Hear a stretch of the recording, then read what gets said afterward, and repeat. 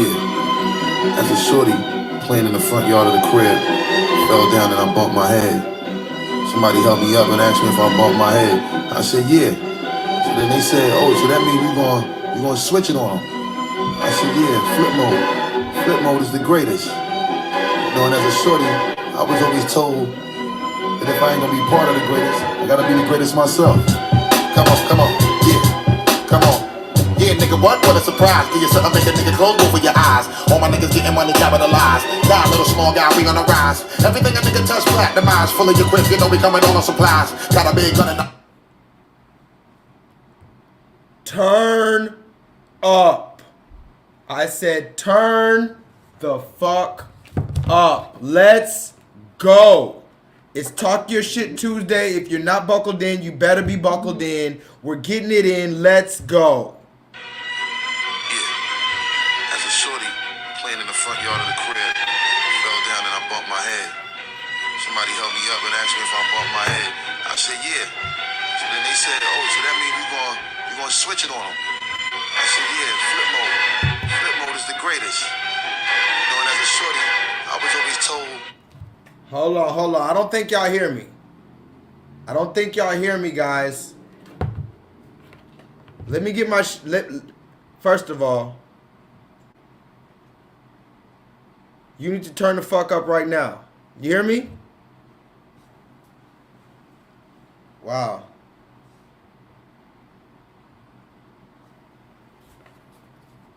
Wow, guys.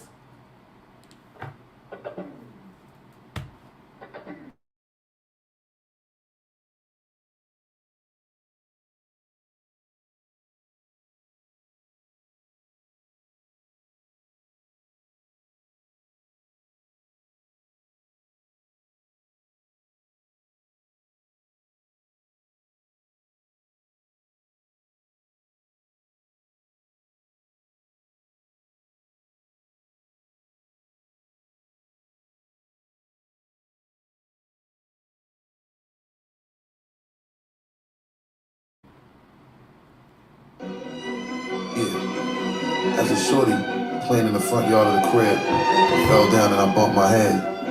Somebody helped me up and asked me if I bumped my head. I said, yeah. So then they said, oh, so that means you gonna switch it on them. I said, yeah, flip mode. Flip mode is the greatest. You know, and as a shorty, I was always told that if I ain't gonna be part of the greatest, I gotta be the greatest myself. Come on, yeah, come on.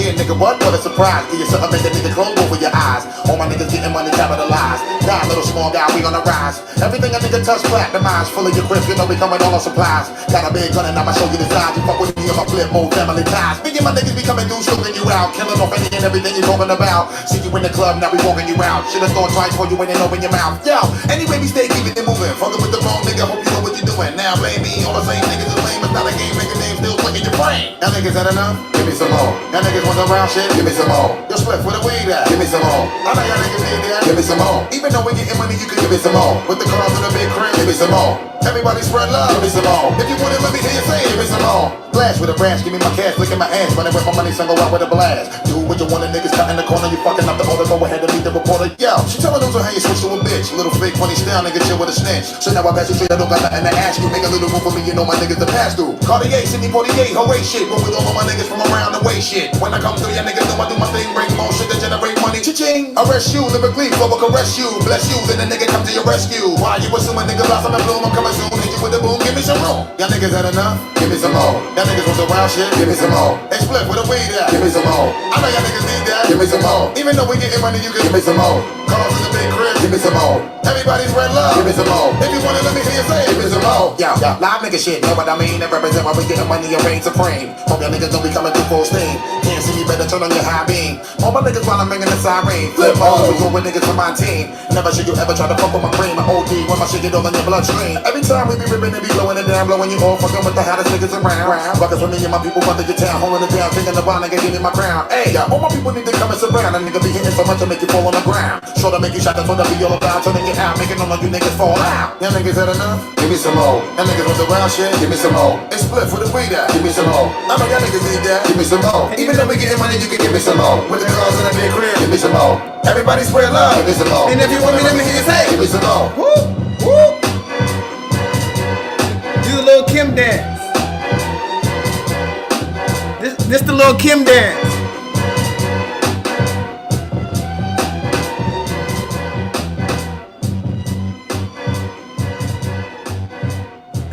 You ever seen Lil Kim dancing?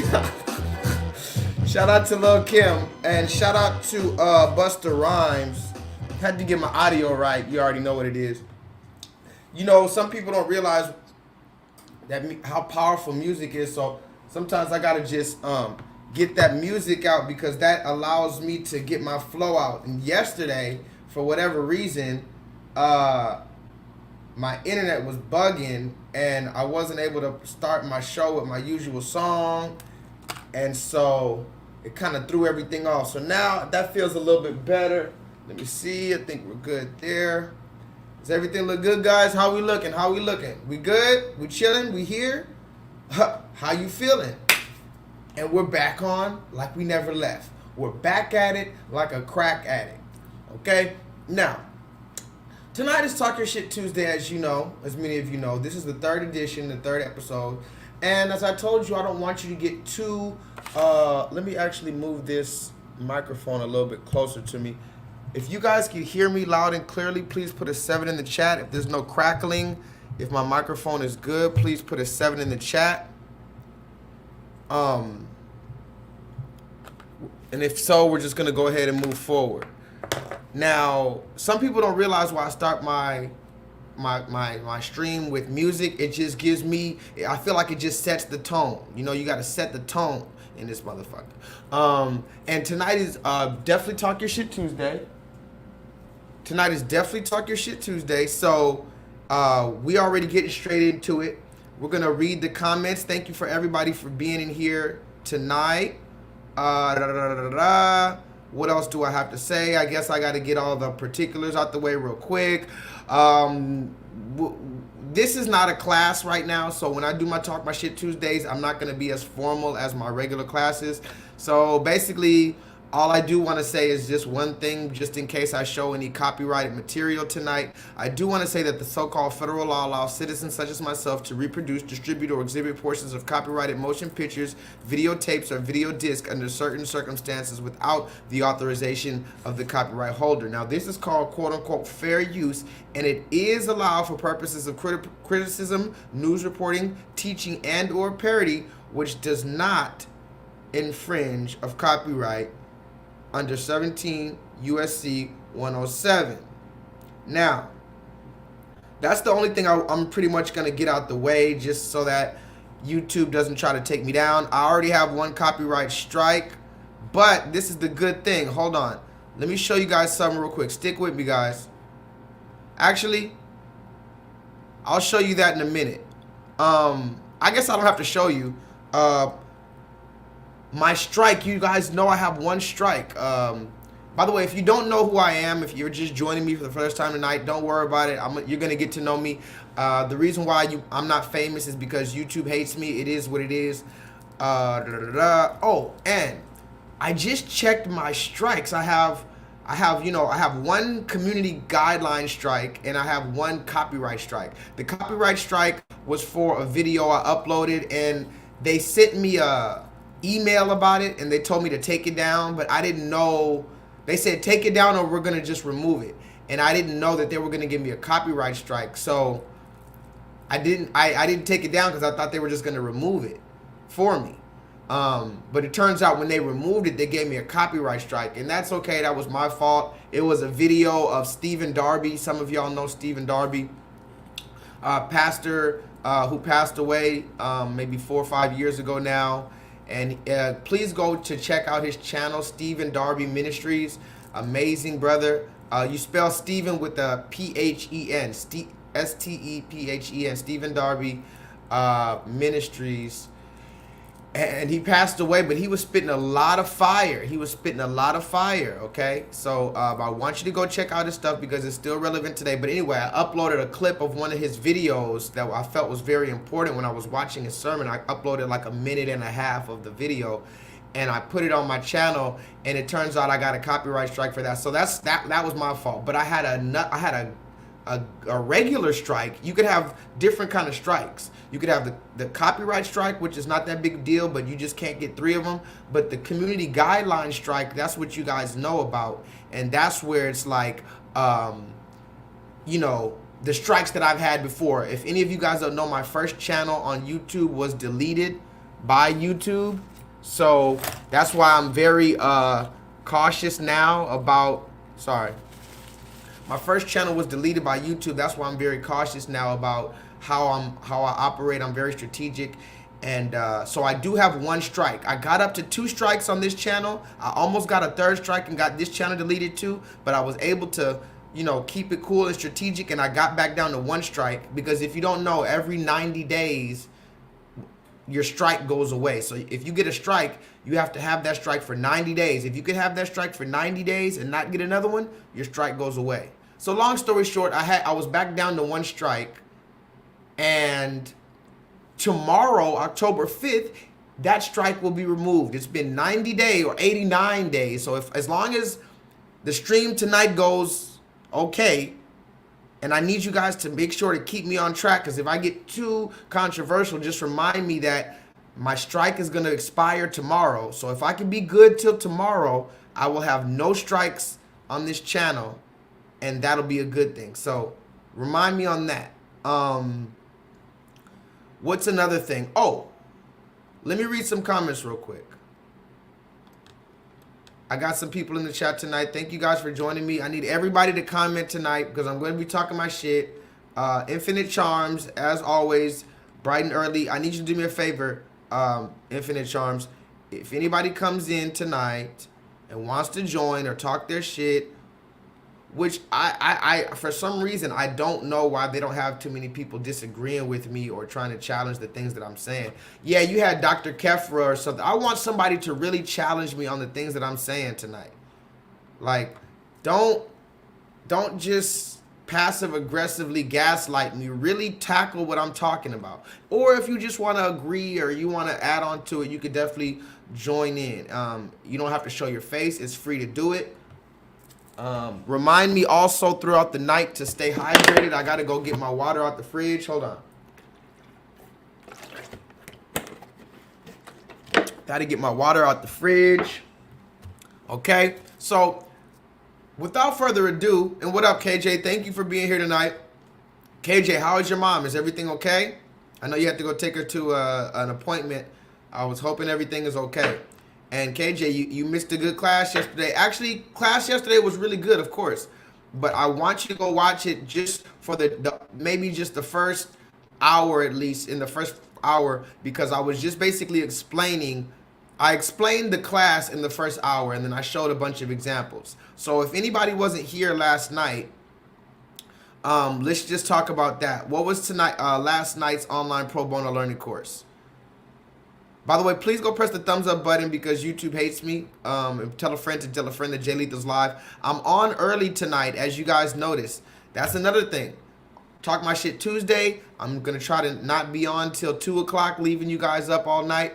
I'm going to try to start early, leave a little early. So I might do about 4.5 hours today tops, okay? Do not let me pass 4 hours and 30 minutes. That's 4 plus 3 is 7. Do not let me pass 4 hours and 30 minutes, okay?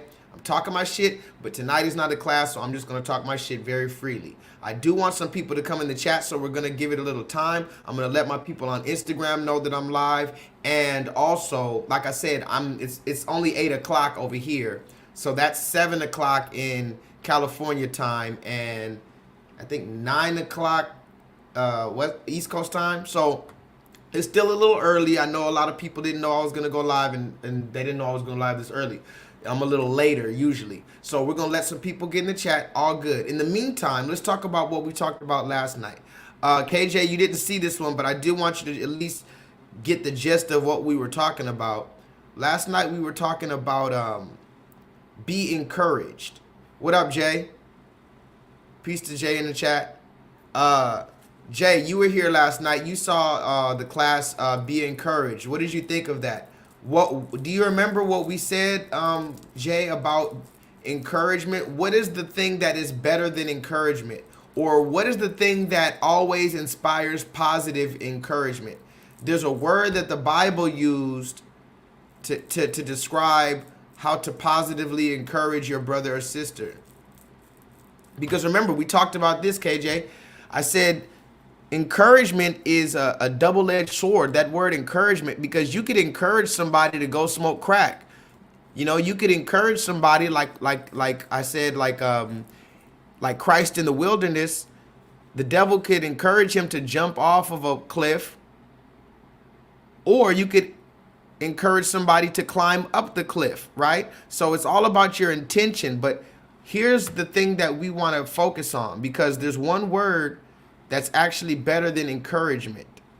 And I'm going to read it to you real quick just for the edification of it, right? Because when I looked up the definition, or I looked up some Bible verses on Google about encouragement, this is the first scripture that came up. But notice this is the NIV version. This isn't the King James version. This is the NIV version. So in the NIV version, it says that in 1 Thessalonians 5:11, it says, therefore encourage one another and build each other up, just in fact you are doing. But when you look into that same scripture, in the King James version at the bottom, verse 11, it says, comfort yourselves together and edify one another. So here you have encourage one another, but here it says edify one another. Why is there a difference? Because edify is better than encouragement, because like I said, you could encourage somebody to do anything. But when you look into the definition of edify, that means to instruct or improve morally or intellectually. And some synonyms for edify are guide, enlighten, inform, uplift. So basically what I'm saying is, when the scripture says that we should edify one another, that's what it means by encourage. It positively encourage by improving them morally or intellectually. In other words, teaching them, giving them the proper information, even if that information isn't what they want to hear. Do you understand the difference? See, if you just encourage somebody, you know, you could tell them some shit that they want to hear and tickle their fancy, and you're encouraging them. You don't always need to encourage bad behavior, but if you're edifying them, even if they don't like what you're saying, you're giving them the ability to do better. And that is proper encouragement. This is why people have forgotten, or they've bastardized what the word love means, right?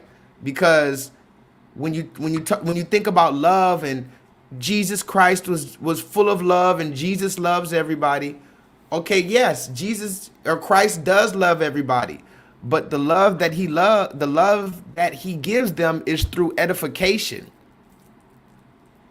He edifies them. It's not just encouragement. Christ didn't go around just encouraging everybody to do whatever the fuck they wanted to do. He positively encouraged them by edifying them or giving them the proper instruction. Now, anyway, blah, blah, blah, blah, blah. I talked about that all yesterday. I'm out till I was blue in the face.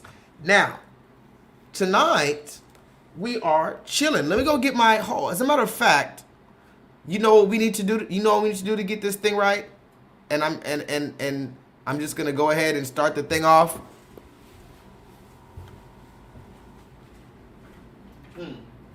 That's what we need. Some of that. Some of that. Oh yeah. Some of the good stuff, guys. That's what we need. Some of the goddamn good stuff. Go tell a friend that J-LEETHAL is live, please. We're starting tonight with some Mum Napa Valley. This one's also a really good Brut Rosé. Hold on, let me make sure this internet is good. Yeah. This one's also a very good Brut Rosé. This Mum Napa Valley. I don't know if you ever had this right here, but this one's only like $22, something like that. The traditional method. 12.5% alcohol. Good enough to get your buzz. Remember, I'm just popping my shit tonight. It's Talk Your Shit Tuesday. And so I'm just gonna relax. I'm gonna try my best not to yell and scream and all that because I already let out a lot of energy for yesterday's class. But I did have some extra stuff that I want to talk about that I wasn't able to fit in the class. And plus I had some people who weren't here last night. Solo Dolo didn't even come in the chat till like 2 hours into the chat.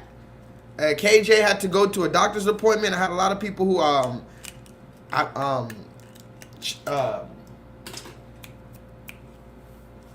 Chocolate Melanin, she's been at the class lately, but I don't know where she's at. So I need to make sure all my people are good. This is why I do a lot of check-ins. Somebody put that in the chat. This is the reason why I've been coming back to back with y'all like Monday, Tuesday, and I've been trying to talk because I was gone for a month. But I just have to do these check-ins with y'all because you guys know that you guys are like family to me. So if I'm ever looking for you guys in the comments, I'm just checking in. I gotta check in. Even if you're not here for a long time, like just come in real quick and just let me know you're here. That's all I want you to do, okay? Just go on and check it. Somebody put that shit in. Put that shit in the chat. Go ahead and just check in with J-Lethal. Even if you ain't gonna be here for forever, if you're just gonna be here for a quick little minute, I don't care. That's fine too. But all I need you to do real quick is just check in. They ain't giving back. Wow. You know what I'm saying? To get somebody some guns and shit, you ain't helping your neighborhood. Yeah. All these dudes is claiming Pyru, Chris Brown, all of these other dudes that using the. Can y'all hear that? Hold on, wait. Can y'all hear that? I'm gonna cut out in a minute or two.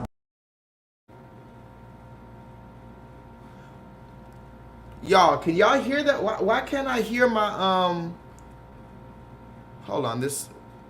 Can y'all hear this right here? They ain't giving back. Wow. You know what I'm saying? To get somebody some guns and shit, you ain't helping your neighborhood. Yeah. All these dudes is claiming Pyru, Chris Brown, all of these other dudes that using the label and not. Put a 7 in the chat if y'all can hear that. I don't know why I can't hear that. Hold on.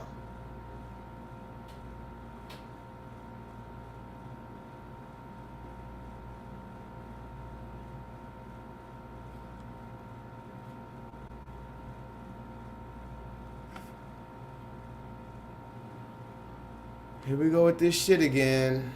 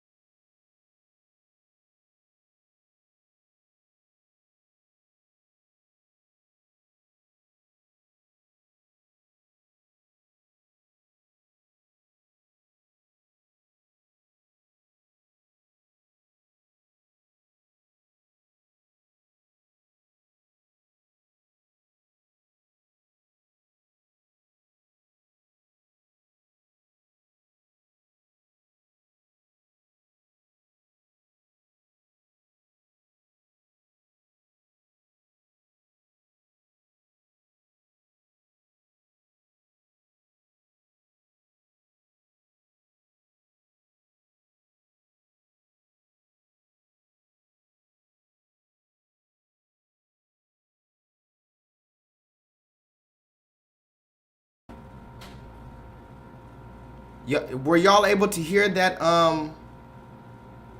Let me see. Okay, I think I fixed it. Let me see if I can hear this. I was talking about, I just want to check in with you guys, and I saw this video the other day. They ain't giving back. Wow. You know what I'm saying? To get somebody some guns and shit, you ain't helping your neighborhood. Yeah. All these dudes is claiming Pyru, Chris Brown, all of these other dudes that using the label and not one studio for people to go do rap at, but you'll spend $25,000 in a strip club. I mean, we getting used, not used, misused. Wow. How you can't use a cracker's name and they don't get paid for it, huh? So how you use Pyru? How do you use Compton and you ain't been there? Nigga, check in.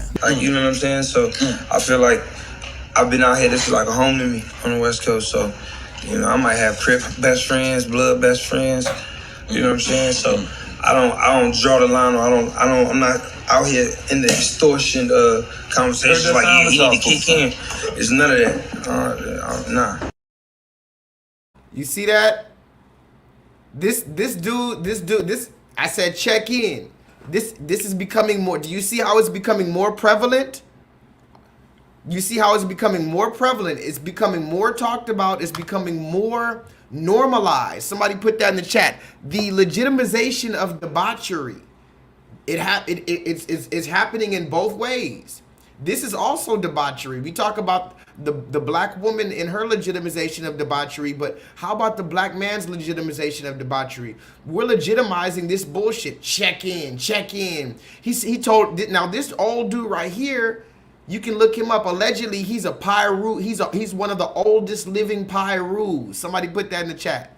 Oh my gosh, one of the oldest living Pyrus, and he's on the radio talking about, yeah, Chris Brown, you ain't giving back to the Pyrus, nigga. Check in. See, you know the good thing about this is that at least they're identifying themselves. Because remember I was asking you last time, does anybody remember I was asking you, like, where are these niggas coming from? Who are these niggas particularly? I want to know specifically the man who has the nerve to tell another black man to check in.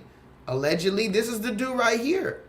This is one of the dude that, I guess he's one of the creators of it. If he's one of the oldest living Pyru blood members, and he's telling Chris Brown that Chris Brown can't be affiliated with this gang or that gang unless you give back to the hood and da-da-da, check in. Okay. But again, there's just so many questions. They ain't giving back. Wow. You know what I'm saying? To get somebody some guns and shit, you ain't helping your neighborhood. Yeah. All these dudes is claiming Pyru, Chris Brown, all of these other dudes that using the label, and not one studio for people to go do rap at, but you'll spend $25,000 in a strip club. I mean, we getting used, not used, misused. Wow. How you can't use a cracker's name and they don't get paid for it, huh? So how you use Pyru? How do you use Compton and you ain't been there? Nigga, check in. You see, oh, so you do know what the cracker is. You see, I always wondered, what are these gangbangers talking about, this and that? Do they even know what the white man is? Like, remember that we always have to remember the timeline of gangs. You can't ever really mention a gang unless you mention the Black Panthers, unless you mention the community revolution in progress, unless you mention the protection of black people against the police and against the red man. So how come none of these gang members ever talk about protecting the community? It's always going to, oh, you better not come on my block. It's not even protecting your community. It's just protecting your gang members who are stealing and robbing and doing all type of shit. And now you have the nerve to tell other people once they make money and start doing well on themselves that they have to come back and support you as well. When did you positively support the hood? What have the Pyrus done? Now, I don't know. Remember, I'm not trying to cause no beef or nothing like that, but it is what it is. We have to ask all these questions. What have the Pyrus done? I just want to know, what have the Pyrus done for the black community, for the elementary school kids? What have the Pyrus, has anybody, now I'm from LA and I've never seen it, but I haven't been to LA in a minute. Can somebody let me know in the chat if you've ever seen 12, 13 Pyrus in all red shirts and red bandanas just by the highway picking up trash, like, you know, voluntary community service? I'm not talking about niggas who are in a gang who got arrested doing a crime and now they've been sentenced to do community service as part of their probation. I'm talking about 12 random blood members of the Pyru neighborhood. Have they went around that Pyru street? Do you know Pyru is a street? Everybody's rapping about being a Pyru. Did you know Pyru is a street over there by Compton? When do the Pyrus dressed in all red go and pick up trash on Pyru Street and around Pyru Street? When do the Bloods with their 12 bandanas. Listen to me closely. With their bandanas and all this, when did they go and help walk little elderly ladies across the street and stuff like that? They don't do any of that, but you expect us to check in. Impossible. That's the first thing I want to say. We're also, like I said, we're going to let some people get in the chat. So let me just relax. How y'all feeling in the chat? What's been going on, guys? has anybody just been like, you know, kind of lost lately or what? Are you guys lost? You know, I was lost for like a month. I just didn't know what the fuck was going on. My people was playing with me. I was tired of work. I'm broke, all type of shit. And YouTube was getting on my nerves, and it was just a million things. And I just had to take a whole fucking month off of the show. So I understand what it means to just be lost for a little minute. It doesn't happen often, but everybody gets lost for a little minute, okay? So don't feel bad if you feel a little lost, if you're feeling a little unsure about what's going on or about yourself or about your talents. It's all gonna be okay. Put it in the chat. Everybody, even the king of Babylon gets lost every now and then, you know?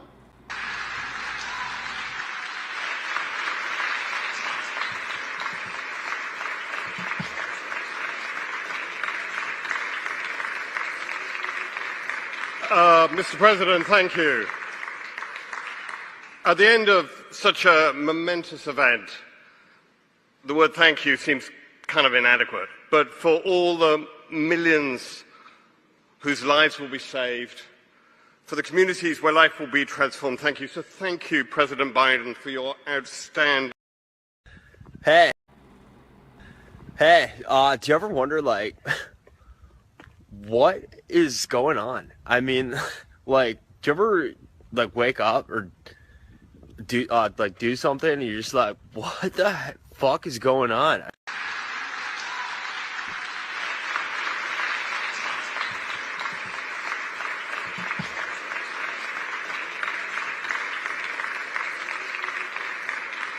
Mr. President, thank you. This man doesn't even know where to go. Literally, I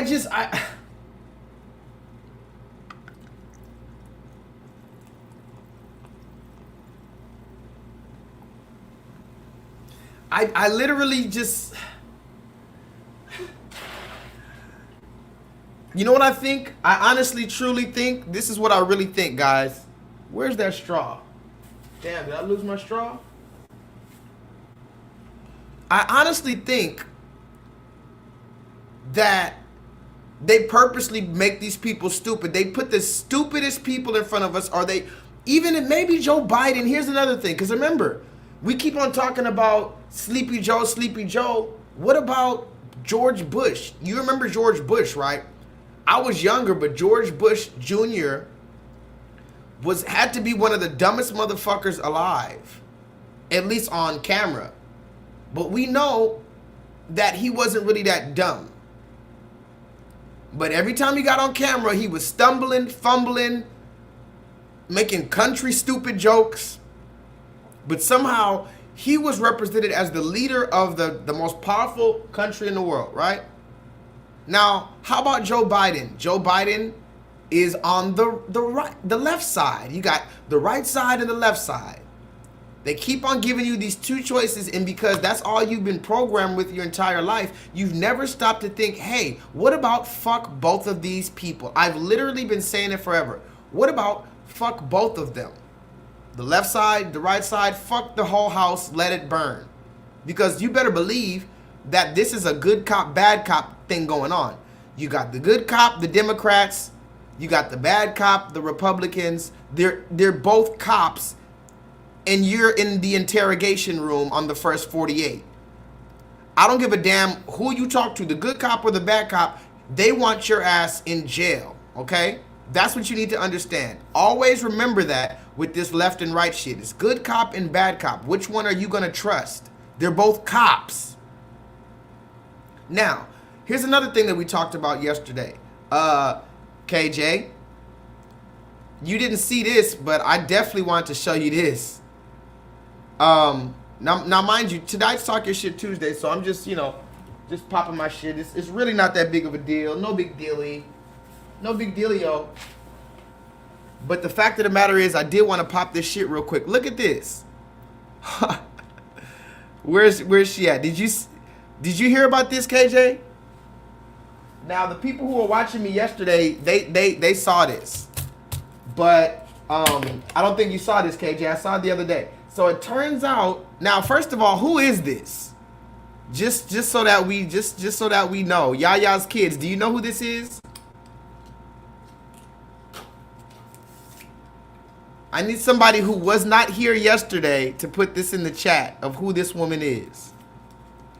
And if you want a better picture of her, if you don't recognize her because she looks light-skinned, if this woman looks too light-skinned for you, go ahead and look at the picture on the right. Maybe that might help you. Yaya's kid says she has no idea who this light-skinned Caucasian woman is. Okay, fair enough. It's been a little minute. It's been a little, you know, it's been a lot of news. Try to take yourself back a few years ago. Maybe 4 or 5 years ago even. Ah, there we go, KJ. You know exactly who this is. Of course, KJ remembers that this is Rachel Dolezal. Right? We remember Rachel. She's the woman who made it to the head of the NAACP. And she became the president of a chapter of the NAACP. Whole time she's a white woman, and she was telling everybody that she's just light-skinned.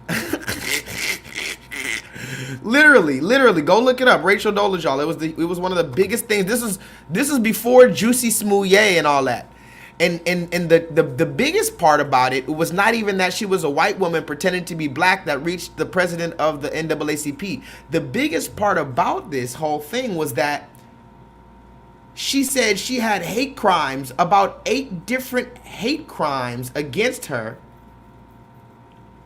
including, but not limited to, she had racist mail put in her mailbox, and she even said her and her children saw a noose hanging by the tree by their house, and that was a hate crime against them. Somebody put a noose by their tree. This is the woman.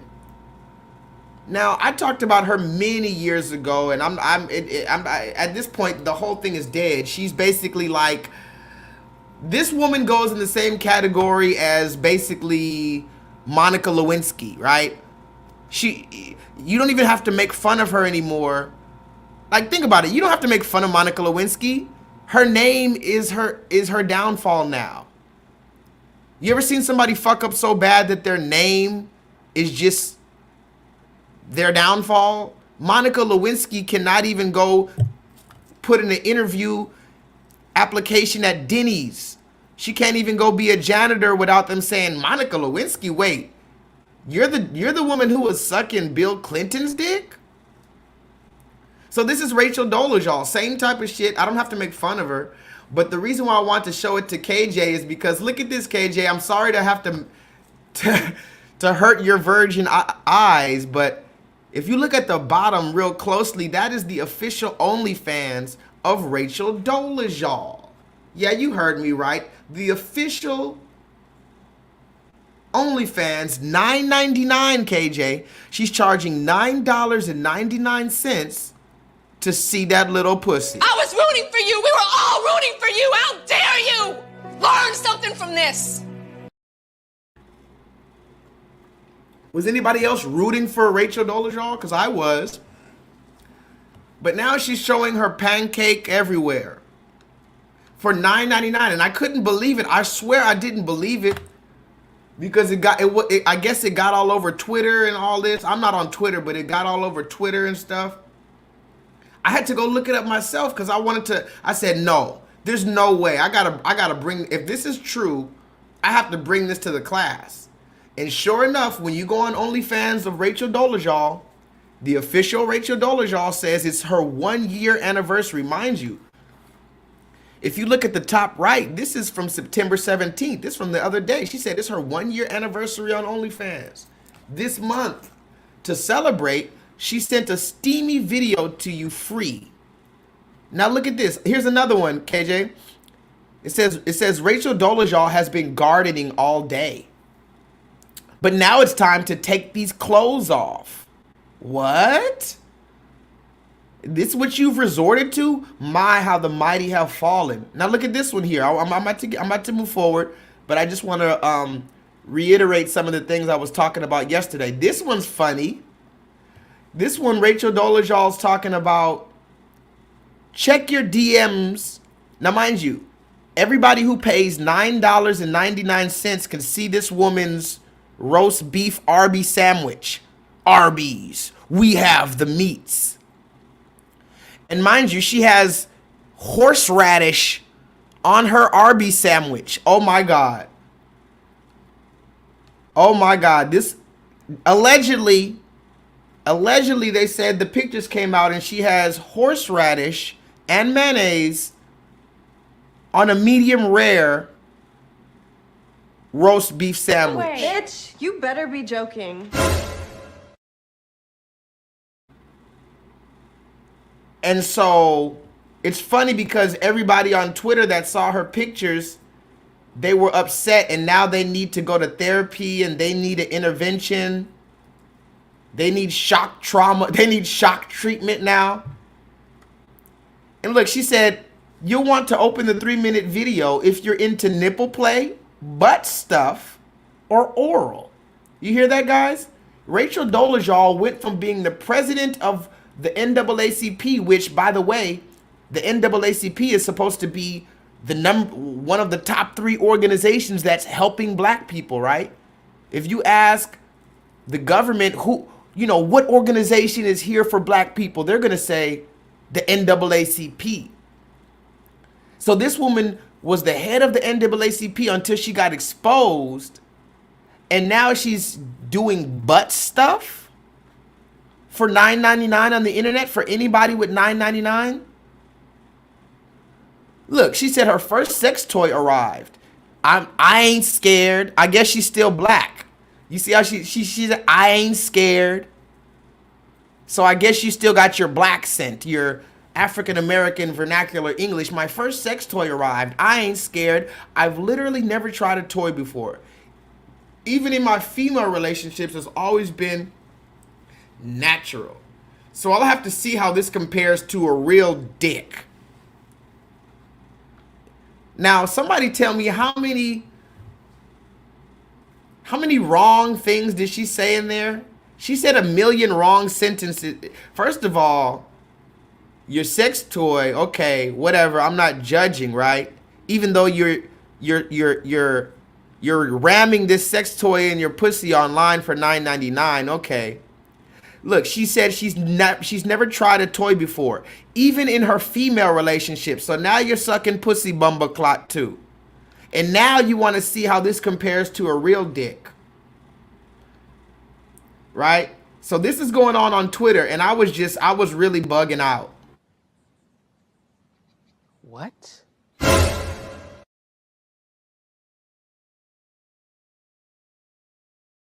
Bugging out, guys. Talk to me. It wasn't okay. I didn't like what I saw. And I showed the video yesterday. I'm not going to show it today because it was traumatic enough. If you want to go see the video, go watch yesterday. I showed the video. There's videos, and there's one of them. She's showing her dildo around, and she's like, yeah. Now listen to this. One of the people, because when you have an OnlyFans, it's like a Patreon. Somebody put that in the chat. J-Lethal, and thank you to my people on patreon.com/JLethal7.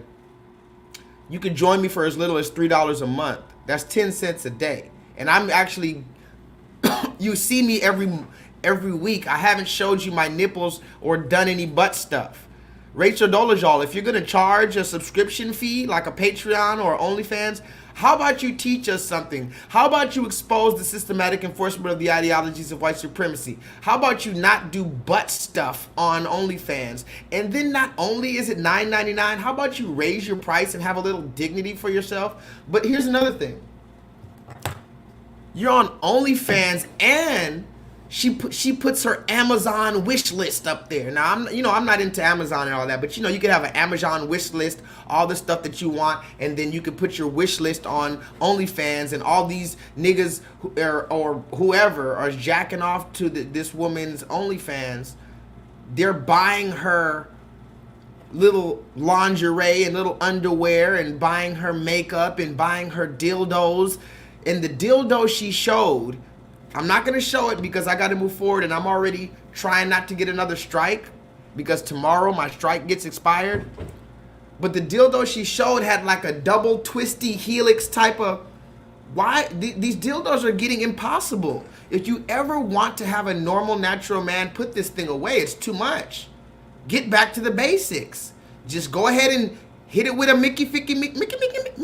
Go ahead, Mickey, a little DJ action. But stop with these twisted, you remember, like, come on. Then it got the little thing at the top so it could tickle your clitoris. Come on. That's, first of all, it's just not fair. We have too much stuff to talk about. It's Talk Your Shit Tuesday tonight. The first thing is, it's not fair. You're pulling that goddamn thing out. It takes double D batteries.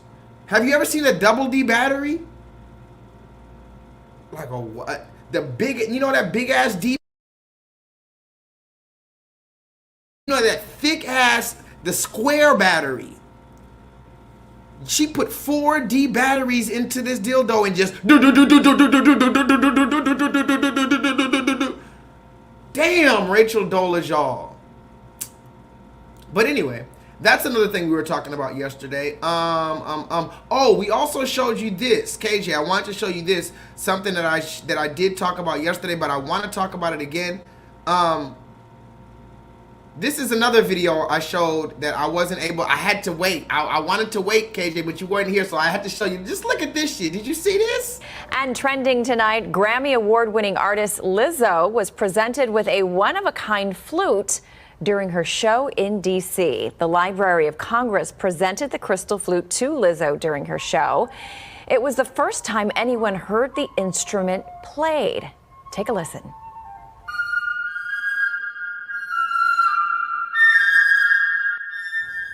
The flute is over 200 years old. She is so talented. Seriously. Classically trained and everything. That's amazing. I wonder what it's made out of. Crystal. Lizzo. It's all crystal. It's a crystal flute. I did not have that on my bingo card, for what it's worth. That was great! That's not just any flute Lizzo has on stage. It once belonged to America's 4th president and is linked to a very memorable moment in U.S. history. Lizzo looks a little wide-eyed because she just played a priceless 200-year-old flute.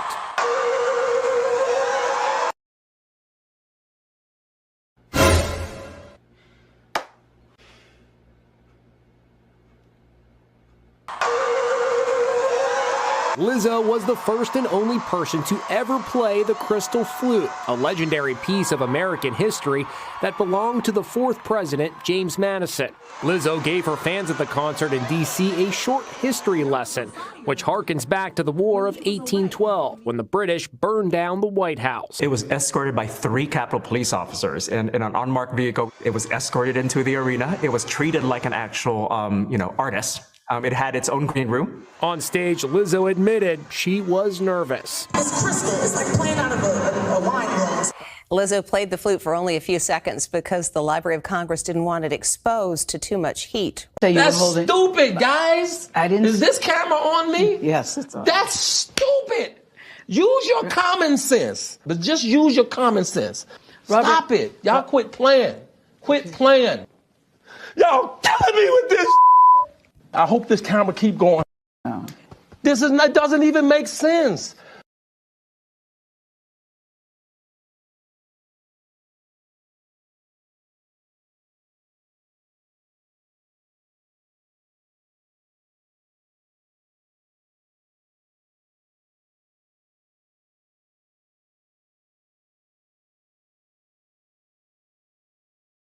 This is a sick Negro. Can y'all see me? Hold on, let me refresh this page real quick. Let me refresh the page.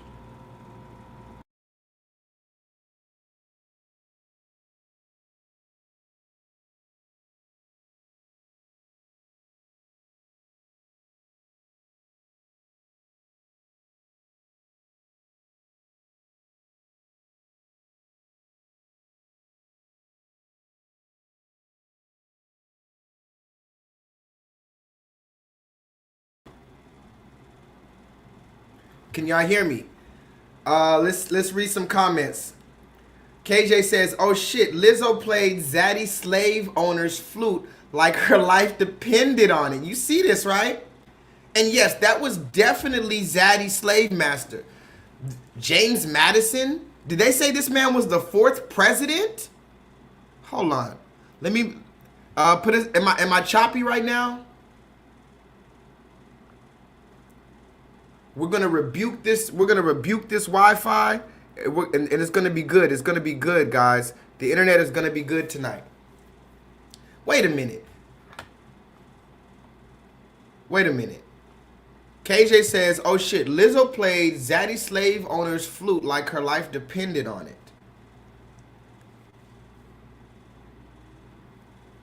And embarrassed, listen to this, embarrassed the ancestors. She embarrassed the ancestors with the twerk along with it. Once again, this is a sick Negro. Now, I just wanted to show you that because it's like, maybe a few years ago, I would have went on a whole tirade and made a whole video about Lizzo. And I did talk about Lizzo maybe a year ago. And you can go watch my video on my channel. I think it's called something to the effect of J-LEETHAL is going to get canceled for saying this about black women. That was the title of the quick little video I made about Lizzo. But yeah, Lizzo she was on a TED Talk. This isn't the first time. You remember when I showed you Lizzo on the TED Talk? Remember, the TED Talk is supposed to be basically where the brightest minds and the most articulate people come to, explain the way we should, change the world for the better and for humanity. This woman got up on the TED Talk, took her heels off, literally kicked her heels off like a country Bama mammy. Do you hear this? A country Bama mammy? I don't think you... Listen, I told you before, and I'm going to tell you to the end of time. These Texas Negroes are different. You have not seen a twerking country Bama mammy. Hold on.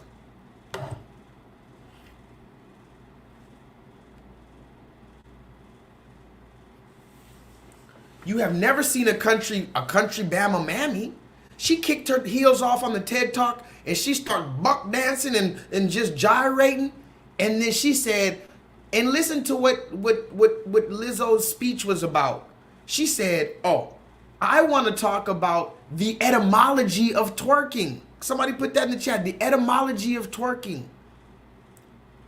She made it, remember, the legitimization of debauchery. This is, and you can go look it up. She literally said, "I want to talk about the etymology of twerking." Because remember, her whole spiel is twerking is liberation and it comes from black women and da-da-da-da-da. Respect me, I am the queen. This is what she did in front of all red people and they were just loving it.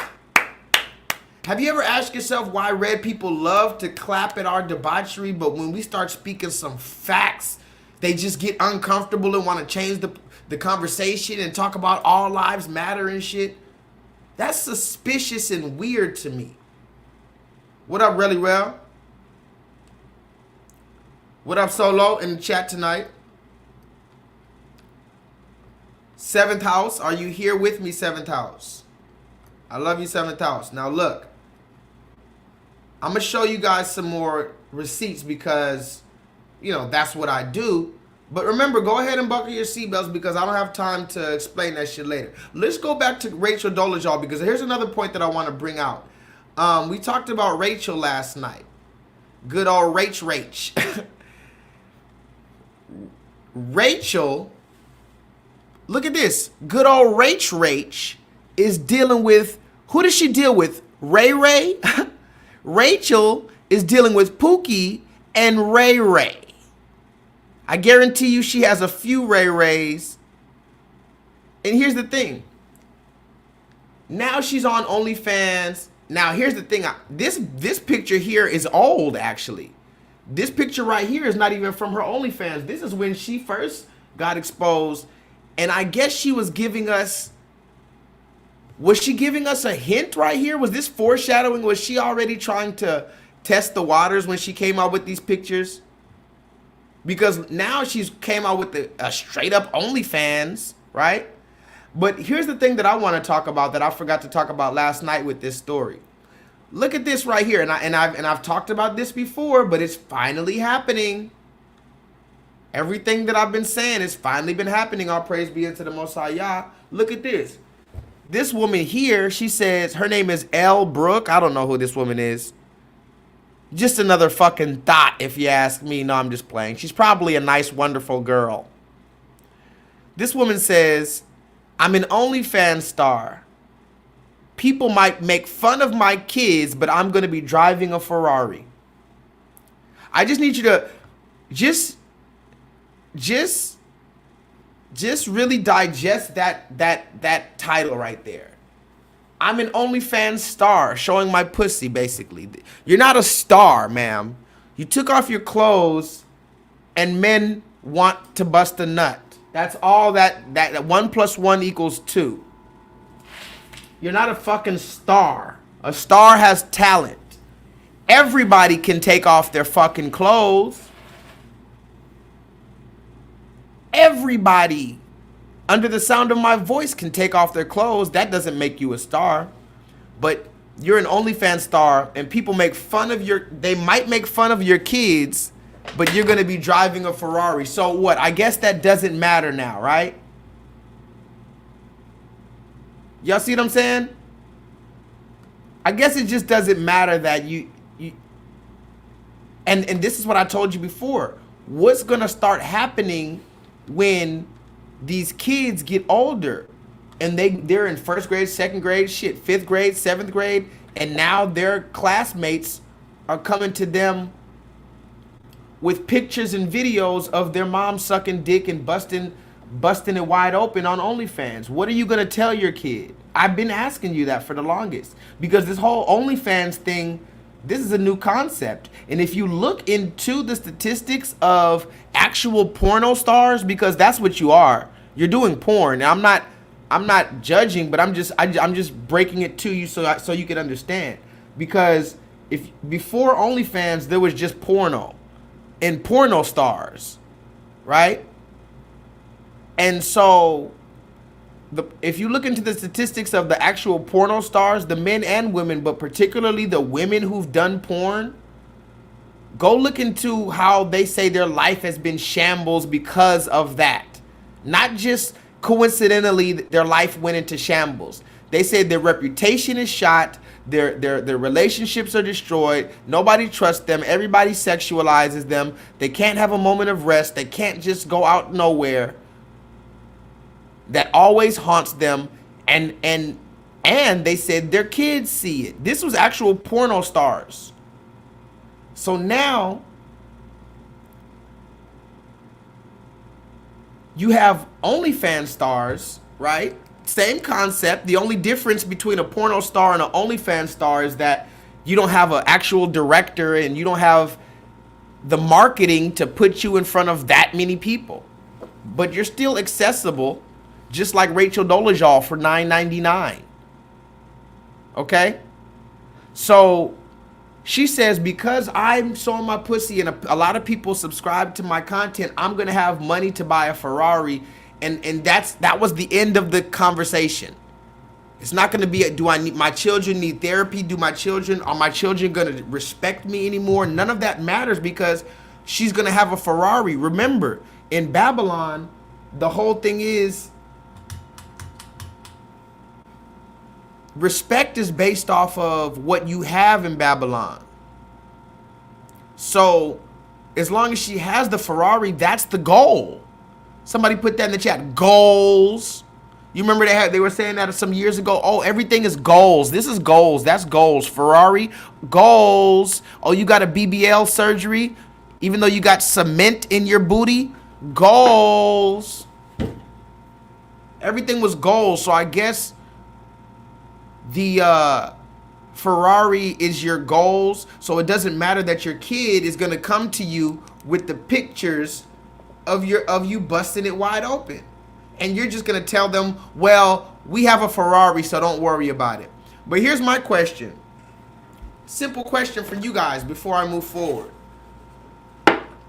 What do you think is what's the worst time for a young boy to be confronted by his classmates? Remember, it doesn't matter if your classmates come to you concerned, like, I saw your mom's pictures, and trying to, fix the situation just to tell you about it, or, which is probably going to happen, they're going to bully you and circulate these pictures, and everybody's now going to ostracize you and make fun of you because your mom is sucking dick on these pictures and videos.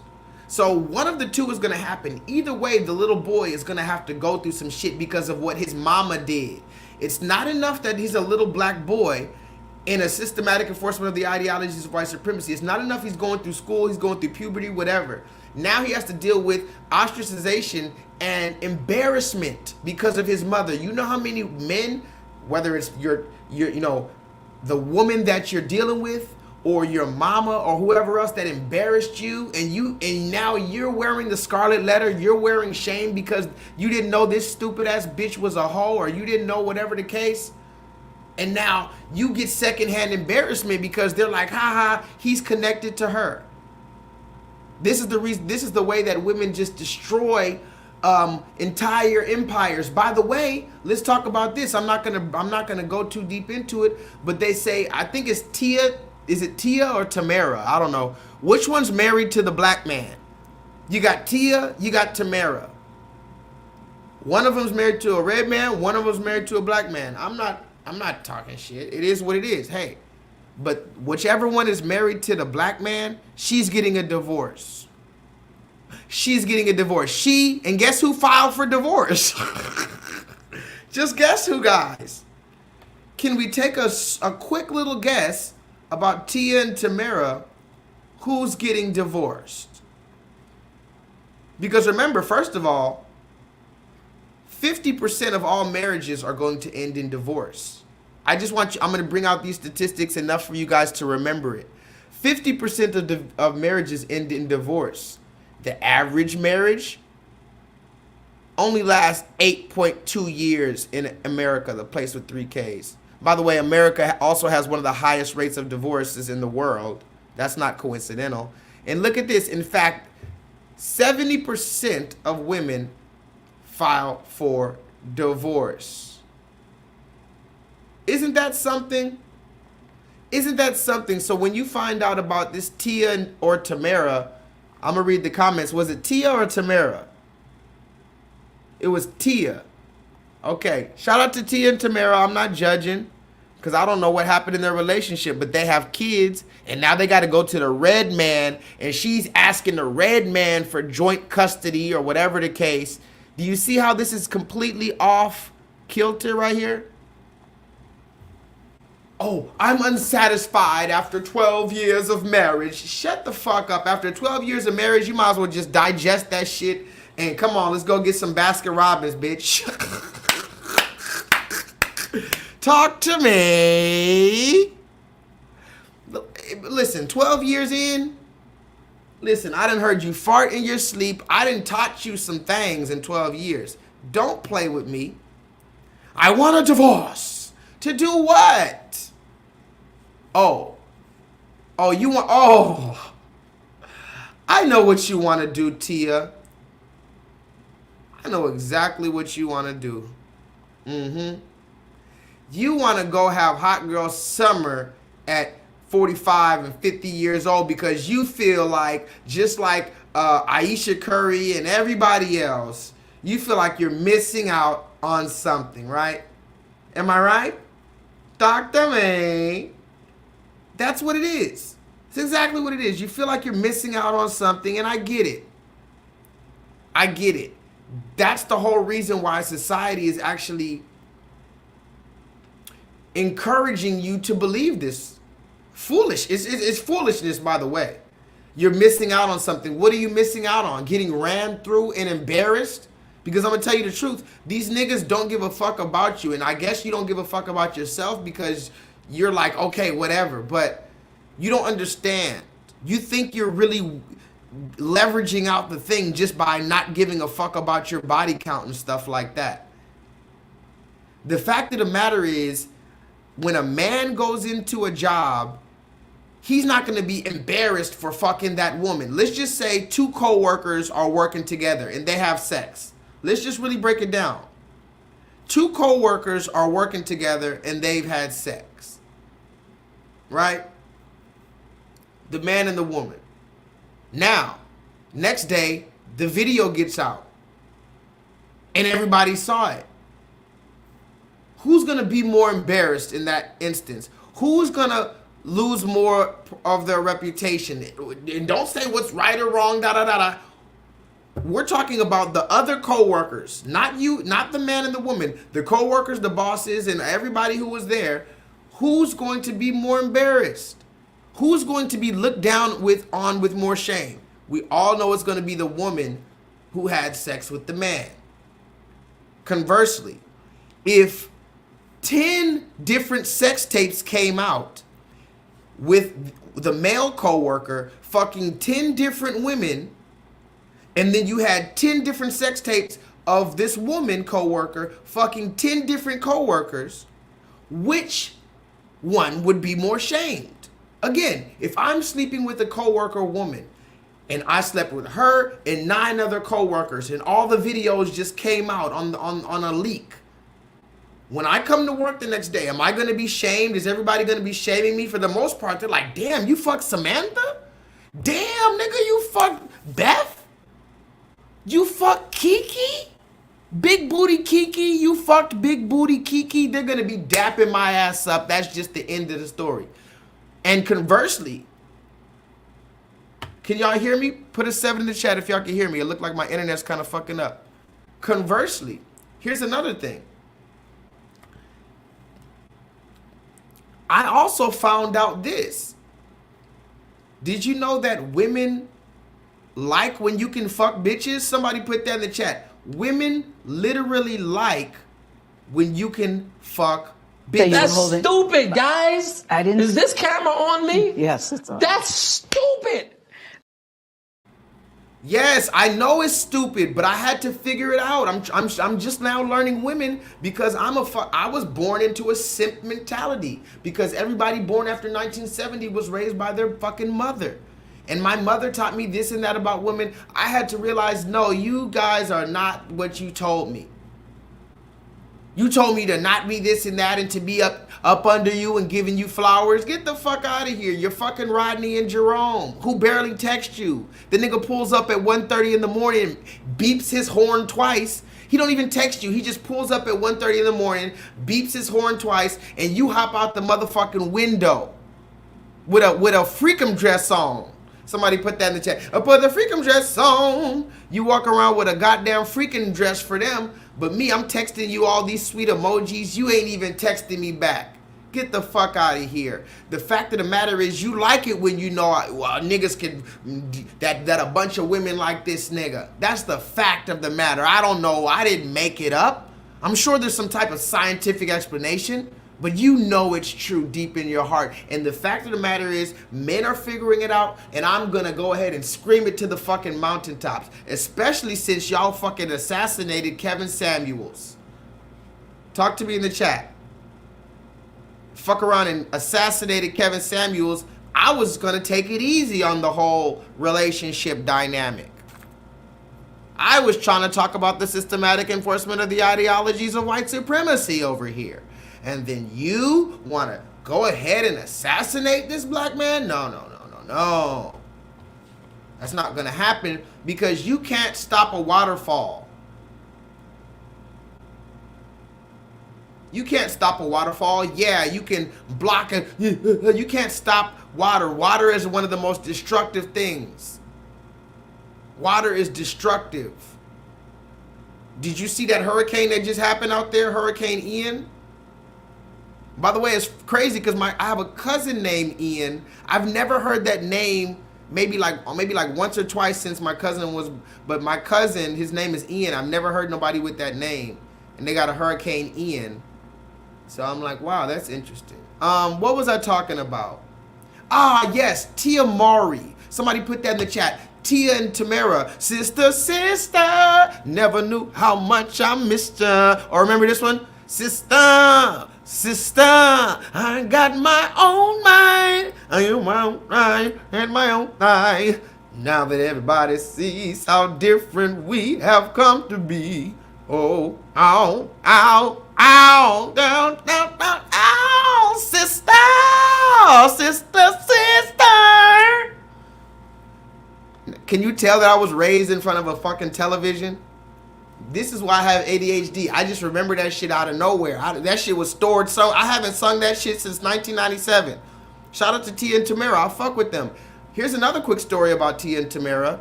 I went to a church called the Church of the Harvest. You can look this up. Somebody put that in the chat. The Church of the Harvest, Bishop Clarence McClendon. You probably don't even know how to spell it.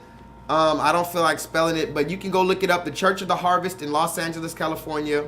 It's probably not called that anymore, but and they moved and all type of stuff. But back when I was young, it was called the Church of the Harvest. It was right there off La Brea. And the pastor, his name was Bishop Clarence McClendon. Short story about him, he went on to be on this show on TV called The Preachers of LA. I think that's what it was called, The Preachers of LA.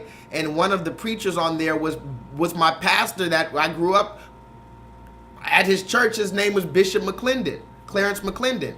Young dude, curly hair, light skin or whatever. So I'm gonna just tell the story about Tia and Tamara real quick. So Tia and Tamara, when I was real young, I had to be about 12, 13. Tia, Tamara, and their little brother, you remember their little brother, Taj? He played the smart guy. They used to go to my church. Now, I didn't see them there often, and I guess they were always traveling and stuff, and this is when they were real popular. This is when the smart guy was actually the smart guy. Like, he was still the little curly head smart guy.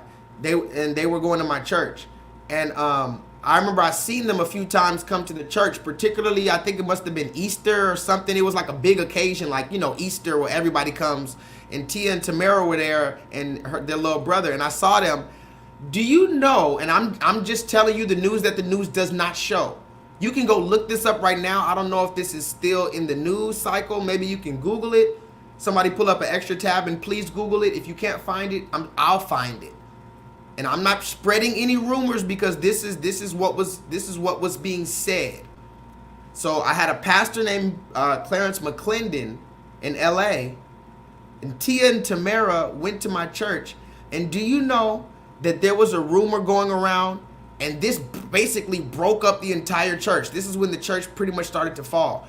There was a rumor going around that I'm not lying to you. If I would never say this on record, like if I was lying. There was a rumor going around that Bishop McClendon was fucking Tia and or Tamara. Oh my God! Wow! Oh my God! Listen though. Calm down. Listen. I'm not gossiping. I'm not being a chatty patty. I said there was a rumor going around the whole entire church though. And this was even in the newspapers at the time. I have another cousin named Andrew. Shout out to Ian and Andrew. Those are like my brothers. They're older than me. Ian is like 2 years older than me. Andrew's like 3 years older than me. Anyway, my cousin Andrew was really into the Bible at that time, and he was really into church, and he went to the Church of the Harvest with me too. And he was so upset and devastated when those rumors came out. It was all over the newspaper that our pastor was fucking Tia. I think he was fucking Tia or Tamara, or maybe this nigga was on some future shit. And remember, I don't give a damn if they was real sisters. I'm serious. I'm just saying exactly what happened. Yeah. This was the news that the news doesn't show. Allegedly, he was fucking Tia or Tamara, and you can look it up. Clarence McClendon, Tia, and Tamara. I guarantee you're gonna find something on it. Future Hendrix. Yeah. Oh, that's it.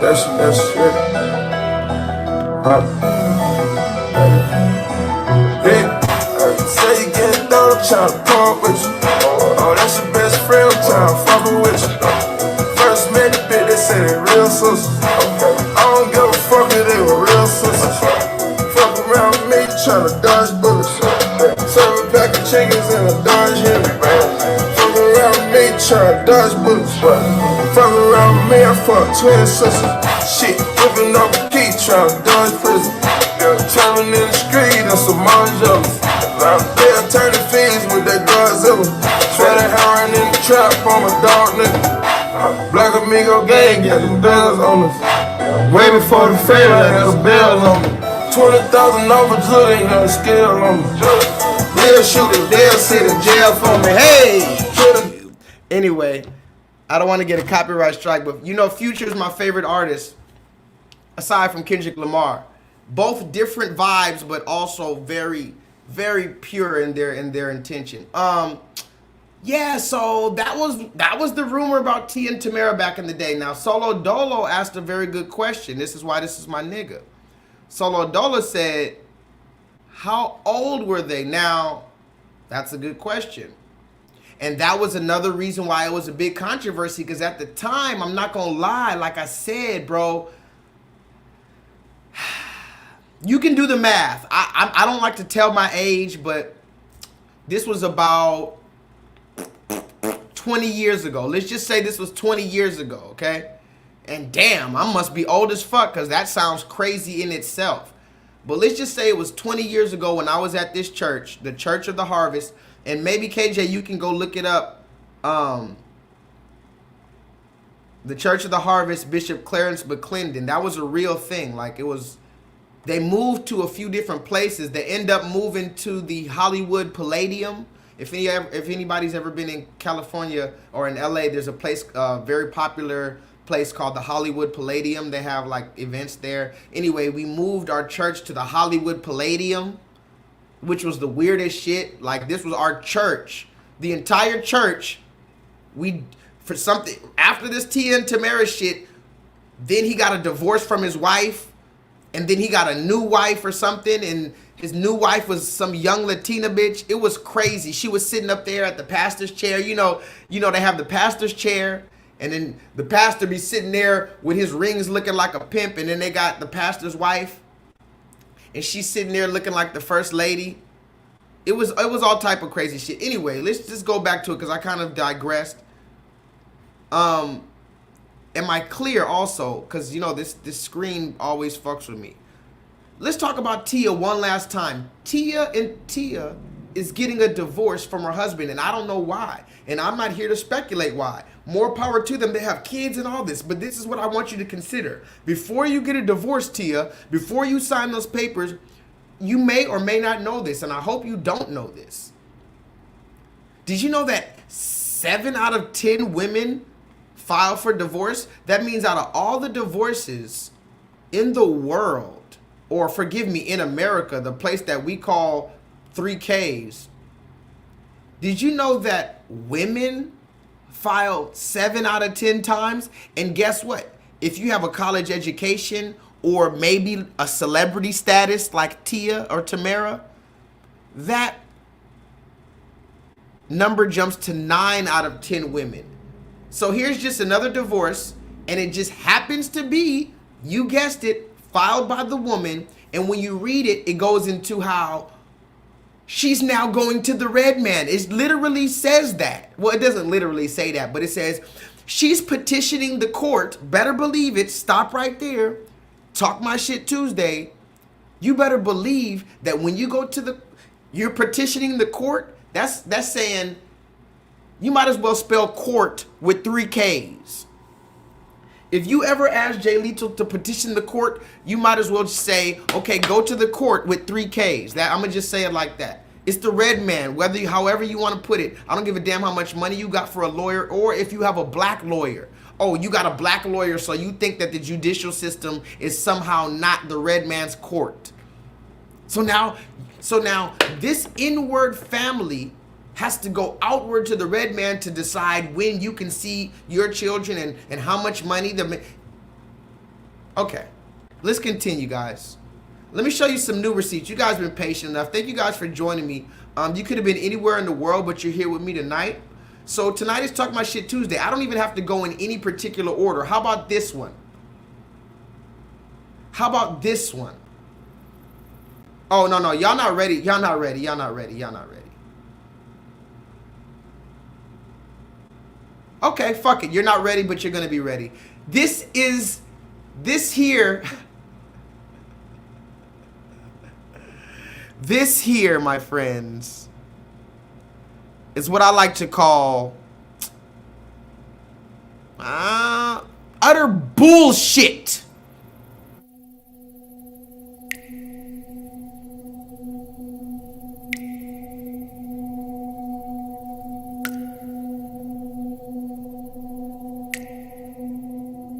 I heard it myself.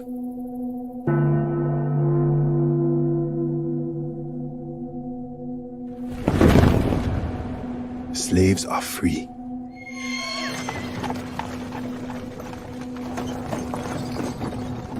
Zazu. Lincoln.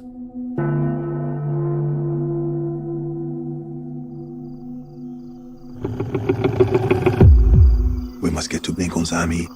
5 days through this swamp. There are many ways to die in a swamp.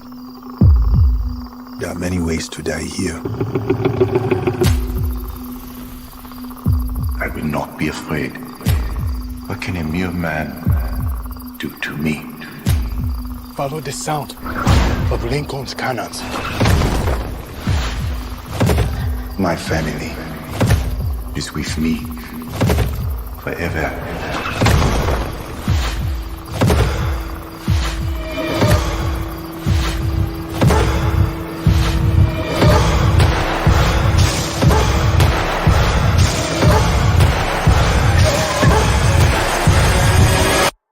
I will look in triumph at my enemies.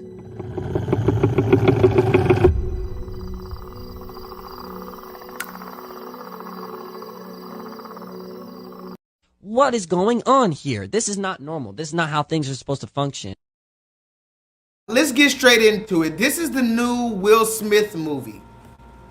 Now, I'm not even going to say anything. I was talking to one of my elders recently, and I was talking to him about my show. And I told him, mind you, this is like an 80-year-old black man. I met him at Starbucks. And he be giving me some game. And I was sitting with him recently, and I told him about my show. And I told him I do like a 5-hour show every Monday.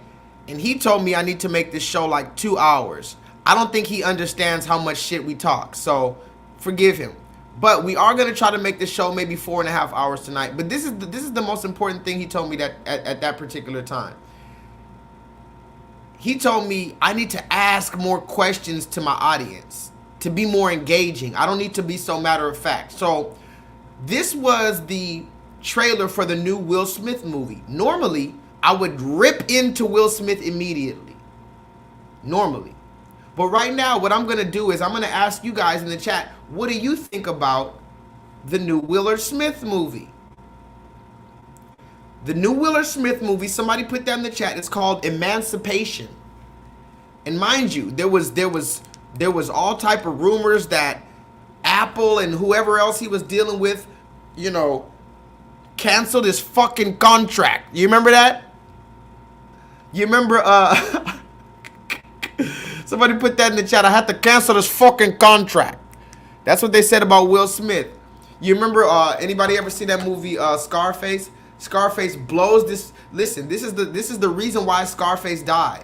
I've seen this movie over and over and over and over and over. There's a simple reason why Scarface died. It wasn't because he was a gangster and all this stuff. Actually, Scarface died because he refused to do some gutter shit.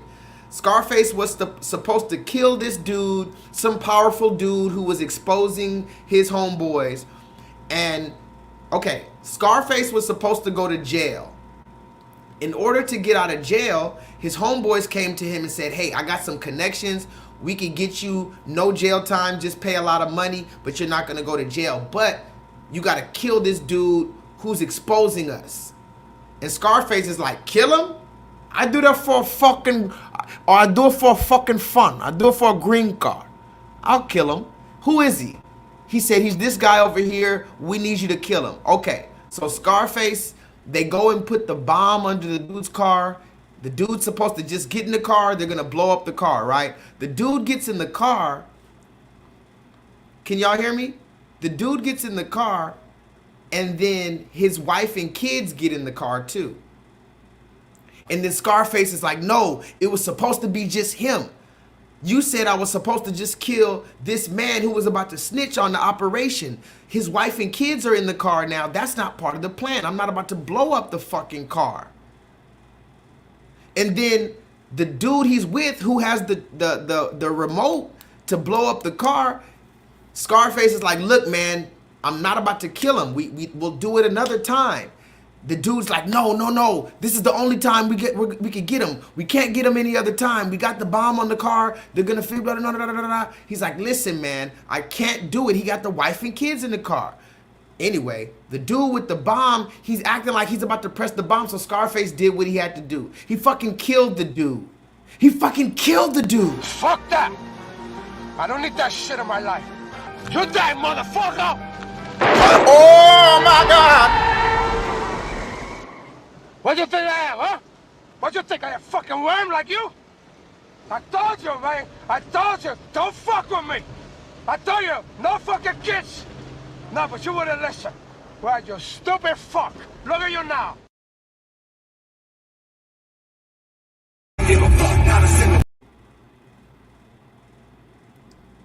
So, after he blows his brains out, the dude who told him to kill the dude to get out of jail, he's like, why the fuck didn't you kill the guy? Why didn't you blow him up? And what happened to my dude that was supposed to press the button? Why did you blow his brains out?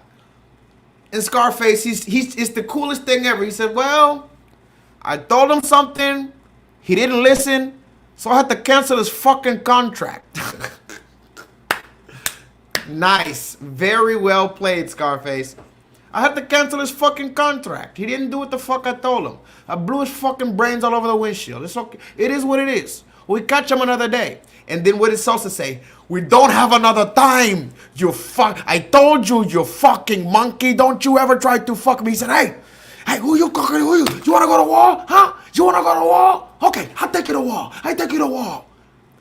Sosa. And then Sosa hangs up.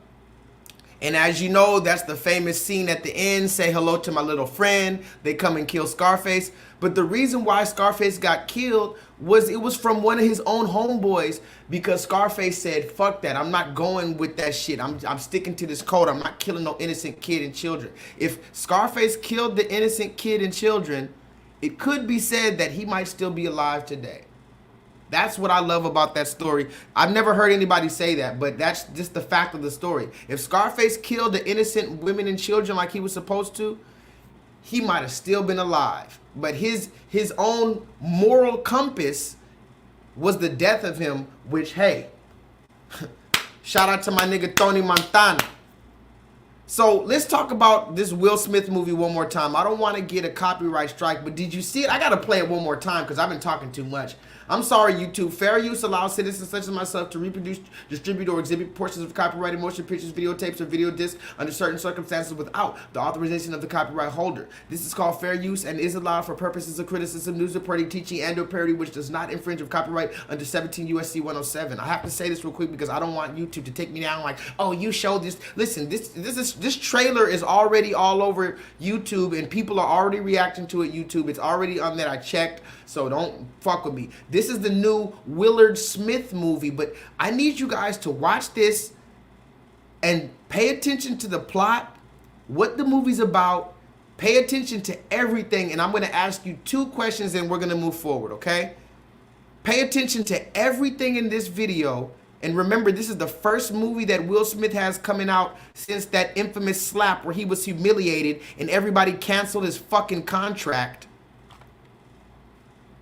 Everybody canceled Will Smith's fucking contract, but now he's back? What's the first movie that this $20 million nigga is playing? Because you better believe Independence Day, Men in Black, all these type of movies, I Am Legend, he was making 20 million a piece easy. Muhammad Ali. So what's the new one he's playing?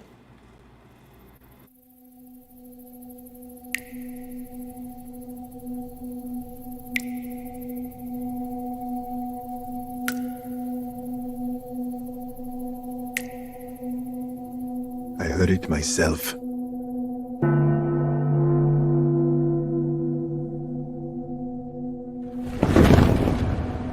Slaves are free.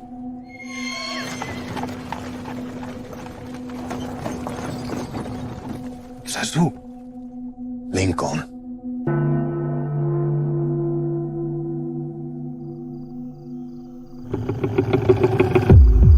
We must get to Lincoln's army. 5 days through this swamp. There are many ways to die in a swamp. There are many ways to die here. I will not be afraid. What can a mere man do to me? Follow the sound of Lincoln's cannons. My family is with me forever.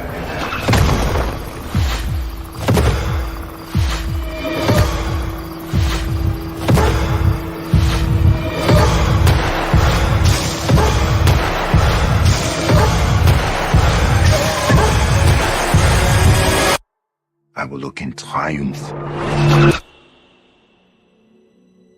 at my enemies.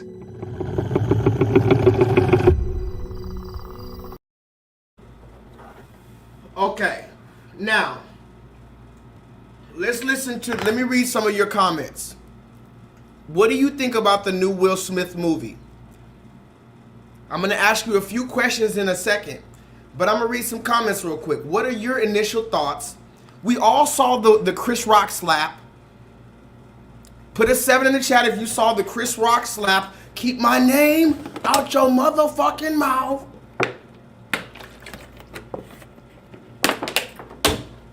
Keep my wife's name out your motherfucking mouth. Personally, I think Samuel L. Jackson would have done that role better. Can you imagine Samuel L. Jackson? Yeah, I would believe Samuel L. Jackson get up there, slap the shit out you, and then say, keep my wife's name out your motherfucking mouth. I'm like, hey, you got it.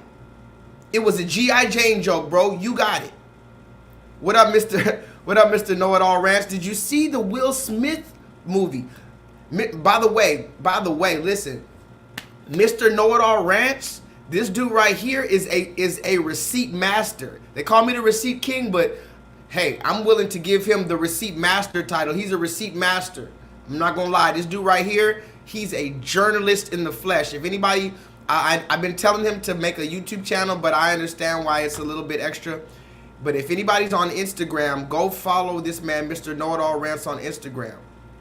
Amazing receipts. He stays on top of it. Now, I have to ask your question on this, Mr. Know-It-All Rants. I don't know if I saw you post anything on this yet. The new Will Smith movie.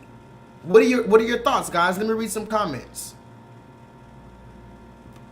KJ said, Will need to make a movie about escaping Jada. You hear that? Will needs to make a movie. Yeah, you hear he's a runaway slave now. He's playing a runaway slave. Okay. Well, he needs to make a movie about running away from Jada Pinkett Smith. Sensational. You see that? That was a good one. A little razzle dazzle. But yeah, okay, I'll give you, how about this? I really want to read your comments. I'm just gonna wait. Black and Green, you beautiful black woman, where have you been? Black and Green, thank you for being here. Everybody give a shout out to Black and Green. Angela, I did not take your wrench away. I hope I didn't take your wrench away, Angela. I would never take your wrench away. You don't come to class often. I know you got a lot going on. Ma'am, I'm going to need you to attend class a little bit more, though, ma'am. You know I love you with all my heart, but I'm going to need you to attend class a little bit more, Black and Green. Black and Green, did you see the Will Smith movie? Listen what Black and Green said. She said, wait a minute. What accent is that Will Smith and them are speaking? Is that supposed to be Haitian? Okay, see, now we're asking the right questions. Let me see if you wait. Because now I'm gonna tell you what I think about it. I'm gonna read your comments in a minute. Yeah, I saw the new Will Smith movie. It's great that he's back in work, right? But here's my thing. First of all, I'm gonna say like 90% of Black Twitter said, we're tired of the goddamn slave narrative. Can I get a witness? Can I get a hoot hoot? Who let the dogs out? Hoop, hoop, hoop, hoop. We're tired of the goddamn slave narrative. We get it. We're tired of it. We saw it. And we know you're on some propaganda shit now. So it doesn't even hit the same. You remember when we were watching Roots and we were watching 12 Years a Slave, we were asleep. We didn't realize it was a deep level of psychological propaganda utilizing different type of subversive tactics such as, what's that word called?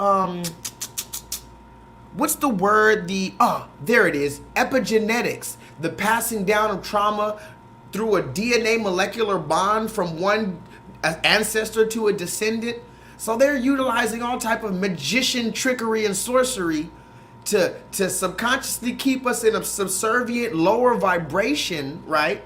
Remember, vibrate higher. I remember when I started saying vibrate higher, that's because years ago I realized, oh, they are trying to keep us at a lower vibration. They want us walking around with our shoulders round, looking at the ground and sad and worried and not smiling. It bothers them when you smile with your chest out. You better look at all these other nations, how they walk around with their motherfucking chest out. So let's get back to this Will Smith movie. I'm glad you're back in the movie theater, Will Smith, even though I know they're not gonna pay you $20 million like they did. But here's the thing. Wait a minute. Why does this nigga have an accent? Wait. Hold on. Stop the press. I'm about to take away the whole background. Because I don't even think y'all heard me. I'm not going to play the trailer again because I feel like I'm going to get a copyright strike for it. But play it back if you saw it. Mr. Know-It-All Rants, are you still here? Did you see the trailer? This nigga Will Smith, first of all, you barely made it. What was that one movie when he was playing the Nigerian? Was it Concussion or something? This nigga said, oh, I am a doctor from Nigeria. I am a very well-established doctor from Nigeria. And then Will Smith, I love you, Will. Like KJ said, we love your movies, but that Nigerian accent, I just feel like you should have left that role, left it in the gallery. You should have left that in the rough draft. Because first of all, the Africans was chewing this nigga up. No, not 7 Pounds. 7 Pounds was a really good movie. 7 Pounds was a really amazing movie. I almost cried. So shout out to Will Smith in 7 Pounds. I think he played a Black American. But there was a movie where he played like a Nigerian doctor, and I think he was working on like CTE patients or something to that effect. And it was based on a true story. Anyway, the Nigerians were chewing his ass up for thinking he could nail the Nigerian accent. Because Will Smith was like, I spent about a year in Nigeria, learning the accent. He was trying to be a method actor. And the Nigerians was like, you Akata, don't you talk about my people. Don't you try to talk to my people. So now this nigga Will Smith is doing another African accent, but this time he's a Black American? Wait a minute. This is the question. This Talk My Shit Tuesdays, guys.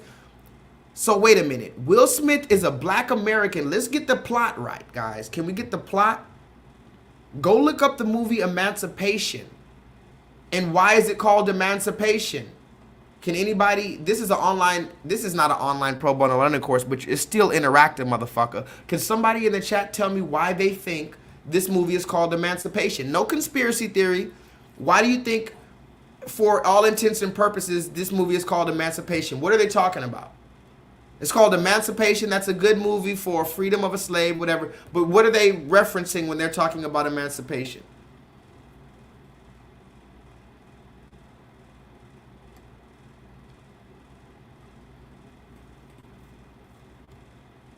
I'm gonna read some comments. Emancipation what? What up, Future? What are they Yeah, Lincoln. But why? But in particular, what does Lincoln have to do with emancipation? The movie is called Emancipation. Mr. Know-It-All Rant says it's about Lincoln. Fair enough, which it is, and I'm gonna get there in a minute. But why is this movie with Will Smith called Emancipation? And I'm not gonna go too deep into this. It was something that I just said, wait a minute, because this is not making sense to me. Emancipation what?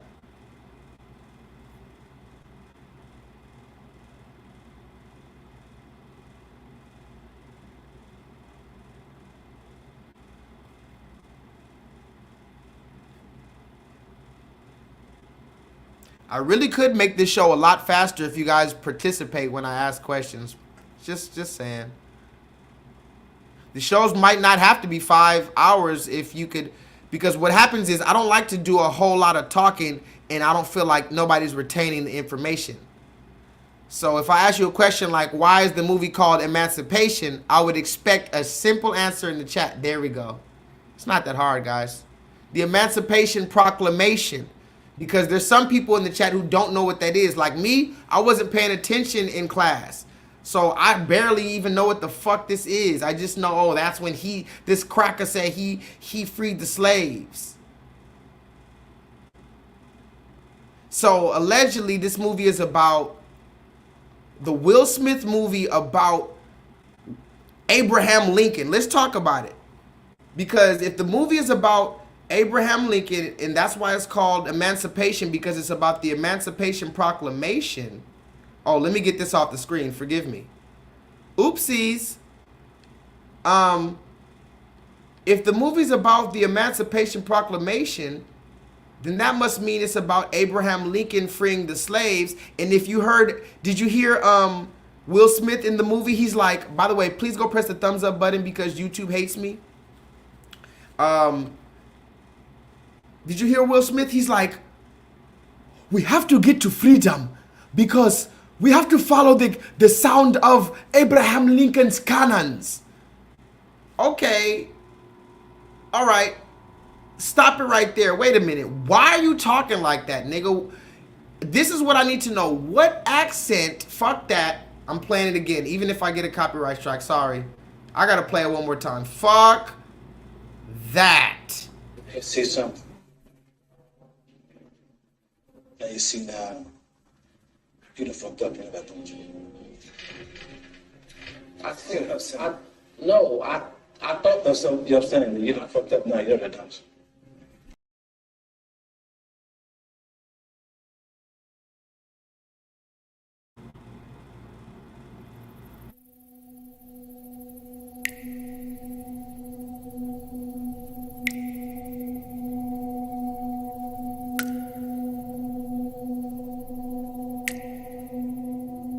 I heard it myself. I'm gonna stop it right there. I'm not gonna get a copyright strike. What is that accent? Can somebody tell me what is that accent?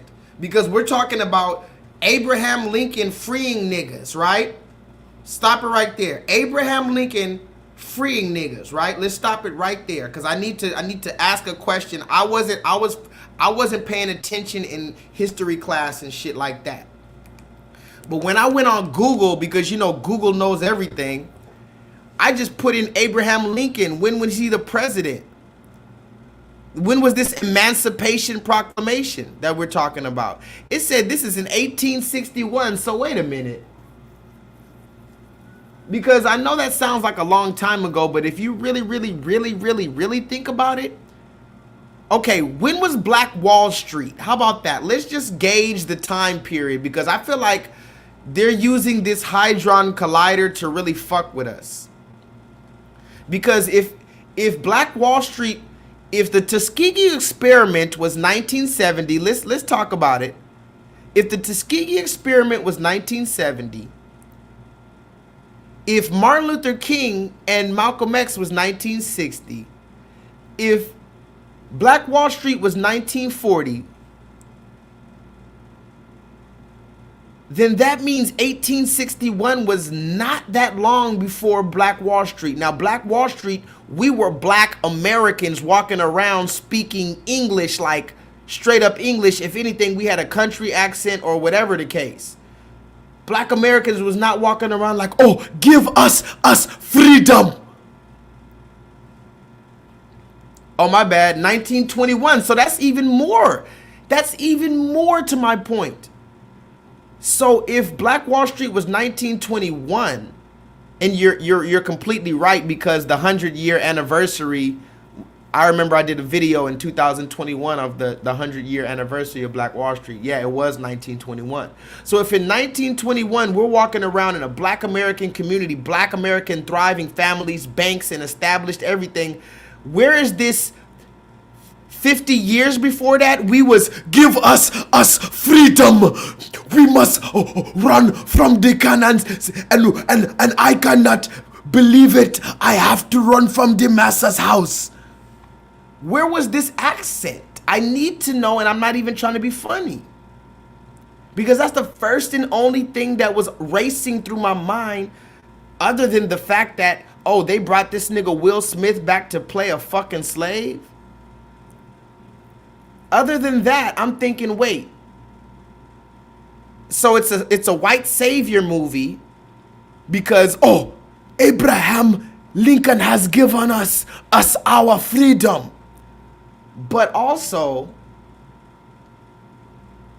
you're still talking like you're fresh off the Amistad, nigga. And here's the thing. You remember that movie Amistad? They said, give us free. Okay, let's just go with that narrative. That's more believable. Niggas fresh off the boat of Africa, yeah, you're gonna talk like that. 1619 maybe. And I can understand after 200 years your dialect changed, possibly 400 years. But you mean to tell me that from 1861 we was talking like, oh my goodness. And then 50 years later, we're just Black American walking around Black Wall Street?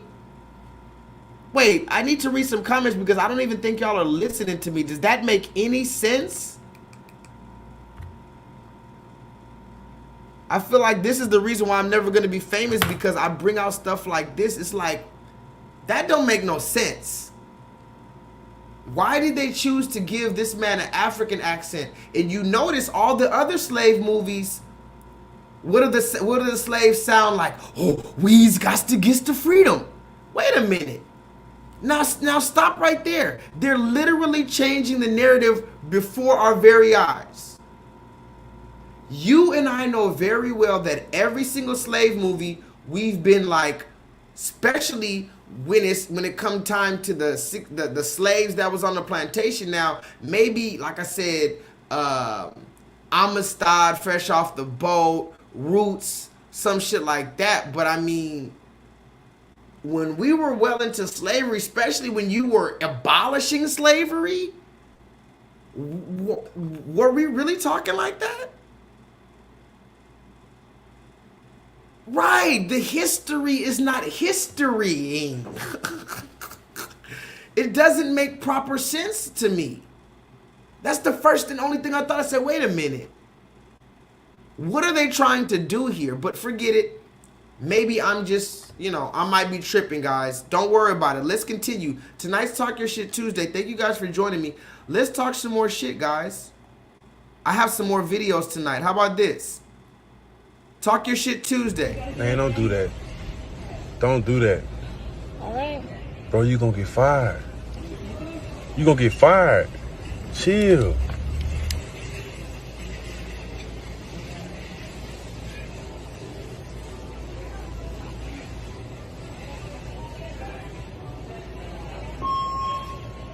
Attention Walmart shoppers and associates, my name is Beth from Electronics. I've been working at Walmart for almost 5 years, and I can say that everyone here is overworked and underpaid. The attendant policy is bullshit. We are treated from management and customers poorly every day. Whenever we have a problem with it, we're told that we're replaceable.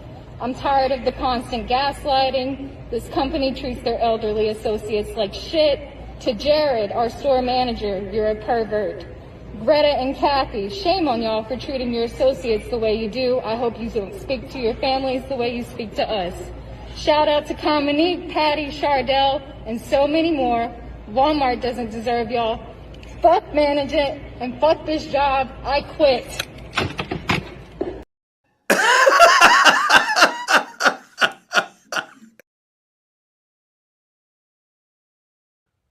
Yeah, man.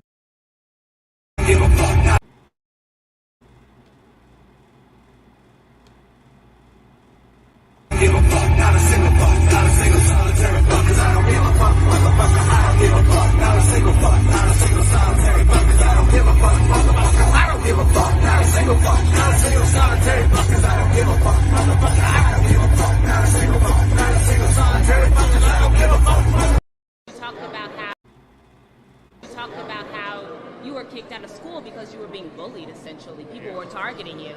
I think what's so important about your story and your willingness to share it is that many of the challenges we see start in school. Right. When young people are treated like tiny criminals, when they are ostracized, when they're bullied, and when they're not believed, it changes not only your experience, it changes your outlook.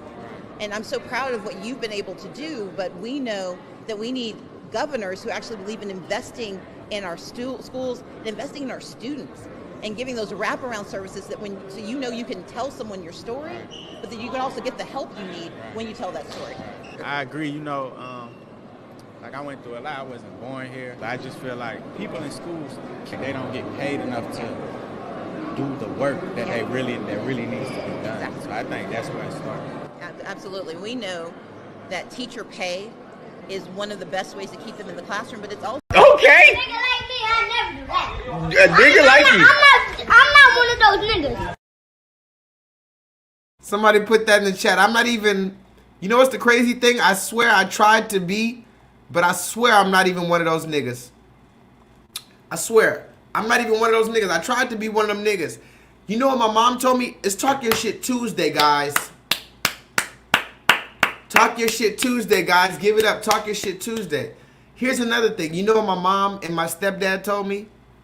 One time they sat me down because I always wanted to grow my hair out when I was younger, but my mom and my stepdad would never let me. And my stepdad, I'm praying for you, brother. And to my stepdad, not only am I praying for you, I'm praying for me. Have you ever prayed for yourself? I don't even pray for myself in this regard, but the only time I pray for myself is when I pray that I don't run into a motherfucker. Have you? No, I don't think you understand me. Oh my God! Wow! Oh my God! I'm actually gonna take off the background for this because I'm not even gonna talk my shit, but it is Talk Your Shit Tuesday. Have you ever prayed to the Most High God, Yahweh, and said, God, please don't let me run into this motherfucker? And not because you're scared of them. You know, sometimes you pray to God, please don't let me run into them. I'm scared. I'll fuck them over. No. Have you ever prayed to God, please don't let me run into this motherfucker because I'm going to knock every tooth out their mouth and then I'm not going to stop? That's just going to be the appetizer. When I knock every tooth down your throat, that's just the appetizer. Catch this fade, Lord. And I told God, please, keep them from me until I have learned the patience and the faith of the saints, God. I might be wandering this earth 1,000 years before I can see a motherfucker because I want to lay hands upon them. Okay? So, one time this has nothing to do with that, but I just did need to say that. But I am praying for my stepdad. I'm praying for you, buddy. Call my phone, buddy. You can get in touch with me. I'm on YouTube, buddy. Call me. Let's have a chat. So, my stepdad was usually the one influencing my mom because my mom was trying to really give me certain freedoms. She was like, oh, that's my friend. I was her only son. I was her only child. And my stepdad, who I call him my stepdad for a reason. I used to just call you my dad. And you lost that title and you'll never gain that back, buddy. Sorry. Lost that. I don't need a dad now. I have a father, the Most High God. So my stepdad, he used to get mad at my mom for all type of shit. It was just a bunch of weird shit going on, right? And so there was one time that my stepdad and my mom basically sat me down and told me, Can y'all hear me? Put a 7 in the chat if y'all can hear me. I know my internet be fucking up. Hey, look. Am I choppy? My stepdad and my mom sat me down and they told me, don't grow your hair, because they used to always cut my hair. A few times I got in trouble. My stepdad shaved my head bald because he knows how much I like my hair. They never let me get braids or nothing. One time when I was getting older, enough for them that they couldn't shave my head and shit, I was expressing that I wanted to grow my hair out. Or maybe I even might have started growing my hair out for the first time. This is my second time growing these out. My first time I had them 4 years. This time it's like 7 years. The first time I was growing them out, I think, or I was thinking about growing them out, my mom and my stepdad told me, you should just play the game. Somebody put that in the chat. Okay. A nigga like me, I never do that. A nigga like you. I'm not one of those niggas. And my stepdad told me I should just play the game, you know, until, you know, you get a good job and a good career and you work your way up. And then by the time you're about 40, 45, you could have your own business and then you could grow your hair out. All of this, I have to be 45 years old before I can grow the hair that comes out of my head. Do you hear this? 45 years old before I can grow my hair out. And immediately I said, wait a minute. First of all, what do you mean play the game? They literally said this. You have to play the game. And I didn't understand. I'm like, what do you mean? What game? Now, of course, I understand the game that they're talking about. And now I wonder if they know that game is rigged. So it doesn't matter if I'm a bald head nigga or a bumbleclot nigga. I'm still a nigga unless I bend over. And that's one game I am not willing to play. So back to the conversation, my parents told me just play the game and never grow your hair out until you're 45. And you're probably going to be balding by that time anyway. They want me to grow my hair out to the point where I'm 45 years old now. And now I have a receding hairline or whatever the case. Hopefully I don't, but you know, it is what it is. And I didn't understand. I'm like, what? I got to wait 45 years to grow the hair out of my head? You didn't let me grow my hair out my whole life, and now you're telling me now that I'm about to be old enough to make my own decisions, you're going to passive-aggressively convince me that I shouldn't grow it out because now you can't shave my head. I'm damn near a grown man now. Like, I'm growing up now. Now you're going to, now you're going to put it in my head. You can't physically shave my head anymore. Now you're going to try to, before you're going to give one last fucking try. Just jumps. We could not beat the shit out of you. We couldn't beat it out of you, but let me convince you before you go. Just play the game and all this other shit. Why are you being rebellious? You know how many people, including my parents, told me basically I was being rebellious and I was being hard-headed for growing the hair out of my head how it comes? Maybe I was, and maybe that is what the whole definition of dreadlocks is, isn't it? I'm gonna read some comments. Isn't that the whole definition of dreadlocks? Is rebellion against the, I mean, not the whole definition because it's just beautiful in itself. It has nothing to do with the systematic enforcement of the ideologies of white supremacy. But one of the #1 perks of dreadlocks is it's dreadful to the so-called red man, right? It's different than the enforced European standard of beauty that has been hoisted upon our people. So it's completely contrary to that. So when you're wearing this, it's a statement in itself. But you didn't want me to make that statement. I'm still making that statement. I love you guys, but I just had to talk my shit. If anybody want to join in, Mr. Know-It-All Ranch, if you want to call in, you don't have to show your face. If you just want to call in and, you know, put on some, what are they called? If you want to put some receipts in the chat or something like that, let me know. Oh, Black and Green is still with me. Mark Sanchez still with me. Oh, you guys are still with me. You guys must want to see some receipts. I've been talking too much. Put a 7 in the chat if I could stop talking and just show like 3 receipts in a row that may or may not have anything to do with each other, and I may or may not explain them later. Put a 7 in the chat if I could just go crazy with receipts, because we're 2 hours into this thing. 7's in the chat. I need to know. Can we go crazy with the receipts? I'm gonna cut out in a minute or 2. My doctor says it's okay to exercise, but when it becomes a strain, Can I play my receipts or no? I'm gonna cut out in a minute or 2. My doctor says it's okay to exercise, but when it becomes a strain, you better quit. Man, your doctor don't know what he's talking about. That's what you want to do, strain. You want to run until it pains. You want to run until your throat feels like sandpaper. You want to run until it feels like you're going to throw up. You want to keep running until your legs are painted, until you're going to die, you're going to fall out. You got to run until your stomach feels like it's going to burst, until your heart starts pounding. You want to quit. Feels like you can't go another inch, can't go another step, but you keep going. What kind of man is that?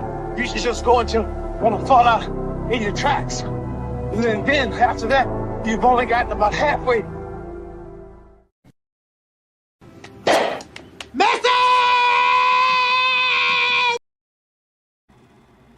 I don't have anybody to vent to, no open ears. You know, that's why I want a woman, somebody to confide. Well, no.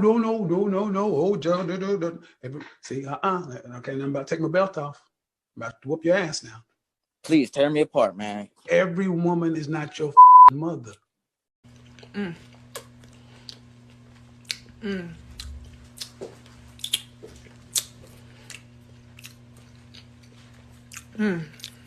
I don't have anybody to vent to, no open ears. You know, that's why I want a woman, somebody to confide. Well, no. Oh, Joe, see, I can't nothing about to take my belt off. I'm about to whoop your ass now. Please tear me apart, man. Every woman is not your mother. Your mother is the only woman you can talk to and vent to, because she had you, she bore you.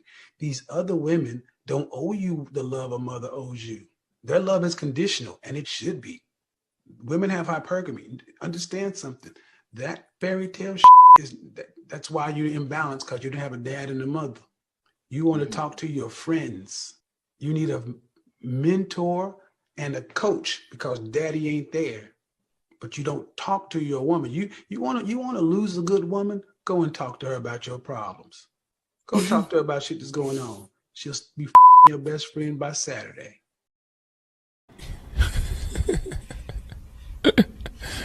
Sensational. I told you to do Biden. Now we done lost a damn vote. We done lost a vote. That's gonna go to Trump. God damn. Ain't nobody worshiping them. But God damn it, Chris, we need somebody in there with mother sense.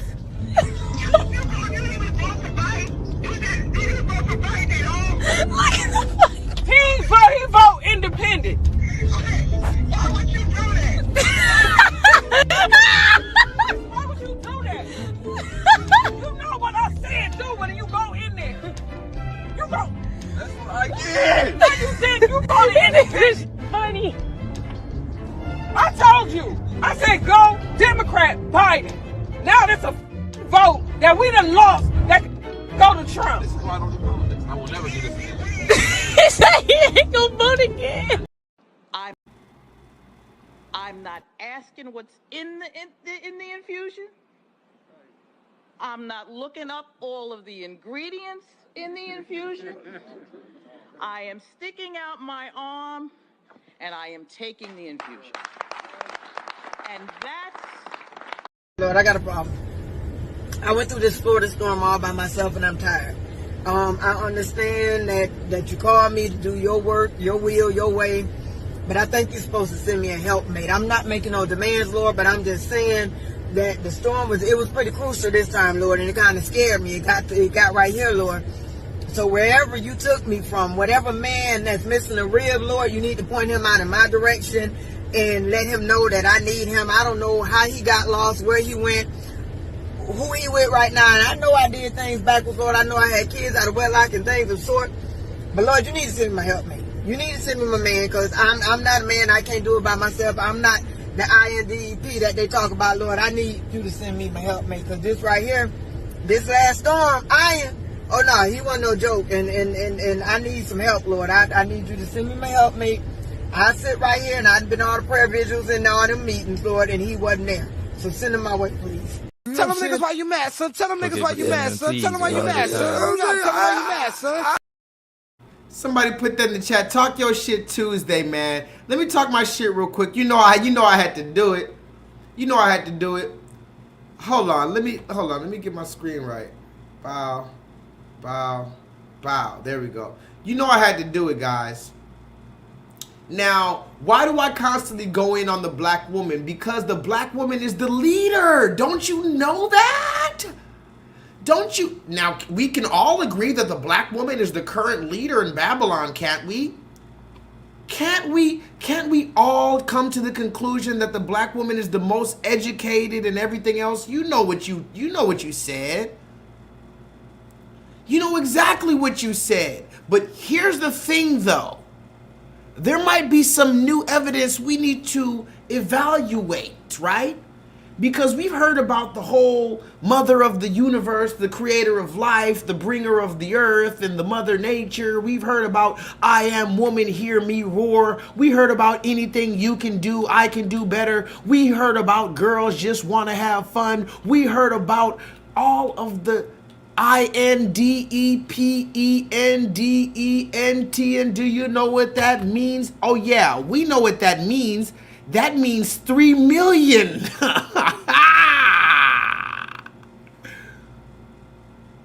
3 million plus evictions. That's what it means. So somebody put that in the chat. We finally figured it out, God.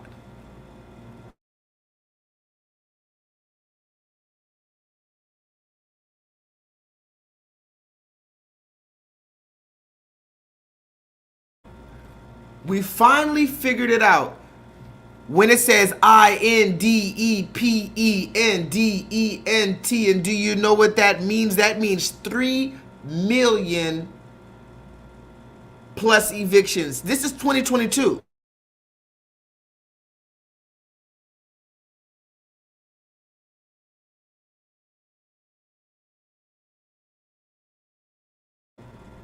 By the way, this is 2022, just so you know. It says here, as of April 14, 2022, black American women have the highest eviction rates in the US. Now, I want to let this be known. Is this funny? No. But it is like the brother Malcolm said, since a lot of black women ironically love to use Malcolm X, and I'm going to talk about that in a minute, but you know, what's the number one quote that black women love to use when it comes to Malcolm X? And it really comes down to the only quote that 90% of black women know about Malcolm X. What is that quote?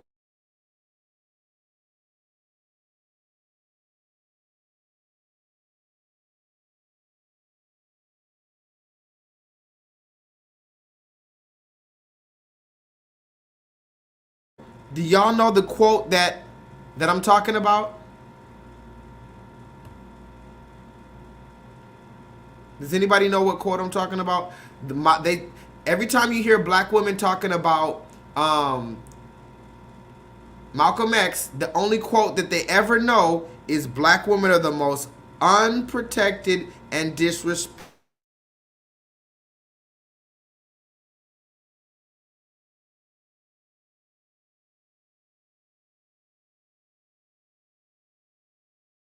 So now it's just like the same with the Christians. The only scripture they know about the Bible is John 3:16. For God so loved the world that he gave his son. It's the same thing with Tupac, right? You remember Tupac? The only time you see all the black women wearing Tupac shirts. How many? Put a 7 in the chat if you've been outside and you've seen a black woman with a Tupac hoodie or a Tupac shirt on. Coincidentally, she's probably a modern day witch and probably hates all black men that she comes across. But she loves some Tupac, who was one of the most ultra masculine men, who was calling women bitches and everything else. But you love Tupac. But what's the one quote that they mention of Tupac? Since a man can't make one, he has no right to tell a woman when and where to create one. You remember Tupac had that song, Keep Your Head Up? That's the only damn song they know by Tupac. That's the only damn quote they know by Tupac. And I don't know if that's the reason why they praising him and have him on his shirt, or because they think he looks sexy, or what. But you need to listen to more of Tupac shit, and he was holding women accountable. You remember the song, You Wonder Why They Call You Bitch? So the same people who love Tupac for Keep Your Head Up, I wonder if they ever heard that song, Wonder Why They Call You Bitch. Because this is 3 million plus black women, and they make the highest eviction rates in the U.S. It said black women are evicted more than any other group in the United States. And this is not racism. Nobody's evicting you. Somebody put that in the chat. Nobody's evicting you if you have the goddamn money. Put the money in my hand, man. Put the money in my goddamn hand. Somebody put that in the chat. Nobody can evict you if you have the goddamn money. So it's not, you remember fat ass Brittany Cooper, that woman who said it was Donald Trump's fault that she's fat? You literally had a black woman on MSNBC blaming Donald Trump for being a fat ass, a lard ass. She said it was black America, it was white people's fault and Donald Trump's fault that she's fat as fuck and can't push away the goddamn enchiladas and the collard greens, all the hog maws. A lot of black women are eating all the greens. Every time I come in the kitchen, a lot of these black women are in the kitchen. Somebody put that in the chat. Every time I come in the kitchen, a lot of these black women in the kitchen. Shame. Shame. Shame. Shame. Shame. Shame. Shame. Shame. Shame. Shame. Every time I come in the kitchen, a lot of these black women in the kitchen eating all the crab legs, eating all the goddamn enchiladas, drinking all the Casamigos. I want some goddamn Casamigos. But now, I bet you're gonna blame racism again for the fact that you're getting evicted, even though you claim to be independent. You claim to be an overcomer. You claim to be the most educated. You claim to be, you know, you're not conquered. You remember you call black men conquered? So if we're conquered, at least we can still blame the people conquering us.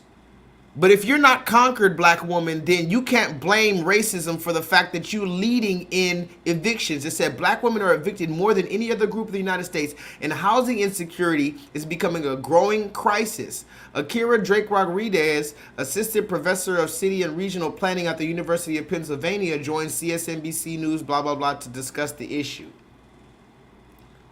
Now, you're going to see that and you're going to be upset and you're going to say, oh, J-Lethal, why are you laughing at these black women? I'm not laughing at them, because a lot of these black women, guess what? Who do these black women have control of?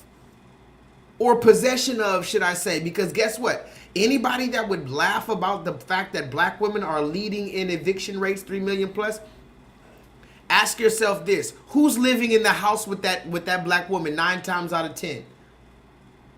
Remember, it's what I'm talking about all the time. It's the same theme. Who is living in the house with that hot girl? Yeah, probably Pookie and Ray Ray gets to sleep on the couch, gets to sleep in the bed and not pay no rent because he's dicking her down and whatever, giving her a thrill. But who's actually living in the house? Who's probably on that lease? The children. The children. The children. Right. Our black children are living with this woman. So remember, before we laugh at the fact that these, and I remind you, Solo Dolo, I know you love this statistic. Believe me, I'm going to keep that one right on file. This one right here, somebody take a screenshot of this shit right here. Infinite Charms, take a screenshot of this shit right here, because this is going right in the catalog. I might even frame this shit and put it up on the wall. Because remember, You were independent, right? Okay. Well, sing your song. You remember? Sing your fucking song. You remember, how do I say it?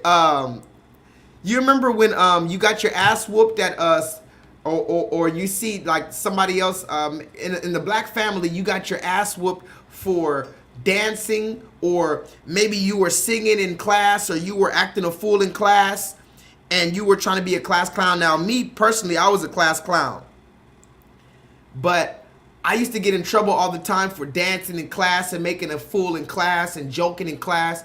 So you might get your ass whooped by your parents, and they say, "Oh yeah, you want to be a joke? You want to dance in class? Okay, do your dance right now. Do it for me. Make me laugh. You're a fucking comedian in class. Make me laugh." Okay. Well, to the black woman who says she's so fucking independent, do your fucking dance now. Hey, bitch, you better be joking. It's not funny, but I do kind of want to say I told you so. I-N-D-E-P-E-N-D-E-N-T. Do you know what that mean, man? I-N-D-E-P-E-N-D-E-N-T. Do you know what that mean? She got her own house, she got her own car. 2 jobs, work hard, you a bad bro. If you ain't on sit down, if you ain't on sit down, if you ain't on sit down, if you ain't on sit down. I-N-D-E-P-E-N-D-E-N-T. Do you know what that mean? Make the fat, just relax, front your own flat screen. Back row, cook clean, and don't make a scene. When you call her on a cellular, she tell you she don't need nothing. I ain't for a hot thing. If you think you finna get her with a chain, you insane, boy, you better get some. Hey, from the 60s.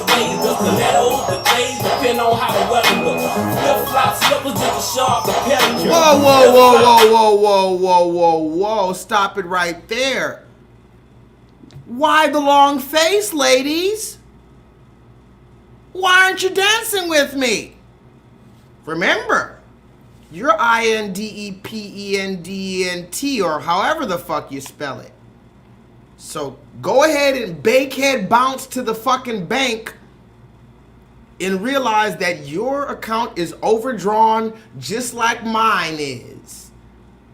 Oh, and now you want to come back around. Somebody put that in the chat. Now you want to spin the block and come back around now that you're evicted and you might be on the streets like me. See, the only difference is between you and me is I learned how to survive on the streets. Tell them niggas why you mad, son. Tell them niggas why you mad, son. Tell them why you mad, son. Tell them why you mad, son. Lord, I got a problem. I went through this Florida storm all by myself, and I'm tired. I understand that you called me to do your work, your will, your way, but I think you're supposed to send me a helpmate. I'm not making no demands, Lord, but I'm just saying that the storm was pretty crucial this time, Lord, and it kind of scared me. It got right here, Lord. So wherever you took me from, whatever man that's missing a rib, Lord, you need to point him out in my direction and let him know that I need him. I don't know how he got lost, where he went, who he with right now. And I know I did things backwards, Lord. I know I had kids out of wedlock and things of sort. But Lord, you need to send me my helpmate. You need to send me my man, because I'm not a man. I can't do it by myself. I'm not the INDEP that they talk about, Lord. I need you to send me my helpmate, because this...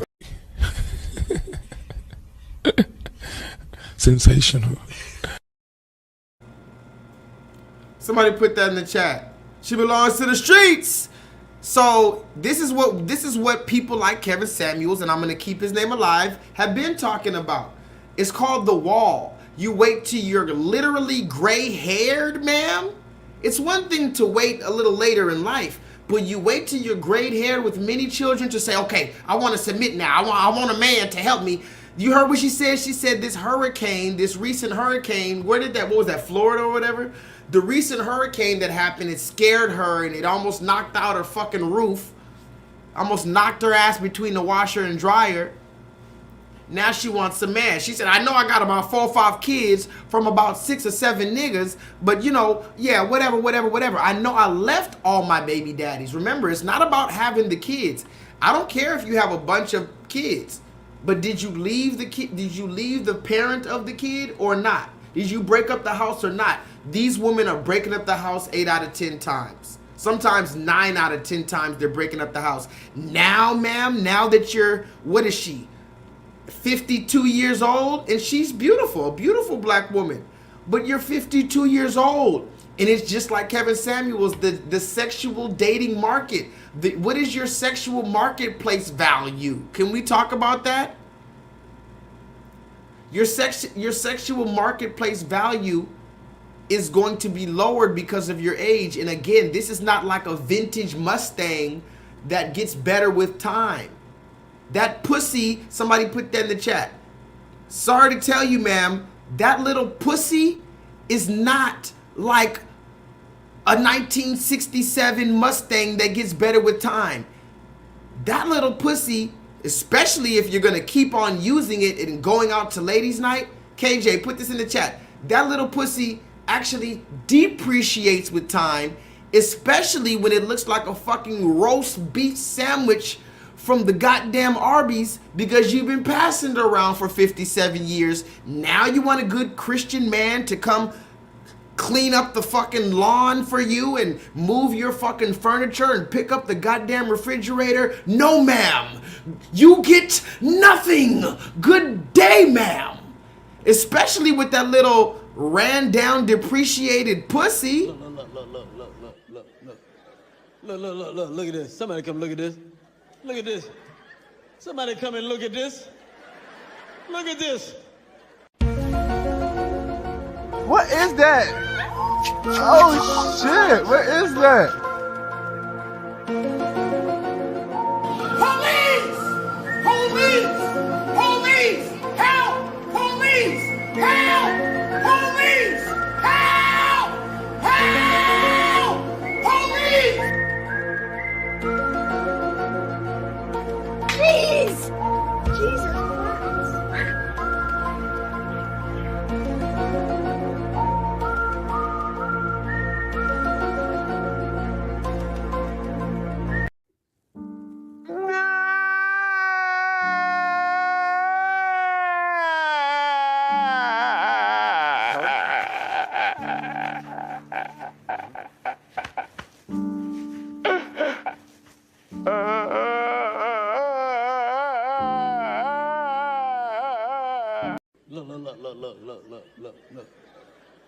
Look at this. Somebody come look at this.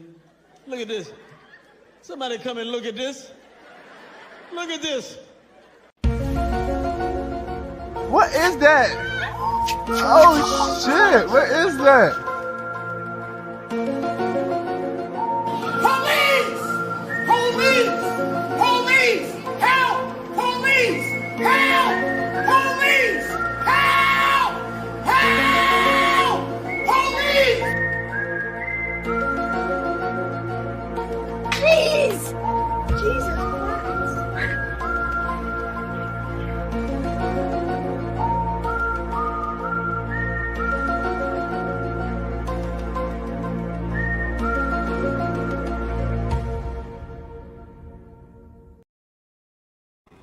First of all,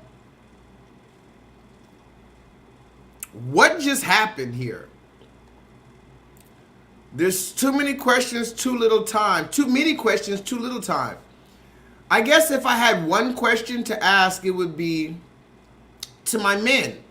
Is this what we're staring at? Now, mind you, I love staring at some booty, but remember, I talked to you about it before. The yoga pants. Somebody put that in the chat. And I talked to KJ. You weren't here last night, but I talked about it again last night. The yoga pants. We love the big yoga pants. By the way, YouTube, don't block me. Those are actual pants. She's not naked. It just looks like she's naked because these women now, not only are they doing this type of shit, and they know you're going to look, but they're getting the yoga pants that's the same color as their skin, or a very similar color to the skin tone. And it's skin tight, so if you just look at it real quick, or if you squint your eyes, it looks like she's actually butt naked. Because that's how tight the clothes are these women are walking around with. But it turns out that a lot of these women have to Febreze the pussy guard. Somebody put that in the chat. That little pussy has been depreciated.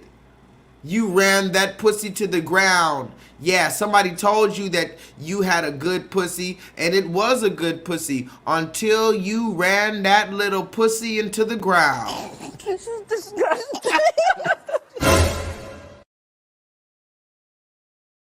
Now you're walking around, sure, it looks good, but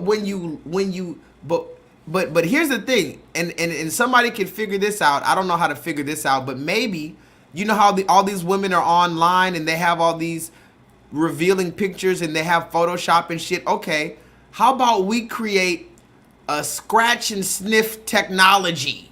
God, you heard me. I think we need to create, you remember scratch and sniff?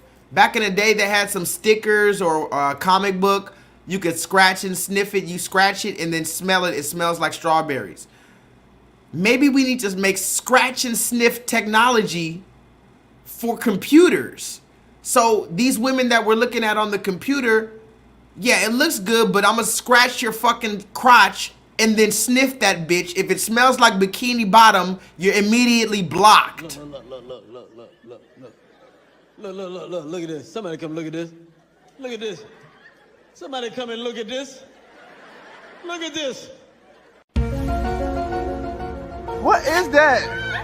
Oh shit, what is that? Police! Police! Police! Help! Police! Help! Police! Help! That's suspicious. That's weird.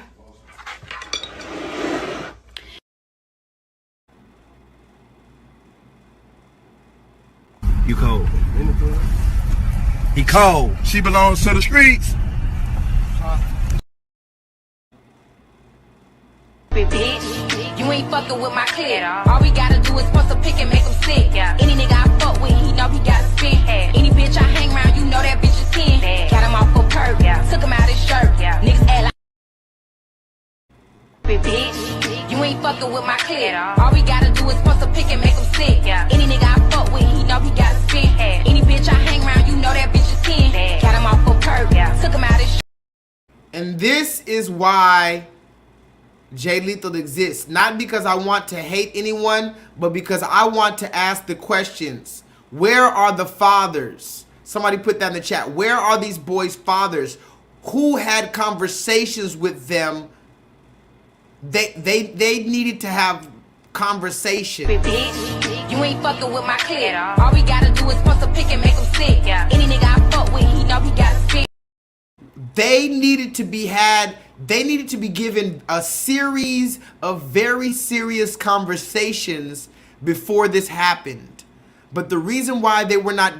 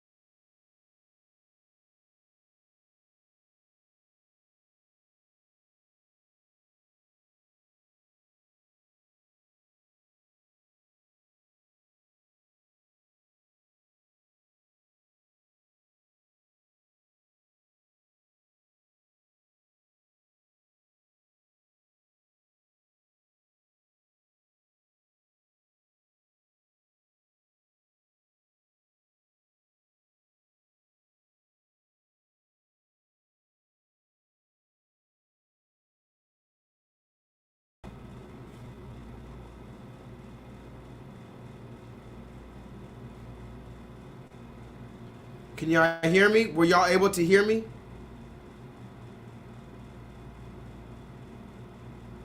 Did you see? I'm gonna move forward, but it looks like my internet is kind of choppy right now. Did you see the boys? Did you see the boys that I just played? Put a 7 in the chat if you can hear me.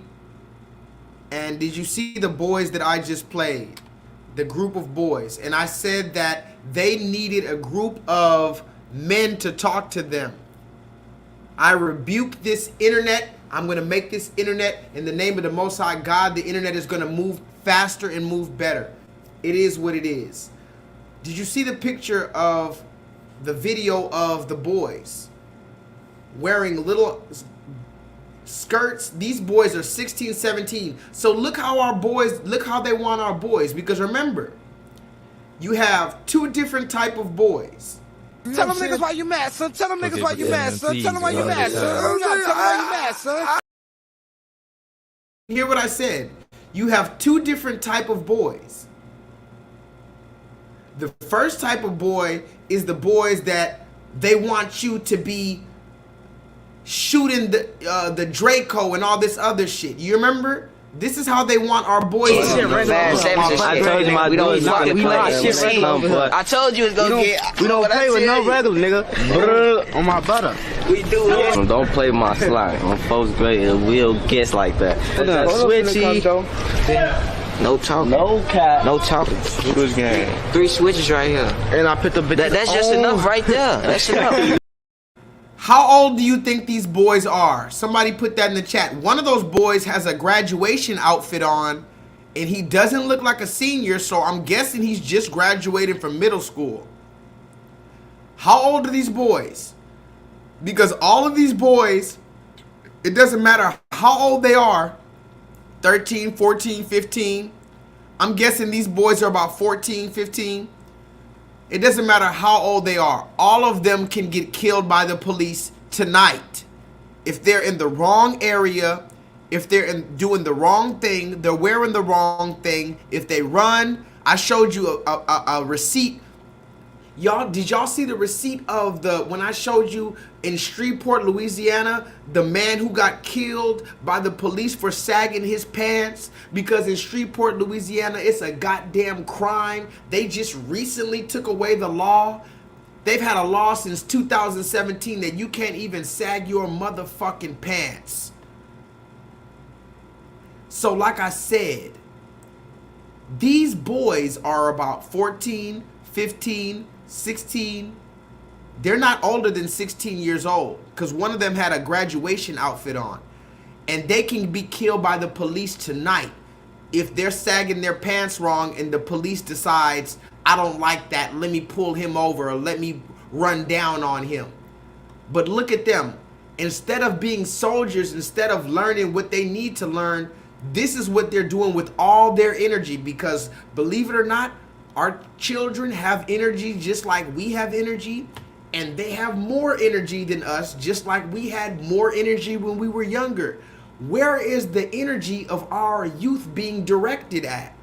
Look at where our energy of our young black males is. They want us wearing skirts, like those video I just showed you, or if you're not wearing skirts, they're gonna have you shooting guns. And you better believe, even though they tell you not to shoot guns, they tell you not to be a gangbanger, they tell you all this shit, they love when you're shooting guns. They love when you're a gangbanger, because they have a place for you. It's called the goddamn jail, where they make money off of the private prisons and all type of slave labor and the 13th Amendment. And they also have the goddamn cemetery, which is a double whammy, because now you're dead, and the cemetery, the mortuary, the motherfucking funeral home, everybody got paid off of your death, nigga. And if you got killed in a good enough fashion, like PNB Rock, somebody put that in the chat. If you got killed like PNB Rock, you might even make it on the news. I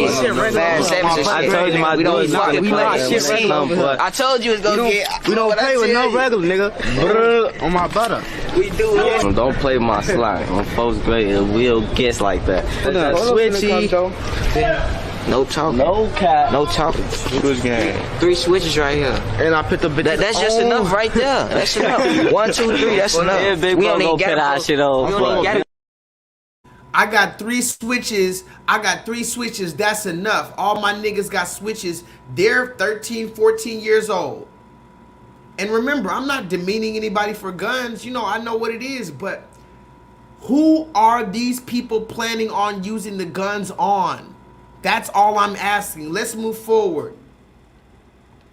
Let's move forward.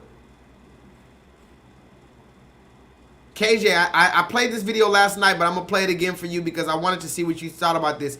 Have you ever heard about the Large Hadron Collider, KJ? It's the weirdest thing. They have some big old machine that this red man made. It's a huge machine. Literally, where is the Hadron Collider? Can one of y'all go look up where is the Large Hadron Collider located? It's like, I don't even want to lie. I don't know where this shit is. Where the fuck is the Large Hadron Collider?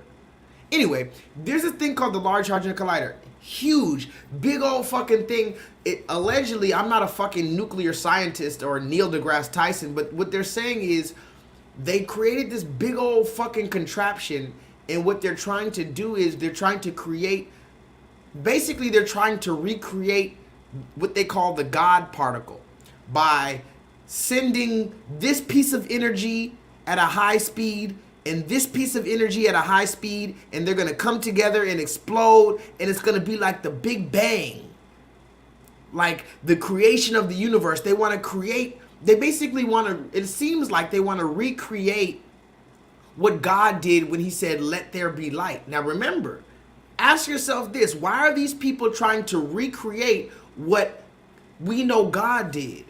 Is it because, like the scripture says, they are the imitators of light, the false bringers of light? That they have to do everything that God did, but in a fucking watered down, deceptive version of it? You remember in 1996 when we made a goddamn sheep called Dolly? They had a sheep called Dolly. No, it wasn't Dolly. I think it was Dolly. Go look up the first sheep that they cloned in 1996. They cloned a sheep in 1996. And this was the first animal that they cloned. Ask yourself why they cloned a sheep or a lamb. Somebody put that in the chat. Why did they clone a lamb in 1996? Why did they clone the lamb when we know the Lamb of God is what the Bible talks about? So if the Bible talks about the Lamb of God and the sheep of Israel, of course, the very first thing that these devils are going to try to recreate is the lamb or the sheep. So they've been messing with this Large Hadron Collider. But here's the most recent proof. I have physical proof, KJ. I want to show you this yesterday. This is the video particularly I made when I thought of you.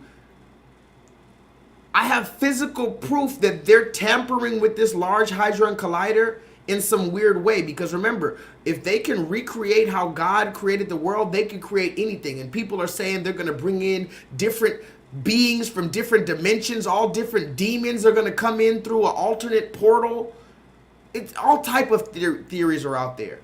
But the one thing that's very plausible in this whole Large Hadron Collider is time travel. Look at this, KJ. I literally found this on the news. I was watching TV. I don't even watch TV. I was at work and I saw this shit on TV. I said, no, this is the literal Large Hadron Collider, and nobody can convince me otherwise. Yo, is that Frederick Douglass? Yo, is this Frederick Douglass? What the fuck? Are they cloning people? Or is this a time traveler? Nah, this has to be a time traveler. That is Frederick Douglass.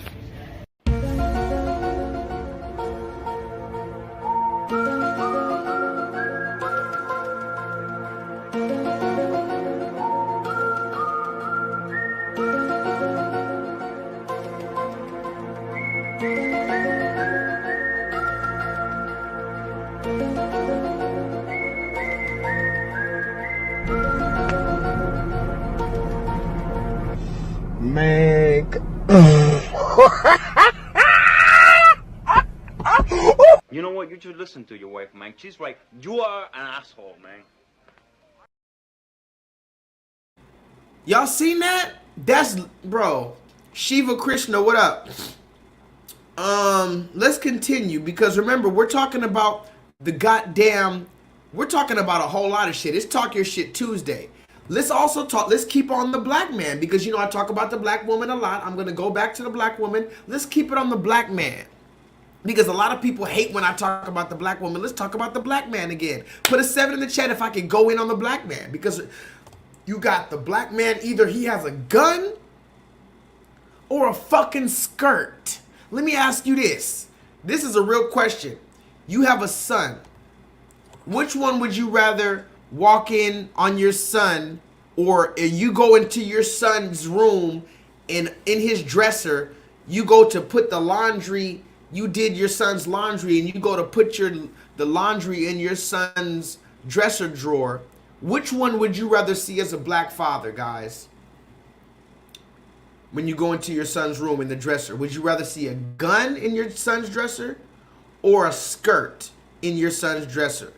And the skirt is not a woman's skirt, or it's not his girlfriend's skirt that she left over. It's his skirt in his size.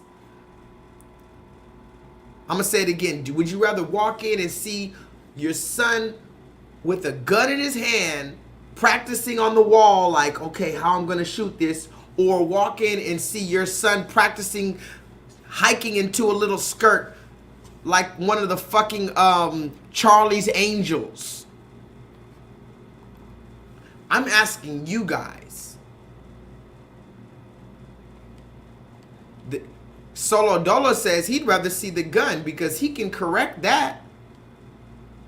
What do you mean by correct that? Tell us what you mean by correct that. Angela says, I'd rather see my son with a gun.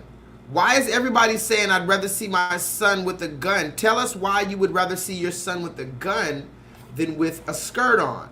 And I'm going to read the comments in a minute. In the meantime, let's look at this. Remember, because while you're talking about the gun, you better correct that nigga, because if not, he's going to use that gun on another black man. See, this is the thing.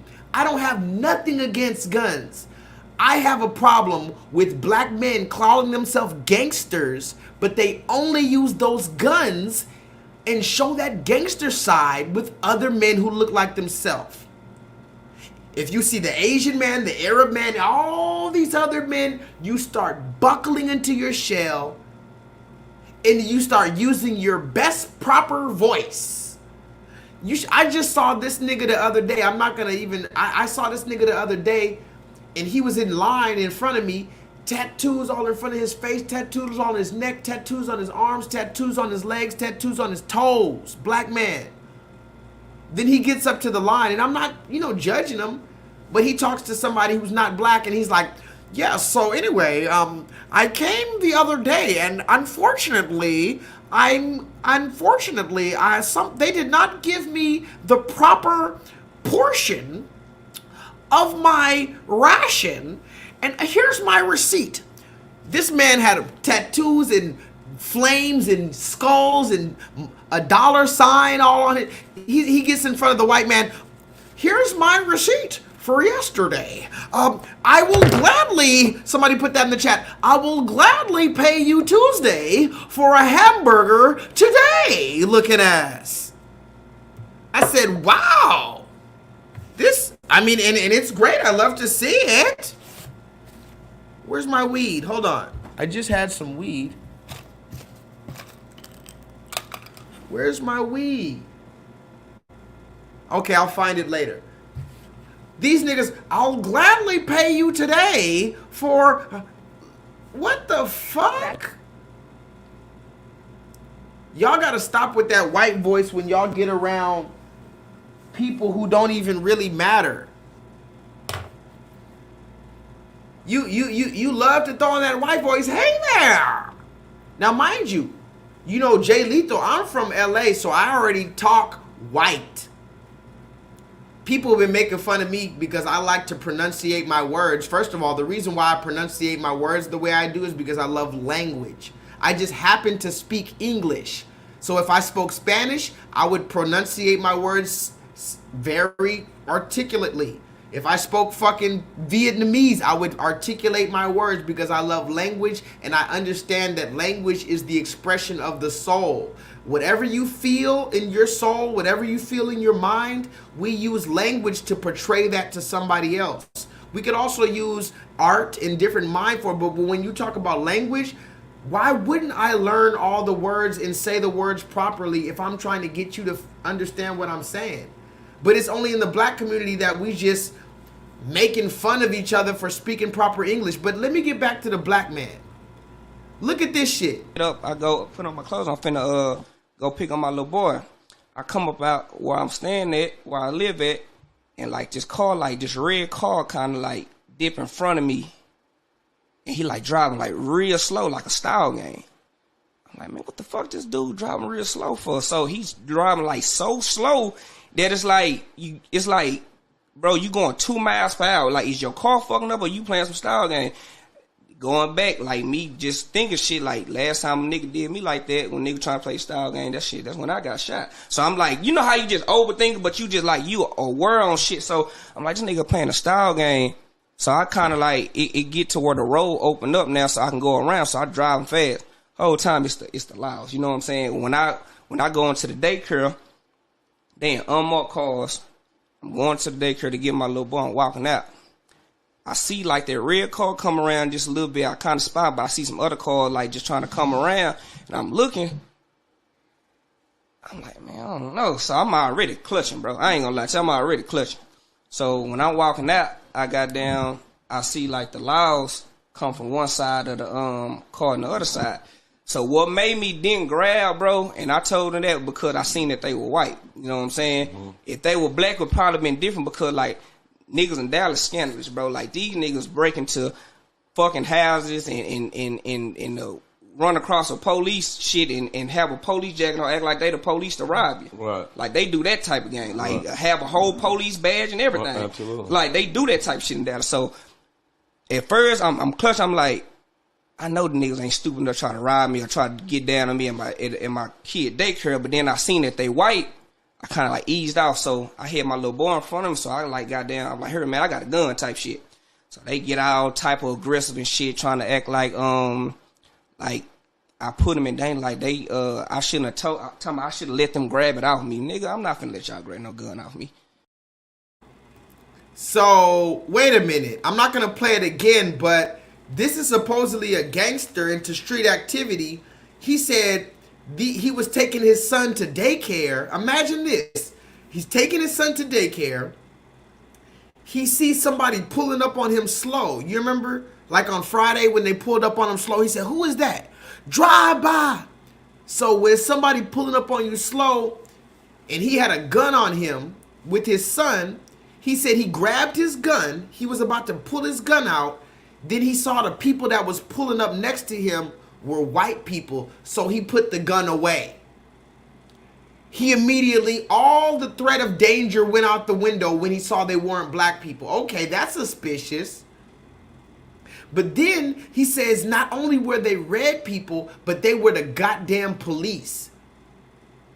So that should be danger again, right? You're a gangster, right? The police have guns, right? A black man has guns and he'll kill you and shoot you. The police have guns, they'll kill you and shoot you. So you should have gripped on your gun again because you're a gangster, right? You're gonna shoot it out wherever the fuck you're at, right? So how come when you found out they were red men, you put the gun away, and then when they said, I'm the police, you said, oh, you gave them, listen to me, this is a gangster. He said not only that, not only did he put his gun away, he gave his gun to the goddamn police. Do you not see how sick this is? The black man has been made into a goddamn cancer cell against himself. The black man has been made into a fucking virus against himself. Somebody put that in the chat. The serpent has convinced the black man to become a cancer against himself. And now you have these hypnotized ass niggas walking around and they can't even look at another black man without mean mugging him and trying to think about robbing him or fucking his bitch. Don't you know that that's how black men operate?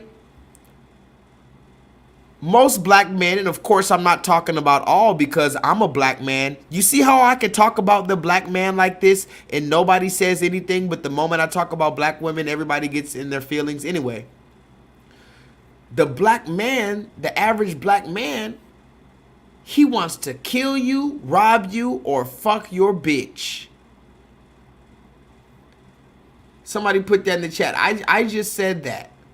The average black man is so hypnotized by the serpent and so completely ignorant to who he is and to who God is, and so rebellious and stiff-necked that he just wants to, when he sees his own brother, remember, the scripture talks about love thy neighbor. They're talking about your brother. Treat your brother as yourself, all these type of stuff. But when we see our brother, what do we want to do? Kill him? No, we want to rob him first of all. If we can't rob, if he's not going to let us rob him, we're just going to kill him. And then after we rob him and kill him, we're going to fuck his bitch and take his bitch. That's what we think about our own brother, who our brother is ourself. Why would you want to do that to your father's child? Why would you want to kill your father's child? Why would you want to rob your father's child? Why would you want to fuck your father's child's bitch? It's your brother. But see, we're so much in a frenzy. We're so discombobulated, we have no idea what we're even doing anymore. We're just doing some shit. We're just doing shit. And then here's the thing about the black man. I'm going to say it again. The black man is so fucking gangster until he gets around the goddamn red man. That's the number one. If I only have one problem to talk about black men, I have a bunch of problems, let's just say. And I'm not perfect. But if I had one problem with the black man, as it were, it would be, why does your gangster disappear around the goddamn red man? That would be the only question, guys. Somebody put that in the chat. And I'm going to move forward. It's Talk Your Shit Tuesday. We're about to be at 3 hours. I'm going to try to get it to 4 hours and 30 minutes, but I might even go to 5 because I have a few hours and I'm talking about shit. This is the only question I have before I move forward. Why does the black man's gangster disappear around the red man?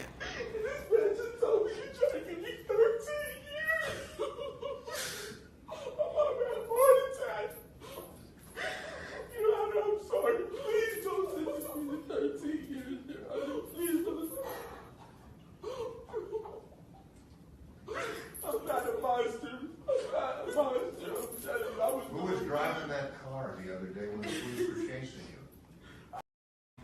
He said, I'm about to have a heart attack. And every goddamn red man in that fucking courtroom was trying their best not to bust out into laughter in front of this nigga.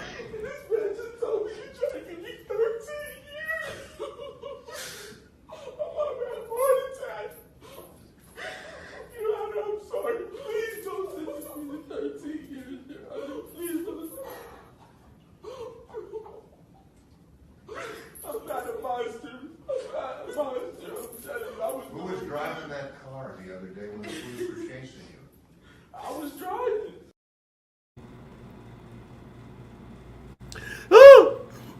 And you see he had a red lawyer. Do you see how the system is completely ran by the red man? They have jokes. Put your hand up if you've ever been to court. I don't give a damn if it was a parking ticket or a capital motherfucking murder. Put your hand in the chat if you ever been to court. I've been to court a few times. It makes me sick. I have to smoke a whole bunch of weed right before I go into court. I hit that bitch like Pookie from the goddamn New Jack City. Anybody ever been to court? I gotta be high in court because I don't know if it's my last time I'm gonna see the fucking God's green earth. You ever been to court?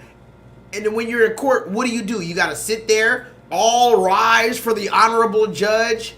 This judge is a demon-worshipping pedophile transgender. Why do I have to rise? You better believe when they tell us all rise, I'm the last nigga to rise. All rise for the Honorable Judge Blumenbach, the Honorable Judge Goldstein presiding over the 24th District, Harris County. I'm the last motherfucker to stand up. Fuck you, Judge. You're lucky I can't just sit down. Fuck your honor. You see how they motherfucking psychologically program you? I'm sorry, Your Honor. Your honor? Your honor. I completely forgot what I was about to say. Oh, that's what I was talking about. Yeah. Anyway, Your Honor? So anyway, so I'll be in court, and have you ever watched the fucking judges and the lawyers and the prosecutors and them? Just watch them. Guess what?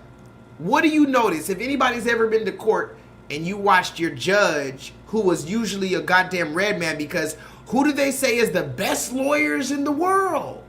The so-called Jewish man. Is that not suspicious to you? Is that not suspicious? That the number one lawyers in the world are always the Jewish man. You better get you a Jewish lawyer. I have some of my favorite songs are rapping about having a Jewish lawyer. Why are the Jewish people so good at having lawyers? I don't know. Possibly because they run this shit. And they're all, what? Friends. The goddamn judge, the prosecutor, the lawyer, they're all goddamn friends. They're all throwing up Mason signals to each other and shit like that. And depending on if you have a public defender or if you have a good lawyer, depends on if you could ever see God's green earth again. But why am I saying that? Because look, when you finally get your Jewish lawyer, but he can't do nothing for you and you gotta serve 13 years, you start crying like a bitch. He put his hands in his palm. I'm having a heart attack. See, you niggas think you can really get in front of the red man and plead for sympathy like they give a fuck about you. The red man wets his pants when he can sentence you to 25 years to life. Let's talk your shit Tuesday. Do you hear me? I said the red man, there's no way you're gonna try to get justice in the KKK courtroom. Can y'all hear me? I said you're not gonna get justice in the KKK courtroom, so crying like a bitch, you just made the judge have a fucking orgasm.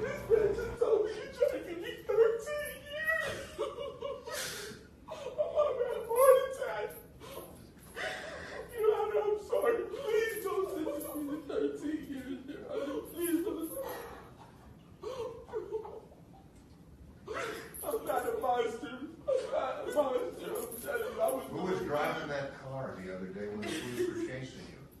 I was driving. You just made that man have an orgasm. Everybody in there is gonna be joking about your ass while you're serving them 13 years. They're gonna be having medium rare, bloody ass steaks at the fucking golf course, at the fucking country club, talking about, do you remember that one nigger who was talking about, please show me sympathy, I'm sorry, I'm about to have a heart attack? Oh, that was a good one. I remember that one. Because I've heard, remember, I'm a waiter at a restaurant. I've heard the way these motherfucking police officers talk about, yeah, you remember when I arrested that one nigger? I think his name was George Floyd or something. Yeah, I put my knee on that nigger's neck. It was a big nose nigger. I think his name was George Floyd. I put my knee on that nigger's neck for 9 whole minutes. Yeah, I think that nigger had a $20 bill, a fake $20 bill or something. Then the other officer's like, what? You killed him? Yeah, I put my knee on that nigger's neck for 9 minutes on the goddamn hot concrete. He was calling for his goddamn mama. That boy George Floyd was calling for his goddamn mama. That's what they love to say. And if you don't like the fact that if you don't like that, well, tough titty, bitch. It's Talk Your Shit Tuesday. Somebody put that in the chat. It's Talk Your Shit Tuesday. Not all moms can handle the way coaches talk to the kids' life for part 2. Way better! I'm so mad because y'all better. Repeat what your coach just said. Let me pay attention. And so what? Contact me about it. Shit. Contact me about it. She paid $150. Zoom in.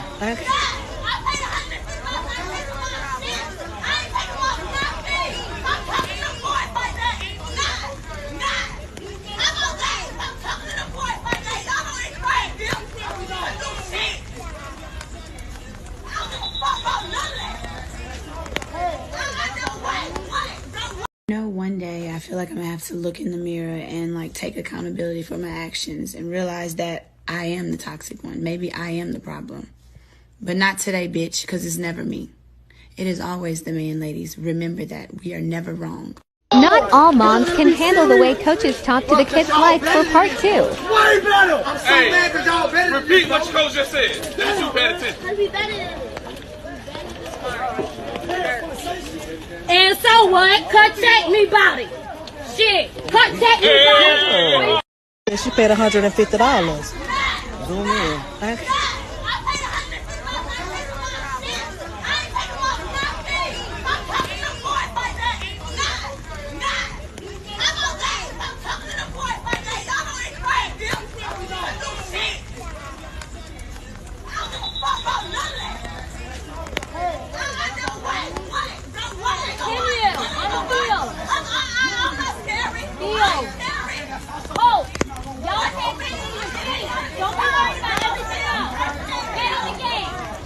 Let's go, Seminoles! Somebody put that in the chat. This single mother, again, we're finally seeing the effects of the single mother. Somebody put that in the chat. The effects of the single mother. Oh my God! Wow! Oh my God! These are the actual effects of the single mother, you see? Now you have a single mother at football practice. She put her son in football. Put your favorite emoji for the single mother. She was such a good mother. She put him in extracurricular activities. Oh, but guess who's the coach of these motherfucking, because you try to run away from men so much, you're gonna run into a goddamn man eventually. This single mother took her little 6, 7, 8-year-old son to football practice, and guess who's the coach? Not a goddamn witch. Somebody put that in the chat. Do you think you were going to take your son to tackle football and the coach of this tackle football team would be a goddamn witch? No, it's a black man.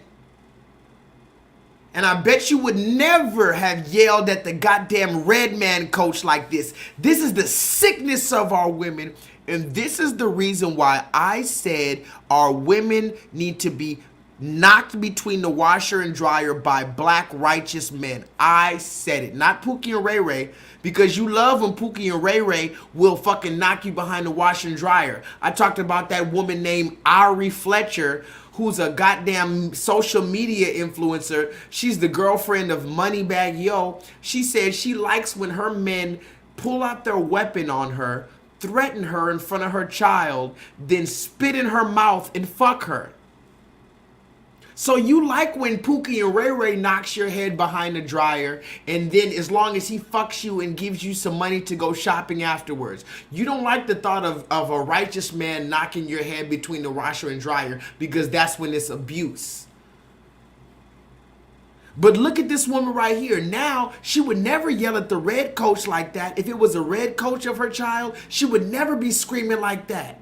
Look at her. She said, I paid $150 for my son. So fucking what? Big whoop. You paid $150 that you probably got from OnlyFans, or you probably got from some government assistance program, or you probably got from some fucking simp ass nigga that $150, or you probably was sucking dick for that shit. Miss me. Or you were scamming for that shit. A lot of black women are literally out here scamming PPP loan asshole. Stop playing with me. You probably got a PPP loan and now you spent $150 for your son to get in football so that you can tell everybody else that you're a good mother. Look, I put my son in football. I don't need a dad. But guess what? That son has a black man coach.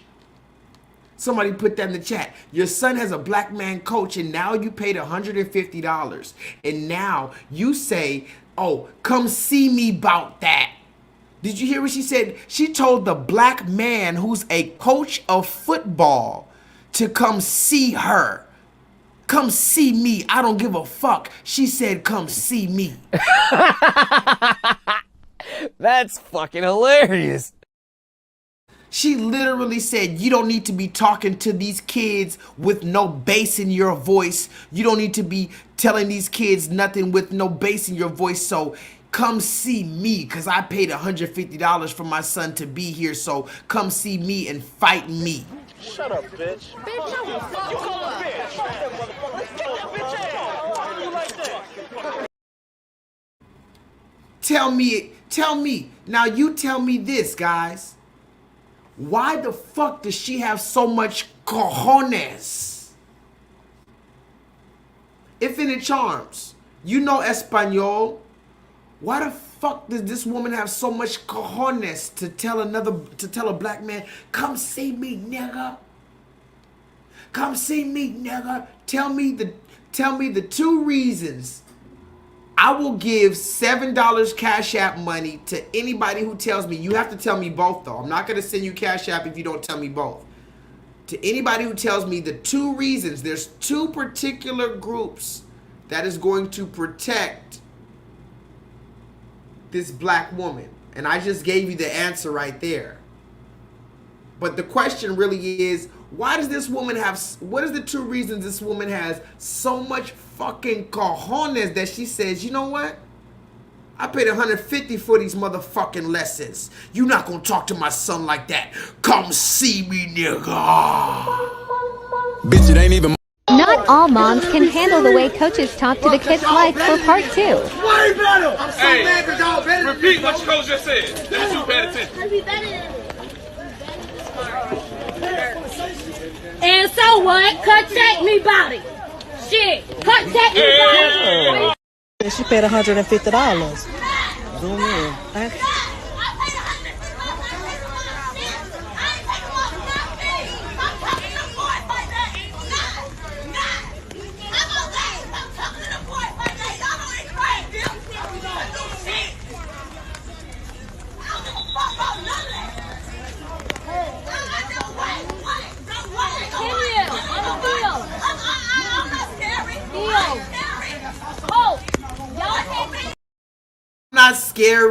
I'm not scary. Okay, you said come see you. You're not scary. Okay, when I come see you, because when men say come see me, I'm not scary. Okay, nigga, it's fist behind those words. Somebody put that in the chat. To all my men in the chat, if a nigga screaming like that, talk about come see me now, come see me. I ain't scary. What up? Blah, blah, blah.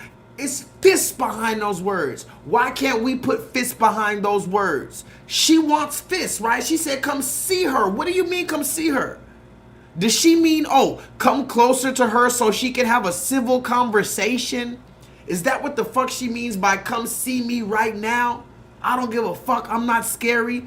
Should that black coach stop teaching those 30 little black boys and go talk to her very calmly? Is that what she wants at that moment in time? She wants confrontation because she lives in chaos with 3 Ks. And who's the 2 people that's going to save him? Solo Dolo said it, but I don't even think Solo Dolo has a Cash App. Solo Dolo never accepts my Cash App request. I told him I'm going to send him a Cash App a long time ago. He's like, just whatever. But Solo Dolo, if you have a Cash App, let me know because you already said it. The 2 people who are going to protect this woman are the women. No, actually, no. That's not the right answer. Although I'll give you half credit because I'll send you $4 because there's 3 people that's going to protect this woman. The women, the Pookies, and the police. That's really the answer. The answer is the reason why this woman is screaming like that at a black man who's a football coach. And remember, all he was doing was giving these little boys some discipline. And if she had some common sense about herself, she would know that. But she's so ready to buck at any type of black man that's displaying any ounce of masculinity that the moment he puts some bass in his voice, oh no, you're not gonna talk to my child like that. Think about it, guys. The daddy couldn't even talk to the child like that. And I've been in this position. I've been in the position where my baby mama tried to tell me I can't talk to my child like this. So you think about it. If the father, the biological father who nutted in her pussy multiple times, because these women don't just get pregnant from one fuck, nutted in your pussy multiple times. If he can't even talk to the children like that, he can't even be around the children, what makes you think I'm going to let the football coach talk to them? Not all moms can handle the way coaches talk to the kids' life for part 2. Way better! I'm so mad because y'all better. Repeat what your coach just said. That's you paying attention. And so what? Cut check me body. Shit. Cut check me body. Come check me about it. And so what? You see how she start? She literally come out of nowhere. And come check me about it. Those are called fighting words, ma'am. But the reason why we can't come fight you as we should fight your DMX looking ass. Shout out to DMX. We should fight you, but the reason why we can't, the fake ass police, because you better believe those police are just fake slave catchers. So I don't even listen to nothing they have to say. And the Pookie Ray Ray, that's even worse. You're gonna have if the coach went over there to that woman, you're gonna have 1,000,000 niggas ready to throw down and go to the car and get their gun out of the trunk to shoot the fucking coach. Because remember, we're just supposed to let the black woman scream at us, demean us, threaten us, disrupt us, bring chaos, confusion, and we're supposed to just let it go on forever and ever and ever and ever and ever. Because that's the way of the matriarchy. Just listen to me, because I was born with a vagina. I was born as God. Do you understand the difference? When the black man says the black man is God, is because we have to live up to some type of prototype. You don't ever hear no black man just calling himself God and he's just doing whatever and contradicting himself. And the black woman is God simply because she was born with a vagina. So she was placed in this position. So you didn't even earn it. And here's another thing. If your vagina makes you a queen and the God of the universe, what does it mean that you gave your vagina to everyone?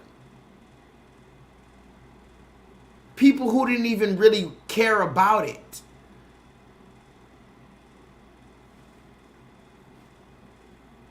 Let's move forward. What I'm starting to figure out is every guy that I attract all look like criminals. Is that your type, would you say? I think so.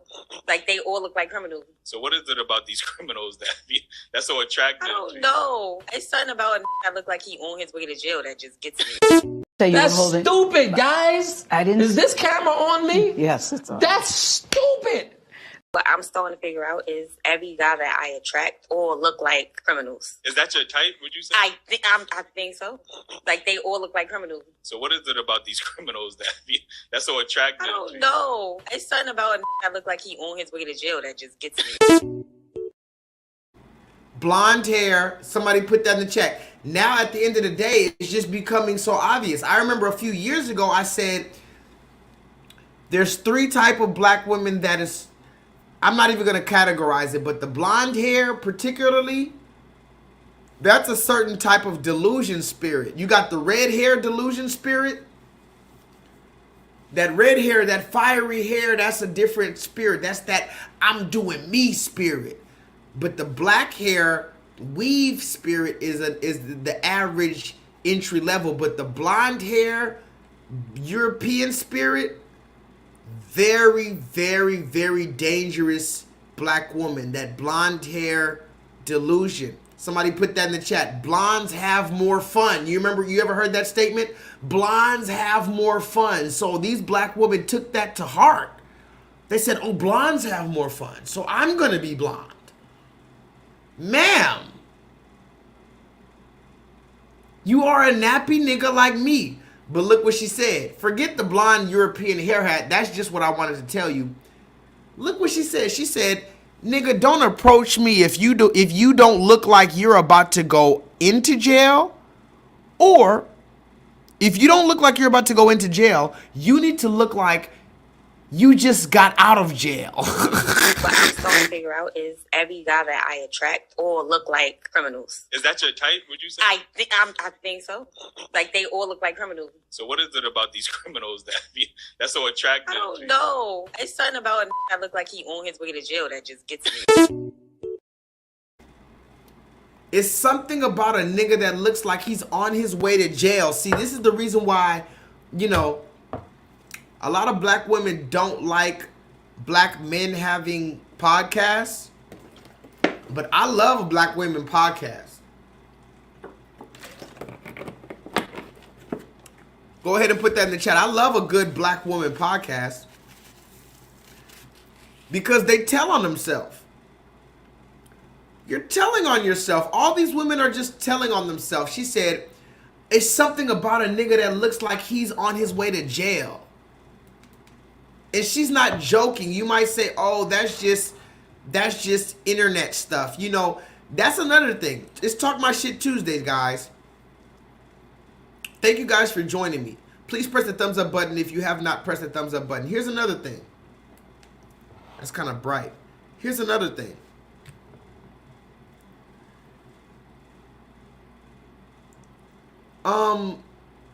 First of all, he looks like he's going to jail. Okay, so when he goes to jail, don't complain, right? You fucked him because he looked like he was about to go to jail, so you knew he was about to go to jail, right? So when he goes to jail, don't complain. When you're a single mother, don't complain. When he's a toxic nigga, don't complain. You remember the other Kendra G video I showed you? The woman, she said she had 7 kids, 6 baby daddies. She left all of them because this one's toxic, this one's toxic, this one's too Christian, he's too holy. He loves God too much, but this one's toxic, this one's toxic. I left all of them the same way. This is the thing that I'm trying to get you guys to understand. I'm willing to die on this hill. Somebody put that in the chat. This is one of the hills I'm willing to die on right here, guys. I'm not gonna lie. The black man has been targeted, and that's fine, but nobody else is targeted. And that's what we need to notice. This is literally the hill I'm willing to die on.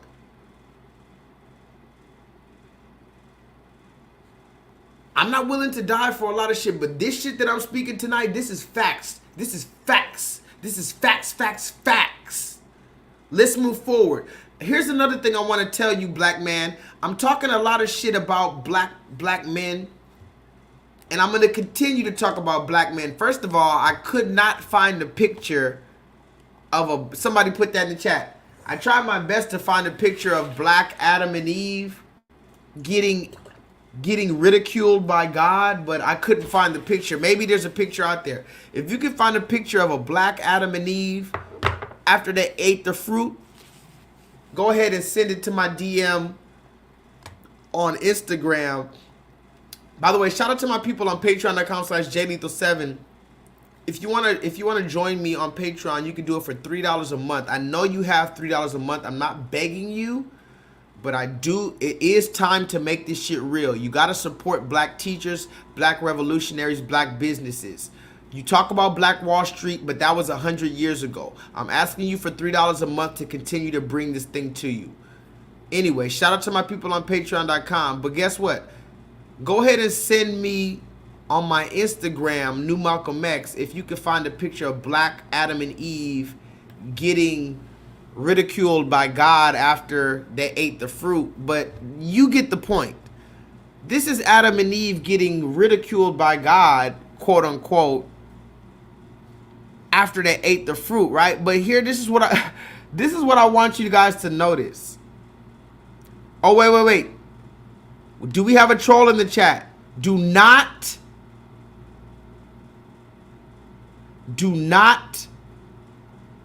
block this person. Michael Perry just says that they're staring at my video intensely while they're taking a crap. There's nothing wrong with that. I take craps all the time. We all take craps. We all watch YouTube videos and we stare intensely when we're very interested while taking a crap. There's nothing wrong or weird about taking a crap while watching me. The only thing weird is the fact that you're probably telling me in such extreme detail. I would say that is a little weird, but I'll let it pass. Now, Michael Perry, if you would like to talk to me on the chat about why you're staring so intensely at me, go ahead and press this button right here.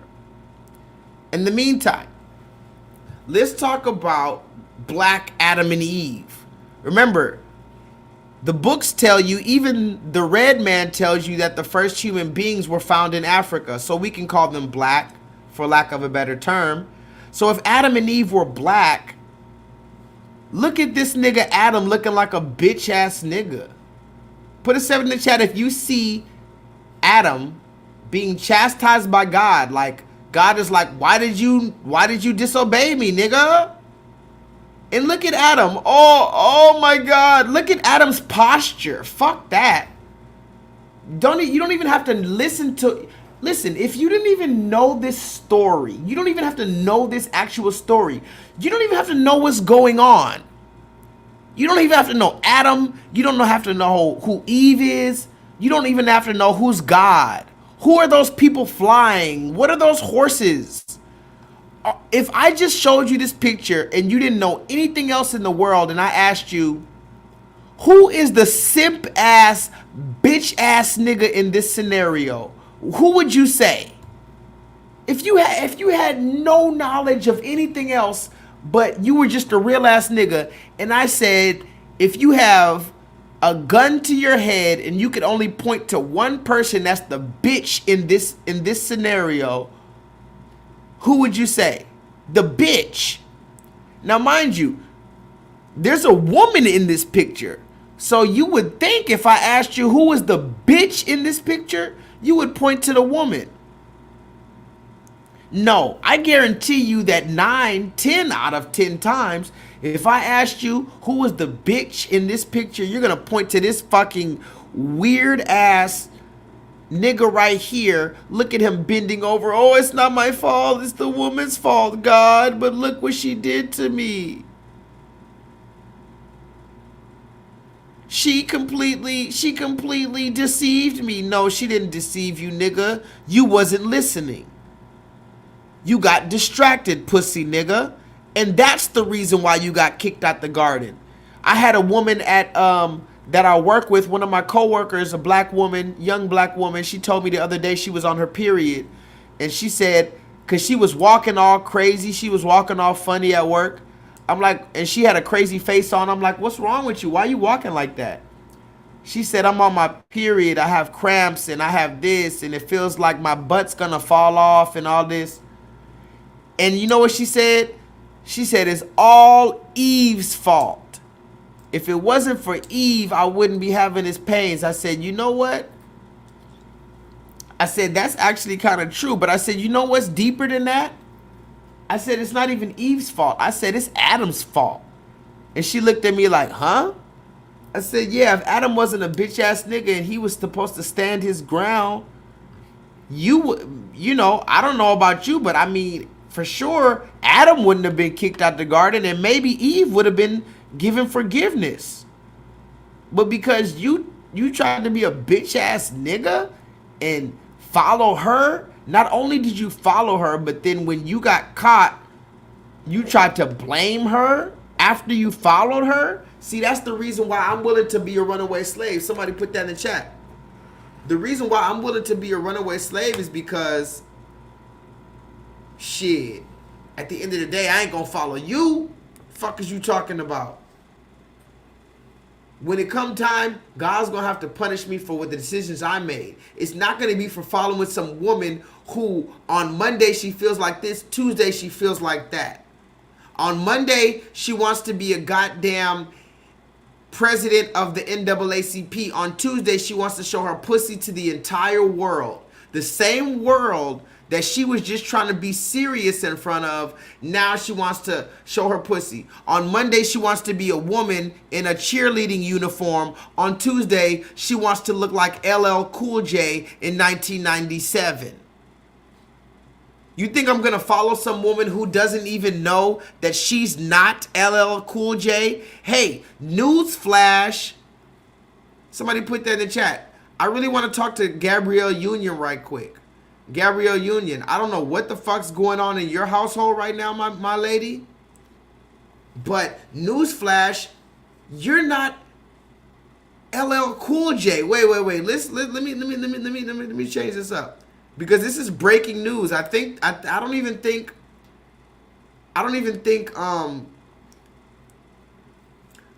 Gabrielle Union knows this. Breaking news, Gabrielle Union. It's not 1998, and you are not Jodeci. You are not LL Cool J. You need to take that goofy ass shit off. You're embarrassing us. And it's only because your husband is this bitch ass nigga that is bowing down to the woman and blaming her when he knows what is right. Somebody put that in the chat. Dwayne Wade, you better believe Dwayne Wade knows what's right. You don't think Dwayne Wade knows what's right, guys? Come on, let's be very serious. Dwayne Wade knows exactly what he's doing. Dwayne Wade actually named his son Zion. You heard me? Dwayne Wade named his son Zion. You think he just liked that name? You don't think Dwayne Wade knows what Zion is talking about? That's the one that they turned into a woman. It's not a coincidence, and I'm talking my shit Tuesday. And I'm keep on gonna shove this shit down your throat, no pun intended, until you get it. See, the way that your brain works, you're going to have to go through repetition and hear this shit over and over until you can finally accept it. You know the stages of grief? They say there's different stages of grief. Anger, disbelief, shock, mourning, and then acceptance. Eventually, you're going to have to accept this shit when I put this shit down your throat so much. I've been talking to you for this better part of 7 years on YouTube for this shit. And I've been getting more and more lethal. I said, what should my name be on YouTube? I said, J motherfucking Lethal. And ever since that day, I've been getting more and more lethal. Talk to me.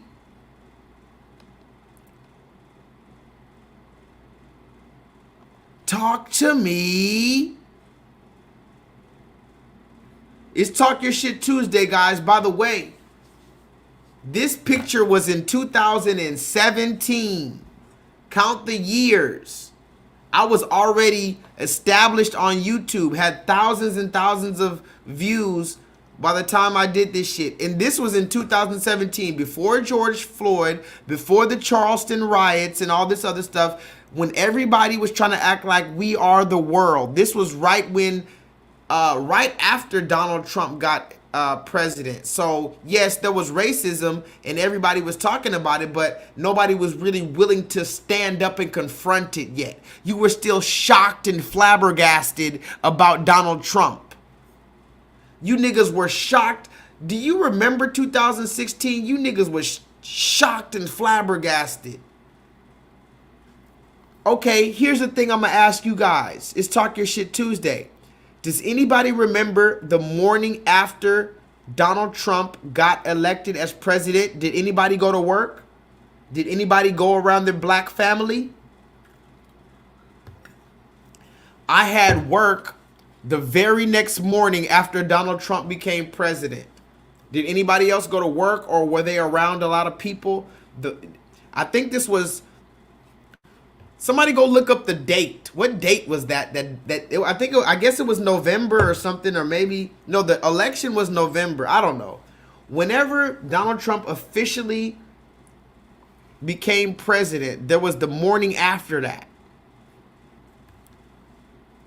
Does anybody remember the countenance? What was the countenance of the people the day after Donald Trump got elected?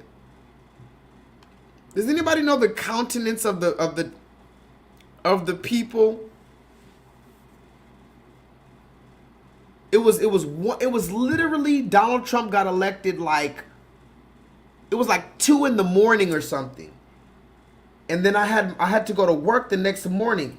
And I remember how the people were acting. I just want to see if everybody was acting like that, because you know I live in Texas, and actually Texas is they call it a red state. So Texas allegedly is a Republican state. And I remember how they were acting out here. I want to see how they were acting all around the world. Let me see if y'all can remember that shit. Let me read the comments real quick.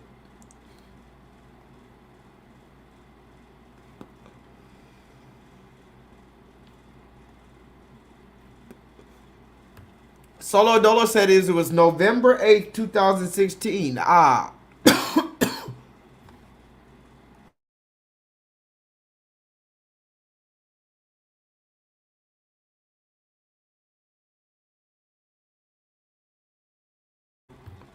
I remember that day like it was yesterday. November 8th, 2016. Jay remembers that day like it was yesterday too. Everybody was devastated when Donald Trump won. You know what I was doing around that time? Shortly around that time, shortly after that time, shortly before that time, you know what I was doing? I was on my J-Lethal shit. Because I already knew, look into my eyes, smooth jazz the wave. Somebody put that in the chat. Smooth jazz the wave. Thank you guys for joining me. You could have been anywhere in the world. You could have been literally anywhere. You could have been in Botswana. But you're here with me tonight. Not only on Monday, but you're here with me on a Tuesday impromptu for a Talk Your Shit Tuesday. It's Smooth Jazz the Wave, J-Lethal. Thank you guys for joining me. Let me tell you guys something. In 2017, I was already talking my shit Tuesday before you even knew it. Niggas was scared to come outside. You remember that song? Niggas know I'm stepping night and day. They're scared to come outside. But look into my eyes, smooth jazz the wave. I need you because here's the thing, guys. I'm kind of a socially awkward person in real life. The only time I can really be myself is when I get in front of this microphone. You know, they said the same thing about Malcolm X. The people who were friends with Malcolm X, they said he was the most shy kind of person and humble person until he got on stage. That's kind of how I am in effect. I show myself only certain times. And one of the things that I don't like to do on the normal occasion, I don't like to look at people in the eyes, because I feel like the eyes are the window to the soul, as people say. So the reason why I don't like to look people directly into the eyes, I don't even like to look people that I know into their eyes. Even if I know you and I love you, it's hard for me to keep eye contact with you. But especially if you're a stranger, that's one of my biggest pet peeves. If you're a stranger in traffic or you're just walking in Walmart, don't look in my face, all in my face, motherfucker. I don't like it because I feel like you're trying to learn my spirit. You're trying to learn my story. You're trying to figure out who I am. And that's the reason why I don't like looking at people either, because I don't want to learn their story. I don't want to see who they are. And I don't want them to see who I am. So it's very hard for me to keep eye contact for a long time because I'm a very strong spiritual person. And if I stare at you for too long in your eyes, you're going to see who I am, and then I can't hide anymore. And I gotta show you exactly who I am. And sometimes you might want to call the police after I show you who I am. So I gotta continue to hide. But I want you guys to look me dead in my eyes and realize this picture was taken in 2017. And at this very moment, I knew what I was here for. This is what I was here for. I know the pain that we're going through, the pain that we're going to have to endure, but I know the triumph that we're going to see. So this is why I'm talking my shit Tuesday. This is why I do an online pro bono learning course in which like-minded and some not so like-minded individuals gather in order to discuss nuanced, sometimes controversial topics so that we will all possibly gain a motherfucking further level of clarity and understanding moving forward every Monday. Because I've been kicked out of school. I've been homeless. I've been kept away from my kids. I've had warrants for my arrest, running away from the police. Everybody damn near, somebody put that in the chat. Everybody hates Chris. Yeah, everybody hates Josh. That would be the sequel to that show. And it's not that they really hate me, because remember, what does the scripture say? The scripture says if they hate you, remember that they hated me first. Can somebody put that in the chat? If they hate you, this is what literally so-called Jesus Christ said. If they hate you, black man, don't start thinking it's just you like everybody hates Chris. Everybody hates Christ. Somebody put that in the chat. Oh my God, that's a word right there. Oh my God. Oh my God. Oh my God.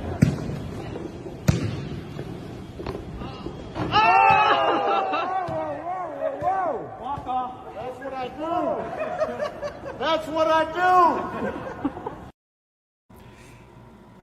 I just figured something out, and I'm gonna make shirts, and I'm gonna make shirts damn near tomorrow and wear this shit just so nobody can steal my idea. Instead of everybody hates Chris, put a T at the end of that Chris. Everybody hates Christ. Talk to me in the chat. I'm gonna get shirts and put that on the shirt. Everybody hates Chris, with the same black man, the little black boy. It's gonna have the everybody hates Chris, the picture of the little black boy, but I'm gonna put a T at the end of it. Everybody hates Christ. Because if they hate me, then they hated you first. And this is the reason why they didn't understand when I did this shit. Niggas was trying to fight me. Even black people were trying to fight me. You didn't have no white people trying to fight me for this. White people were scared of me when I came out the house like this. You had black people trying to fight me when I came out the house like this.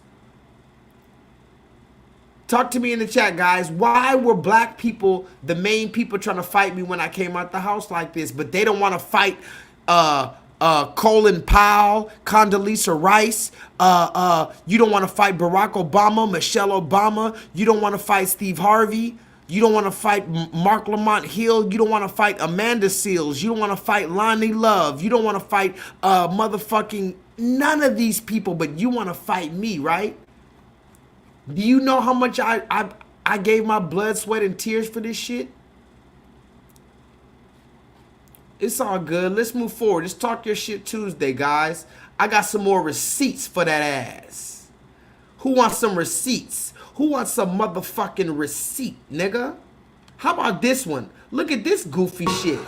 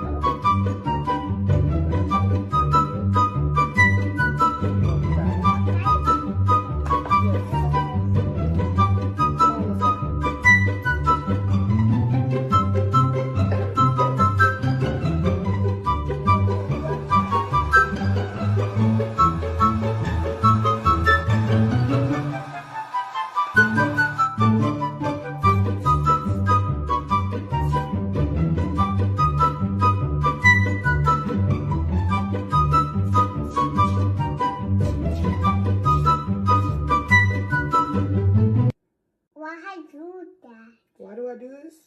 That. So that it can stay on my head. And I can fall off. Yeah, you got it, Polly. Yeah, fall off so people don't think it's not like it's fake hair. Right. Because you thought it was my real hair, huh? That's a good thing. Then I use this. And You see? Now, this is a video that I saw online the other day, and I'm not going to show you all the receipts, but I put a comment. Did y'all see that? Now, mind you, this is a black woman. She looks like she's like 19 years old, whatever. She's babysitting these little red children, right? These innocent red children. The children are looking up at this woman like, wait a minute. Why are you... What is she doing? She's putting this fake hair on her head and she's blow drying it and combing it and putting it on her head. Why? Mind you, these children can't even speak English yet.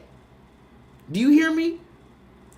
These children can barely even speak English and they're looking up like something's wrong here. Now, I saw that video and I put a comment. I said, this is sad. I said, our people are now willingly participating and encouraging the systematic enforcement of the ideologies of white supremacy. Infinite Charms, are you in the chat? Put that in the chart. Put that in the chat, Infinite Charms. Our people are now willingly encouraging and participating in the systematic enforcement of the ideologies of white supremacy. That's all I said in the comments. I saw the video. And believe me, Instagram is already trying to delete my fucking page. YouTube is trying to delete my page, so I got to be careful with my comments. So I didn't even go too deep. All I said was, damn, it's sad that my people are destroyed for a lack of knowledge, and my people are now willingly, you don't even have to call us nappy-headed niggas. You remember Don Imus? Somebody put that in the chat. Don Imus was a goddamn red man, 80 years old, who saw these black women playing with afros and braids, playing basketball, and he said, look at these nappy-headed hoes. And he got fired, right? So they don't even have to call us nappy-headed hoes anymore. Back in the day when we had some pride for ourselves, they called us nappy-headed hoes. Now, you don't even show your nappy head no more. You put the masses wig on, and the masses children, even though the masses children aren't even old enough to speak English, they're looking up at you like, why are you doing this? And all I said was, it's sad that our people are encouraging and participating in the systematic enforcement of the ideologies of white supremacy.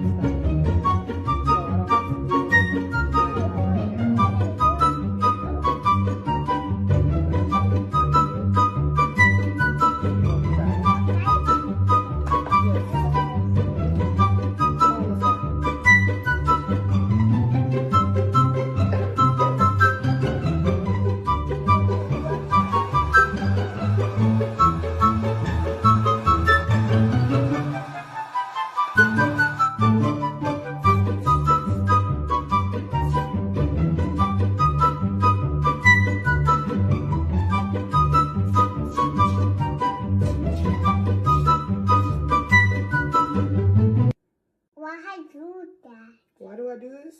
That. So that it can stay on my head. And I can fall off. Yeah, you got it, Polly. Yeah, fall off so people don't think it's not like it's fake hair. Right. Because you thought it was my real hair, huh? That's a good thing. That's stupid, guys. I didn't. Is this camera on me? Yes, it's on. That's stupid. Use your common sense, but just use your common sense. Stop it. Y'all quit playing. Quit playing. Y'all killing me with this. Y'all just don't want to believe the truth. You don't want to believe it. I hope this camera keep going. That doesn't even make sense. And remember, all I did was put the comment in this comment section saying this is sad that our people, like Infinite Charms says, Infinite Charms, you get it, right? That's the reason why I asked you to say it, because I know you said it before. I don't know why people don't understand it. It's very simple. Infinite Charms, put a 7 in the chat if you understand every single word in this sentence. If you understand every single syllable and letter in this sentence, put a 7 in the chat, Infinite Charms. Our people are now willingly encouraging and participating in the systematic enforcement of the ideologies of quote-unquote white supremacy. Because remember, white supremacy is merely an ideology. Let's reverse psychology that shit. Let's reverse engineer it.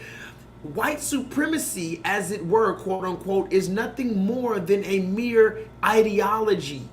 However, a group of people that have gathered around this ideology and believe it so deeply that they are willing to now systematically enforce this thing, that's the problem.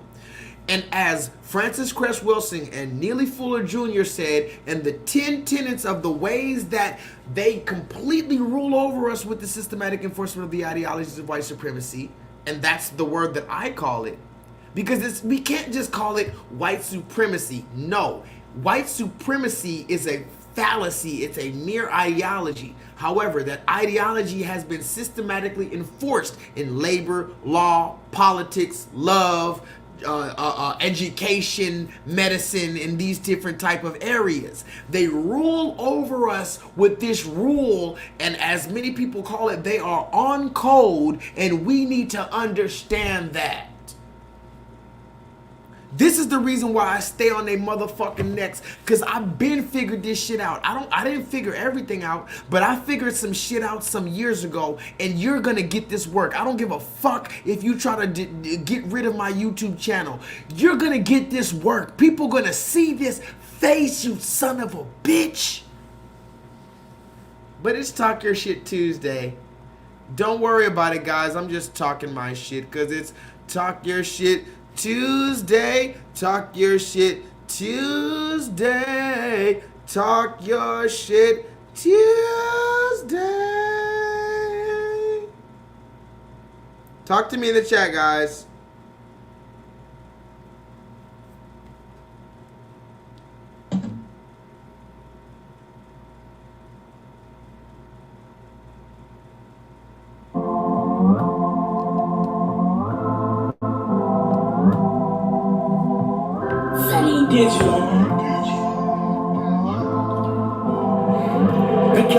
Got the club going up on a Tuesday.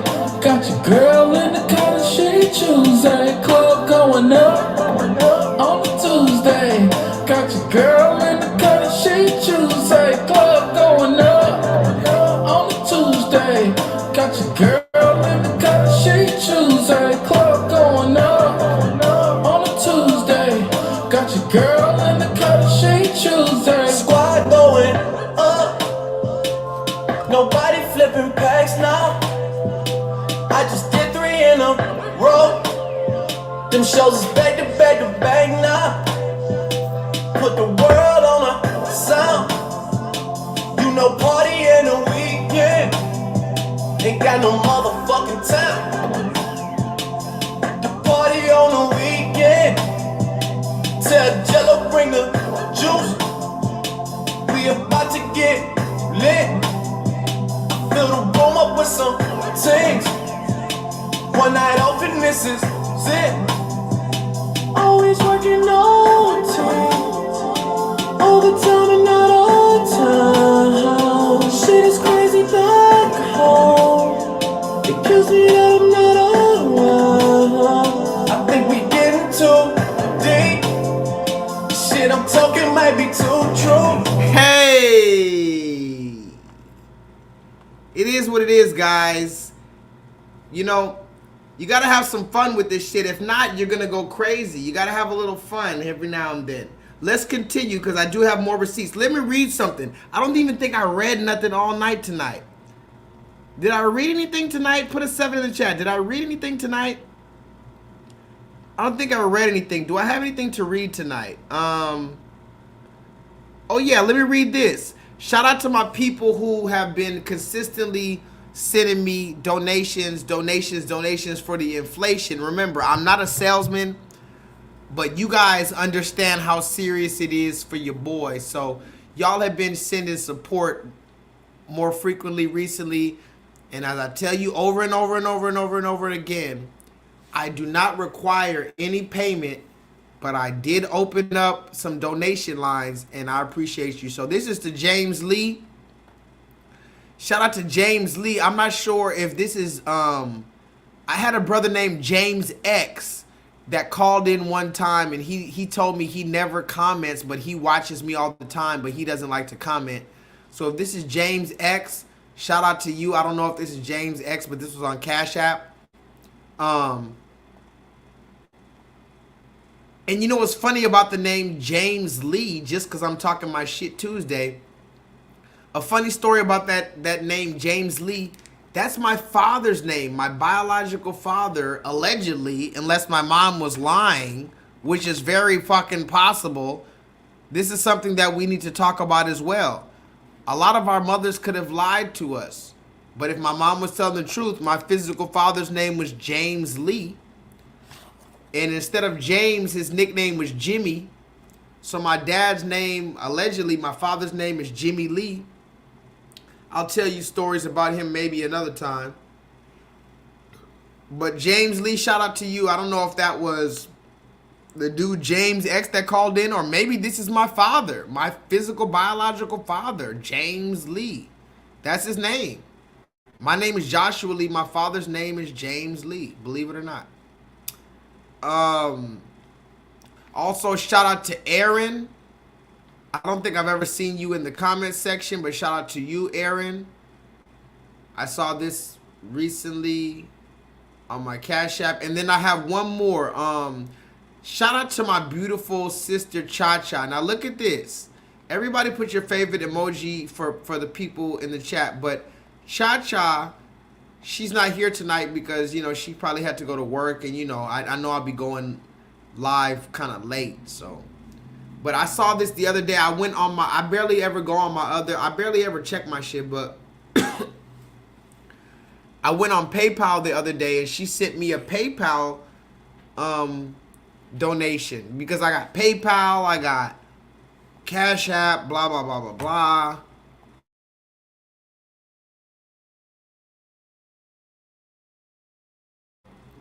But look what she said. This was literally from September 27th.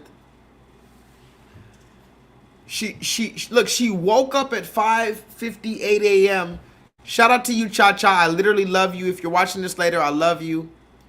Cha-Cha, she sent me $25. By the way, 5 plus 2 is 7. But look what Cha-Cha said. Cha-Cha said, I just got up for work and my spirit led me to send this to you. The truth has to be told unapologetically. What's right is right and what's wrong is wrong. Keep your foot on the devil's neck. This is a black woman who's showing her face. So all the people talking about J-Lethal is misogynistic and blah, blah, blah, blah, blah. Shut the fuck up. I have actual black women reaching in their wallet to send me money to tell me to keep on talking my shit every single Tuesday. What? Now remember, I can't come to you every single Tuesday, but I can come to you when it is Talk My Shit Tuesday. And for that $25, Cha-Cha, you helped me from going into overdraft. So everybody put your favorite emoji in the chat for Cha-Cha and for Aaron and for James this couple days ago or 2 days ago for helping me. Because remember, it's not about me being a salesman. I'm not trying to be a salesman and charge you. But if here's the thing. You got to remember, I'm doing this on screen. I have look at this. I have a microphone. I have lights. I have shit that you don't even know about. I have to have Wi-Fi and shit. And here's the thing. I'm saying all this shit. I don't even get to see your actual reactions. I have to read the comments and see emojis. I don't even get to hear your laughter. I don't get to hear you clapping. I don't get to see if you're really intrigued by this shit. The least you can give me is $3 a month. Maybe a quick little $7 donation. Now, mind you, again, I'm only saying this because I had to realize, listen, niggas ain't about to keep playing me, bruh. You know, okay, how about this? Who was my 3rd grade teacher? How about this? Everybody put your 3rd grade teacher's name in the chat. J, KJ, Solo Dolo, Infinite Charms, Bob. Who else is in the chat? Everybody who's watching me right now, put your 3rd grade teacher's name in the chat. And this is how I know that I'm the receipt king, because I know every one of you that's listening remembers your 3rd grade teacher's name. How do I know that you know your 3rd grade teacher's name? That was so long ago. You've had so much information since then. Why the fuck do I know that you remember your 3rd grade teacher's name? Let's do it. Put your 3rd grade teacher's name in the chat. Every single fucking person watching my fucking voice. I know there's not one person watching this right now that's like, you know what? I have no idea what my 3rd grade teacher's name was. Now remember, 3rd grade, you were what? Let's see, 5th grade. Okay, wait. 5th grade, you were like 10 or 11. 4th grade, you were like 9 or 10. So 3rd grade, you were like 8 or 9. How the fuck do you remember somebody's last name when you were 9 years old from 1 year of your life? And even Solo Dolo, he barely remembers, but he said it was Mrs. Woodrum or something similar like that. Okay, so let's read the names of all the 4th grade teachers of our black children. Infinite Charm says her 4th grade teacher's name, or her 3rd grade teacher's name when she was 8, 9 years old was Miss Cohen. Jay says it was Miss Brown. Infinite Charm says it was a goddamn so-called fake-ass Jewish bitch. She even remembers it was a so-called synagogue of Satan god. KJ says Mrs. Horner. J-Lethal says Mr. Tanaz. Solo Dolo says Mr. Woodrum or something like that. And Solo Dolo says he remembers the actual name, he just doesn't know how it was spelled. So this is my point. Why am I bringing up you motherfuckers are 30 and 20 and 40 years old? Why do we remember when we were 8 years old who our teacher's last name was? Because they were important. Because they were important. I'm going to say it again. Even for that 1 year, the bullshit systematic enforcement of the ideologies of white supremacy, because yes, that was what they were teaching you.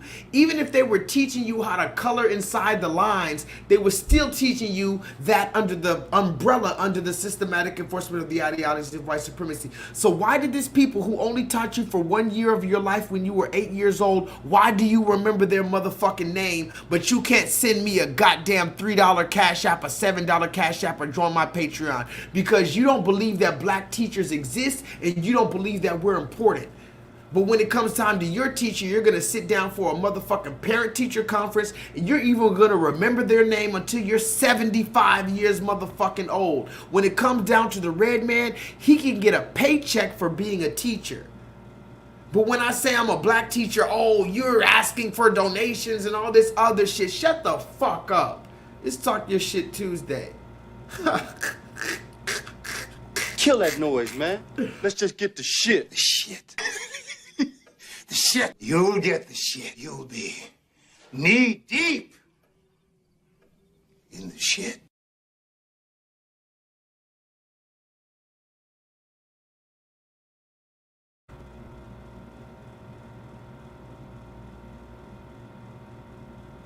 Oh, did you see this one again? This is the one that I didn't even get to talk about it, but look at this shit again. About how you were kicked out of school because you were being bullied, essentially. People were targeting you. I think what's so important about your story and your willingness to share it is that many of the challenges we see start in school. Right. When young people are treated like tiny criminals, when they are ostracized, when they're bullied, and when they're not believed, it changes not only your experience, it changes your outlook. And I'm so proud of what you've been able to do, but we know that we need governors who actually believe in investing in our schools and investing in our students and giving those wraparound services that so you know you can tell someone your story, but that you can also get the help you need when you tell that story. I agree, you know, like I went through a lot. I wasn't born here, but I just feel like people in schools, they don't get paid enough to do the work that really needs to be done. Exactly. So I think that's where it started. Absolutely. We know that teacher pay is one of the best ways to keep them in the classroom, but it's also... Again, more coonery, more buffoonery, but the reason why I'm playing you this video, somebody put that in the chat, 21 Savage. You got, again, these black men that swear they're so gangster until it's time to get in front of the red man. And better believe Stacey Abrams represents the red man. The only reason why 21 Savage is using his good behavior. Somebody put that in the chat. You know when you go to jail, aka slavery, and they let you out 30 days early for good behavior? This nigga 21 Savage, he's on his good behavior for Stacey Abrams because she comes in the name of the red man and he knows it. And 21 Savage and Young Thug and all these other niggas, they have publicists and managers and all these other executives, red people, so-called Jewish people, who are over them. Do you understand this?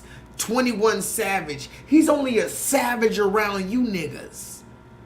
And how disrespectful for our lineage. Do you know that they used to call the Native Americans savages? Go watch that movie Pocahontas.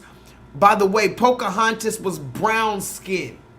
Maybe they was telling us the truth the whole time. Pocahontas didn't look like no motherfucking regular Native American.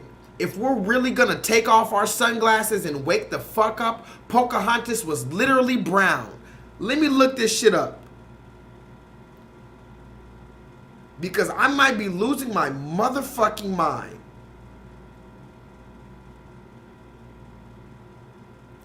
Pocahontas.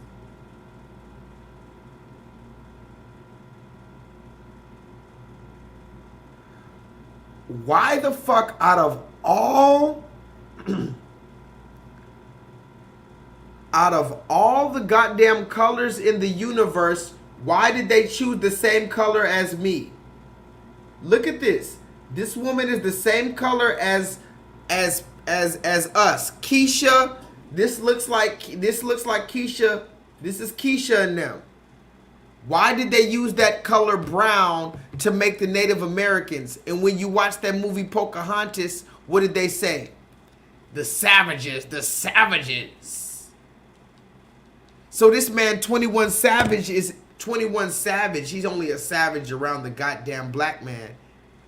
21 Savage, he put his best voice on around the black woman that's coming in the name of the white man. And listen to what 21 Savage says. It turns out 21 Savage isn't even from America. This came out last year or 2 years ago. This nigga 21 Savage, listen to this, guys. I can't make this shit up. 21 Savage is from the United Kingdom. He's not even a black American. Hey, do you ever wonder, like, what is going on? I mean, like, do you ever, like, wake up or do something and you're just like, what the fuck is going on? Somebody put that in the chat. 21 Savage isn't even from America, but he came over here, Slaughter Gang, 21 Savage Gang. And now, because one of your red men who's over you, your publicist, your manager, your motherfucking accountant told you, we need you to do a interview with Stacey Abrams because she needs more black men in office. She needs black men to vote for her. So we're going to go to all the famous black rappers. Remember when Donald Trump took a picture with Lil Wayne? Even though Lil Wayne said he has no idea what racism is, but Lil Wayne said Donald Trump is going to help the black community. Because remember, they can go to these niggas and they can threaten them A lot of these rappers are smoking a whole lot of weed, fucking a whole lot of bitches, and they're in a whole lot of precarious situations. All the government has to do is come to you and say, hey, we know you're doing this and that. We're going to throw you in jail for 20 years and have you crying like a bitch. Somebody put that in the chat. You're going to have 21 Savage crying like a bitch, facing 13 years in jail if he doesn't support Stacey Abrams.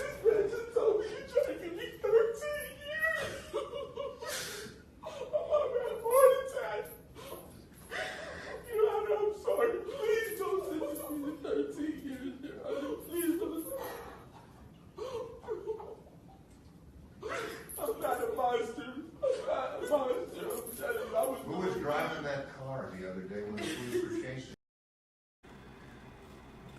This is what I want to tell you. This is the way that we expose the gangsters. If you're a gangster, hey, I'm scared of you because I'm not a gangster.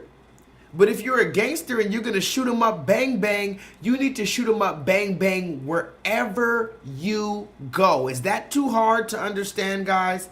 Somebody put that in the chat.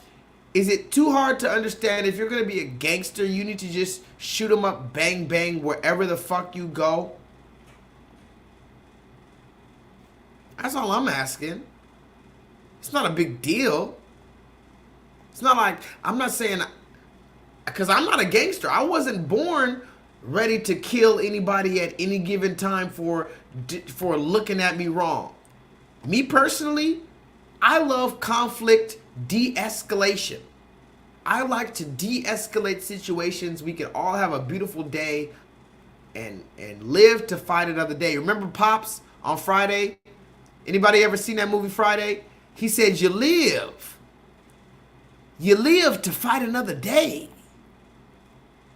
Believe me, J-Lethal, the only reason why J-Lethal exists is because I had to exist. The world actually conjured me up. When I was 7 years old, believe it or not, here's a quick story. I told you guys before. When I was 7 years old, I was a pussy ass bitch. Put a 7 in the chat if you were about 6 years old, 7 years old, and you didn't want no smoke. I was about 6 years old. I remember sitting in traffic with my mom, and she used to be swerving through traffic, throwing the middle finger at people. My grandma drives like that too. I guess that's where my mom learned how to drive like that. My grandma drives swerving through traffic and throwing her middle finger up at people. And then my mom used to swerve through traffic, throwing her middle finger up at people. And I was 6 years old. I was a bitch ass nigga. I used to be like, Mom, stop. I'm embarrassed. I'm scared. We didn't even have tint on the windows. We had a straight glass house. We sitting in a car with no tint on the windows. My mom flicking off everybody in traffic. Fuck you, bitch. And I'm in the passenger seat at the red light when they pull up. I'm 6 years old, 6.5. I said, Mom, can you stop talking to these people like that? I'm very nervous. I don't want any smoke. I just want to go play my video game when I get back home. I don't want smoke. And my mom was the one who told me, nigga, you better put some bass in your voice, nigga.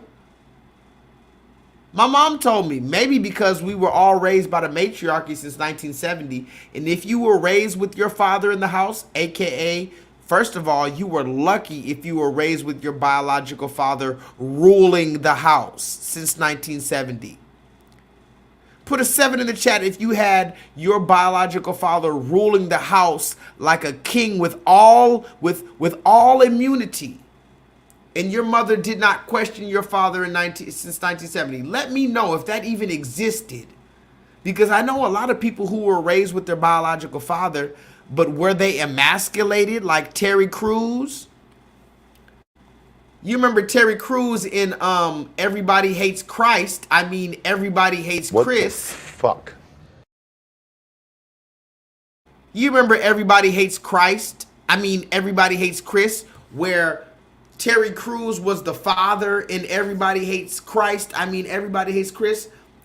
and he was in The Father. Remember, the show Everybody Hates Chris, that happened in 1970s. And Terry Crews, this big ass nigga, scared of the woman. He's working 2-3 jobs. He's packing a fucking peanut butter and jelly sandwich for lunch. He's counting his quarters and his pennies, and all his woman has to do is make a face at this nigga. Go watch Everybody Hates Chris. It's the fucking truth. The assault lasted only minutes, but what he was effectively telling me while he held my genitals in his hand was that he held the power. Imagine a 6'3", 215-pound, pure muscle man saying some other man grabbed his nuts or some woman grabbed his nuts and they held the power. What does it sound like when a man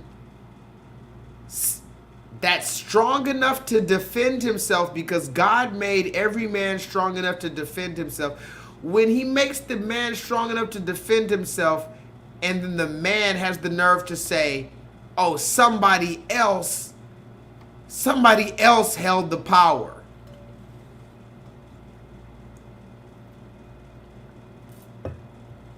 Think about it. God gave you the power to defend yourself. God gave you a sound mind to figure this shit out yourself, use critical analysis. But when it comes down to it, oh, he held the power. She held the power. Think about it. Just really think about it. Now let's continue.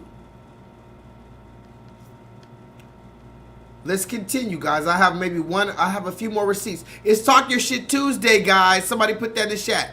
Talk Your Shit Tuesday. Remember, it's not just for the fellas to talk their shit. The ladies can talk their shit too. I'm gonna go ahead and Infinite Charms, are you still in the chat? Go ahead and put the stream in the chat. If anybody wants to talk for this last hour, because I'm on my final hour. I told you I was going to 4 hours and 30 minutes, but I'm going more to 5 hours. I just can't. I just talk too much shit. If it comes down to it, it's Talk Your Shit Tuesday. The men can talk shit, the ladies can talk shit. Hey, ladies, talk your shit. It's Talk Your Shit Tuesday. Talk your shit, ladies. These men out here thinking that their phallus is golden. It's funny how men are always checking a woman's body count. They feel like the more bodies we got, the less likely we are to bond to someone. But then they don't think that that same thing applies to them. You become desensitized to pussy once you've had enough pussy. Now you starting to look at men like, maybe I could, They be at the gym on the ground doing push-ups, checking out prostates. Where are you going?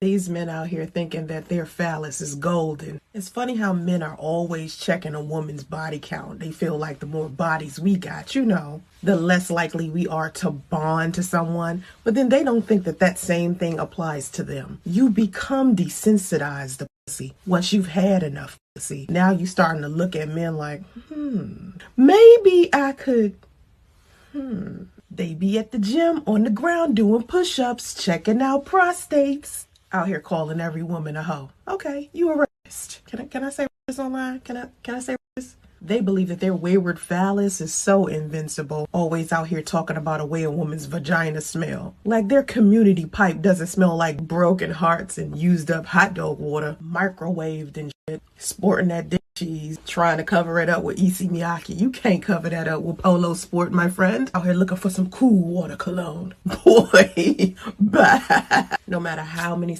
partners you done had, whether you are male or female, you will still be able to bond with someone in the long run. Don't let anybody make you think otherwise. That's stupid, guys. Is this camera on me? That's stupid. Use your common sense. Just use your common sense. Y'all killing me with this shit. This is a popular YouTuber. This woman is a popular YouTuber. But I need you to notice, remember, everybody can talk their shit. It's Talk Your Shit Tuesday. But here's my thing. If you're going to talk your shit, can you have some facts? Can you have at least some facts if you're going to talk your shit Tuesday? This is the only rule for Talk Your Shit Tuesday. There's no rules, only one rule. Have some facts. This woman says men go to the gym to do push-ups and look at other men's prostate, which means look at other men's anus, which means she says the average black man is going to the gym to look at other men's ass because we've had too much pussy and we're tired of pussy. This is your delusion, ma'am. Your delusion. You are the one who is eating pussy. You are the one that doesn't understand the order of the household. You are the one that is completely ridiculous and out of line and ludicrous and asinine. Because you are completely out of order. You think that the average man that goes to the gym is looking at another man's ass. Let me tell you the fucking truth. Because I'm telling my men to stop looking at the yoga pants. When we go to the gym, if we're looking at anybody's ass, it's the woman's ass at the gym. We're looking for the yoga pants. We're looking for that pussy. We're looking for that tight, all that. All that. I've seen it all at the gym, and I've looked at it myself. Now, mind you, of course there's gay men. But you're talking about the average man that's in the dating pool, and we're going to the gym and looking at other strong man's asses. I have my own strong ass, but I go to the gym to look at strong asses. That's what the average man does. 6 out of 10 or 7 out of 10 or 8 out of 10 men go to the gym to look at asses. Ma'am, before you talk your shit, first of all, how about this? Here's 2 rules. There's only 2 rules for Talk Your Shit Tuesday. First rule, have some facts when you talk your shit, because it's not effective if you're just gonna make up shit. Here's the second rule. How about you take off your motherfucking nasty, crusty hair hat? And I talked about it last week. These women are washing their hair hats and putting their hair hats on layaway. God, somebody put that in the chat. These bitches are going to Marshall's or wherever they get a hair hat, and they're putting their hair hat on layaway. They're doing payment plans. They're doing rent to own. You ever heard of rent to own? Now they're doing for 10 easy payments of $9.99. God, you could own this European stiff musty hair hat. Bitch, if you put your hair hat on layaway, don't you open your mouth to talk to a God in the flesh. So first of all, have some facts before you talk about men, black men. You're talking about all this dick cheese. Ma'am, if your man has dick cheese, that's your problem. She's talking about dick cheese. Ma'am, how about you scrape off that dick cheese, put it on a fucking enchilada, and shut the fuck up and eat it? And then you're talking about men are looking at other. How about you have facts? Take the hair hat off, take the eyelashes off, take the paint off your face, and say it with your fucking chest, and show us your fat belly while you're talking about us. These men out here thinking that their phallus is golden. It's funny how men are always checking a woman's body count. They feel like the more bodies we got, the less likely we are to bond to someone. But then they don't think that that same thing applies to them. You become desensitized to pussy once you've had enough pussy. Now you starting to look at men like, maybe I could, They be at the gym on the ground doing push-ups, checking out prostates. Out here calling every woman a hoe. Okay, you a rapist. Can I say rapist online? Can I say rapist? They believe that their wayward phallus is so invincible. Always out here talking about a way a woman's vagina smell. Like their community pipe doesn't smell like broken hearts and used up hot dog water, microwaved and shit. Sporting that dick She's trying to cover it up with Issey Miyake. You can't cover that up with Polo Sport, my friend. Out here looking for some cool water cologne. Boy, bye. No matter how many partners you done had, whether you are male or female, you will still be able to bond with someone in the long run. This is a sick Negro. Listen, here's another hard fact that you just don't seem to understand. I can impregnate, if I have enough stamina, I can impregnate 365 different women, one for every day of the year. If you get pregnant, your ass is going to have to sit on the bench for that entire year. I'm going to say it one more time, because I don't think you heard me. This is bars, nigga. You talking about, oh, well, men and women and da-da-da-da-da-da-da. No, if you have 10 sex partners, is different than me having 10 sex partners, because God made us different. And what you don't understand is I can have 365 babies in a year from 365 bitches from every nation on the earth.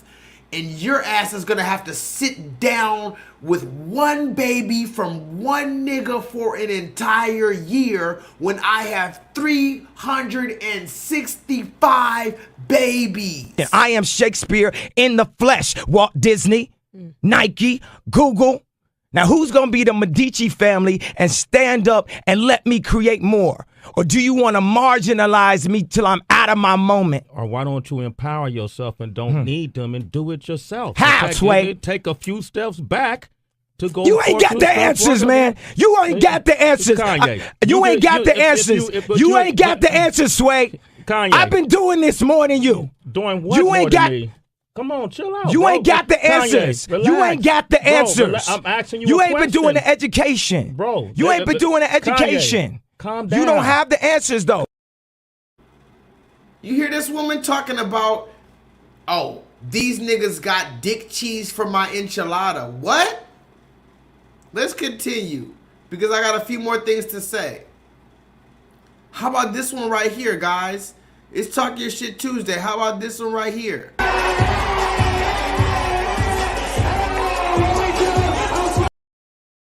Somebody put that in the chat. Beto.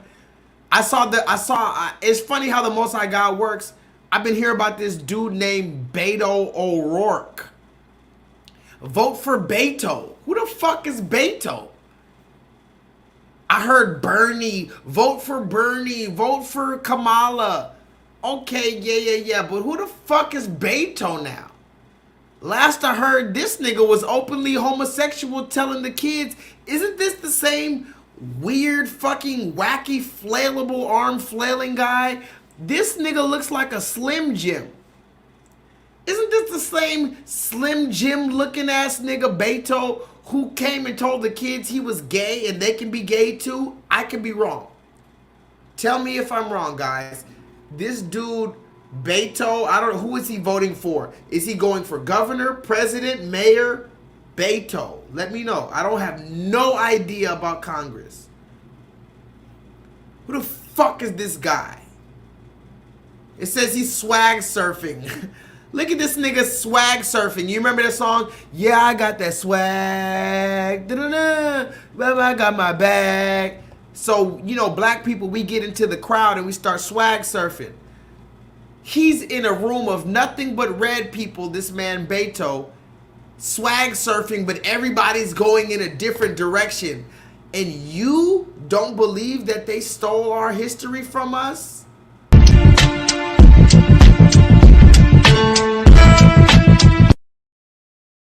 That was the wrong one, but that was a good one too. But look at this. You don't believe they stole our history from us?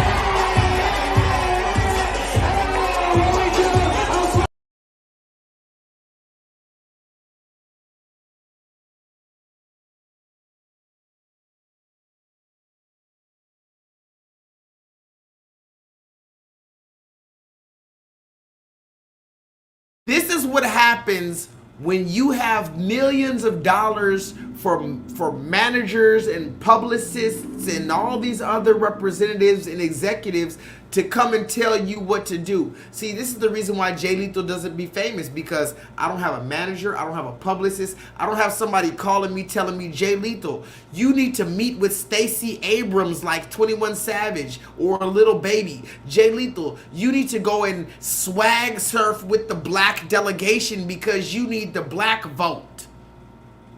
And this is how sick we are as a people. We let this goddamn devil come and swag surf with us. Even though there was no black people there, but the few black people there, you think Beto loves you because he's swag surfing with you? He was told by his motherfucking publicist to go and dance with you niggas real quick. Go ahead and dance with these niggas real quick. Talk to me in the chat.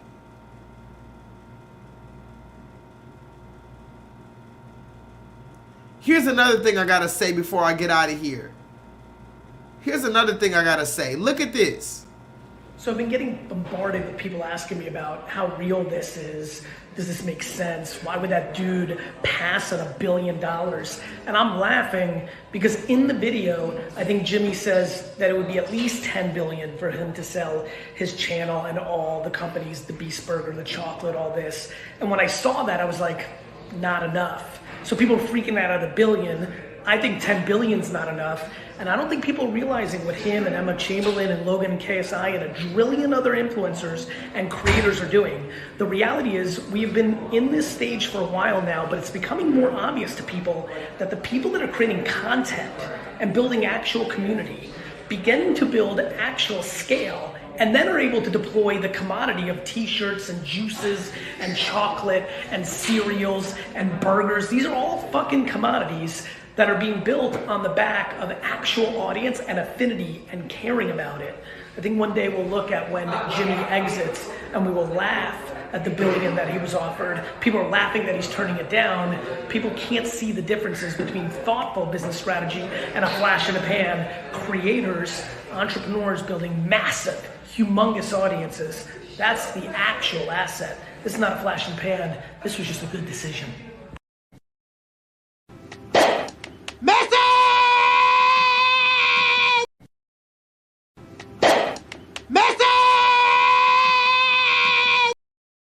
Somebody put that in the chat, Mr. Beast. Now, mind you, what the fuck? Why does this shit look like this? It don't matter. Anyway, somebody put that in the chat, Mr. Beast. There's a dude named Mr. Beast, and maybe, is it a coincidence that his name is The Beast? And he's one of the most popular people on YouTube? Go look up how many subscribers this dude, Mr. Beast, has. Probably top 5 YouTubers, top 3 YouTubers of all time, Mr. Beast. Every video, 1 billion views. He's giving out $1 million, and he goes and gives out houses and cars and trips and cash. And some regular red man, somebody put that in the chat, some regular fucking red man, you have no idea where this red man comes from. Somebody put that in the chat. Steve Will Do It. You got Steve Will Do It, Jake Paul, Logan Paul, Mr. Beast. These red men come out of nowhere and they just have billions of dollars to give away on YouTube. And they get billions of views out of nowhere, but J-Lethal can't even get 500 fucking subscribers on my new channel. That's suspicious and weird. But forget all of that. Listen to what he said. Somebody tell me how many subscribers this dude, Mr. Beast, has.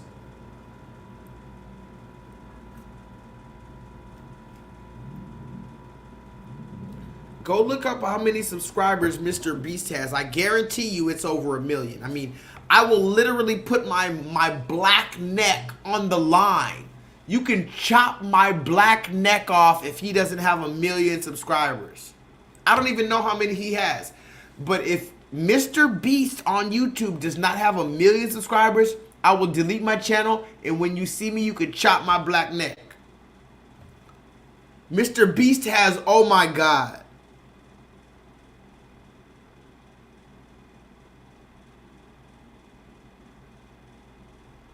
See, this is what I'm talking about, guys. This is why I be having a heart attack.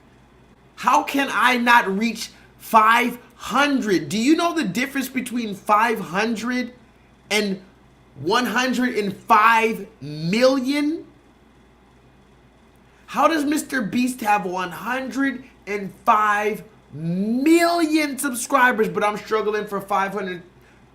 And I do this shit every Monday, and I'm bringing out some shit for 5 hours. Mr. Beast drops a 10-minute video giving away $100,000. 10 billion views. But listen to what they said. Forget about the fact that this dude is created by the government. Yes, this is a government agent. But listen to what he said about Mr. Beast. He said, these people tried to come to Mr. Beast and give him $1 billion. Now look at this. Mr. Beast has 105 million. Mr. Beast. 5 + 1 = 6. Mr. Beast has 105 million subscribers. Now mind you, I have 400 subscribers. Now listen to this, guys. I want you guys to really pay attention to this because this is important. It's Talk Your Shit Tuesday, but I gotta talk my shit. I have me, J-Lethal, the dude that you're watching. I'm being hidden by the algorithm. I have 400 subscribers, and I'm already getting donations for $15, $7. You know, it is what it is. It's here and there. It's definitely not every day, but here's a $25 one, and I have 400 people. Can you imagine if I had 105 million? I don't even think you can imagine how many of those people would be able to donate to me and how much money I would really have. Who is this man that has 105 million? But forget who this man is. Just listen to what they said. This dude, they said this dude is getting paid all this money. He has all these subscribers, and somebody tried to come to him and tried to get him to sell his channel and tried to get him to sell all of his businesses for $1 billion, and people don't understand why he turned it down. Now listen closely. The dude in this video said the reason why he turned it down is because this dude can make way more money than that if he just holds it down. See, and this is the way the Illuminati works. The Illuminati is just a bunch of powerful motherfuckers that get to buy out everybody. YouTube, Google, all of these things were Facebook. They were regular corporations. Tinder, Twitter, Instagram, regular shit until somebody else bought them out. Instagram was a regular fucking company until Facebook bought Instagram. Facebook was a regular company until whoever paid Mark Zuckerberg. YouTube was a regular company until Google bought YouTube. This is how the Illuminati works. The moment that you start getting too big, they're just going to pay you enough money to shut you the fuck up and take over your organization. Because if you had real ownership over your organization, you have direction over what's happening. But the moment they can just pay you enough money to make you forget about it, they can take over your shit and steer it in the direction they want to do. So if you listen to this man, he said this man with 105 million subscribers, if you have 105 million people watching you, you can come out with the product for $10. Can somebody do the math for me real quick? Because we're about to get out of here. I'm not good at math. Can somebody put the math in the chat for me real quick? What is, if I have 105 million subscribers and every single one of them buys my book for $10?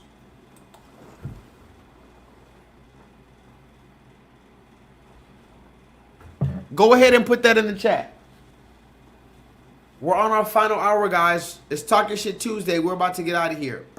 If I have if I sell my book for $10 and 105 million people buy that book, how much is it? How much did I make? Can y'all hear me, guys? Let me refresh the page. I don't know if y'all hear me.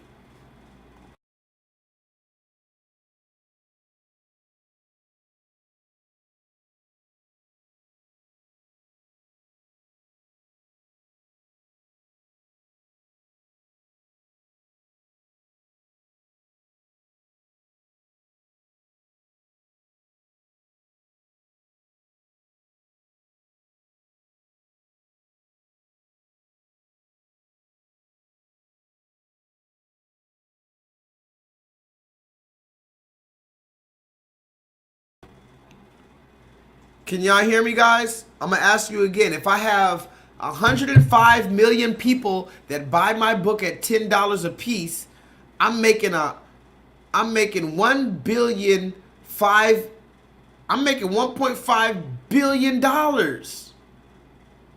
So already they're trying to get you to sell all of your rights for $1 billion.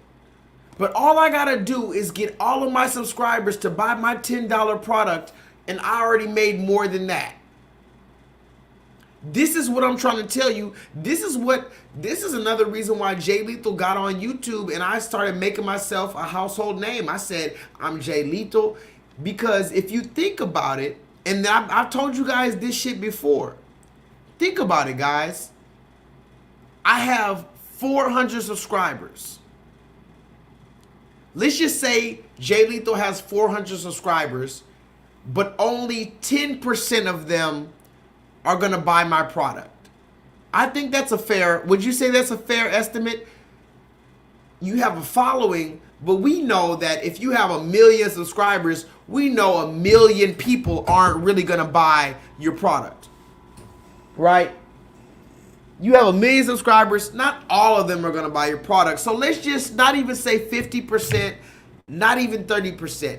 Let's just say only 10% of your audience buys your product. You remember Little Boosie?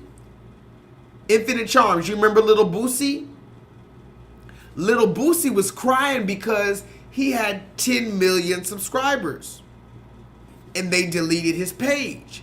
And he said, give me back my 10 million subscribers because that's how I make money. Because if, let's just say, only 10% of the people who are subscribed to you actually buy the product that you're putting out. Only 10%. That's a small amount. 10%. So me, J-Lethal, 400 subscribers. I put out a product for $100. And you guys believe in it. I say, listen, I'm putting out this product. I never charge you guys for nothing, but I'm finally putting out a product. I need you to pay $100. And only 10% of my 400 people buy that $100 product. So what's 10% of 400? 40 people. So J-Lethal has 400 subscribers on my new channel. Remember, my last channel, I had 3,000 subscribers. So 10% of 3,000, that would be 300 people. But we're not talking about my last channel. Let's talk about this channel. 400 subscribers because YouTube hates me. Only 10% are going to buy my product. I put out a product for $100. That's 40 people buying a product at $100. What is 40 people times $100? Solo Dolo, let me know. What is, if I put out a product right now and say it's $100 and only 40 people buy it tomorrow, and I wake up tomorrow and those people bought it and the money's in my account, how much money do I have? Little old J-Lethal right now speaking to you. You know YouTube hates me, but if only 10% of you buy my product for $100, how much do I have tomorrow? Let me know. $4,000 by tomorrow. If only 10%, not 20%, not 30, not 40, not 50, not 60, not 70, not 80, not 90, not 100. If only 10% of you bought my $100 product, I can have $4,000 cash tomorrow.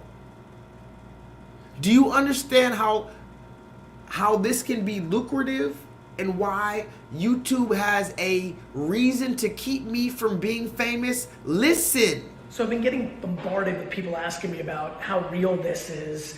Does this make sense? Why would that dude pass on $1 billion? And I'm laughing because in the video, I think Jimmy says that it would be at least 10 billion for him to sell his channel and all the companies, the Beast Burger, the chocolate, all this. And when I saw that, I was like, not enough. So people are freaking out at $1 billion.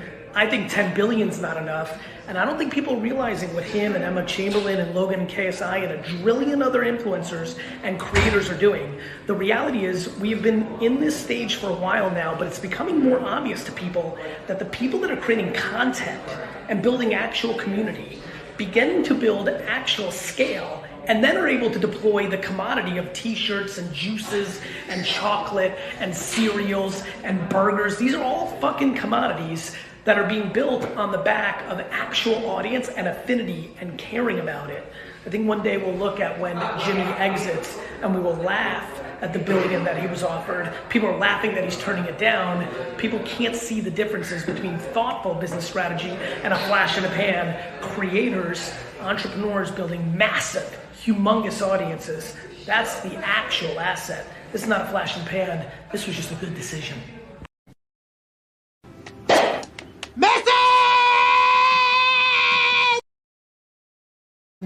This is what I wanted to talk my shit about real quick. I learned this shit. I figured this shit out, or should I say, the Most High God gave me that revelation years ago. Before I even explained that shit to you, I saw this shit. And then I saw Cardi B. Somebody put that in the chat. Cardi B. Even though I don't fuck with Cardi B on most occasions, Cardi B is a perfect example of taking your personality, putting it on the internet, and becoming a household name off of your straight personality. You can say whatever you want about Cardi B, but the one thing you cannot say is that she didn't get famous off of her personality. Cardi B is famous because of who she is, whether you like it, love it, accept it, or understand it or not.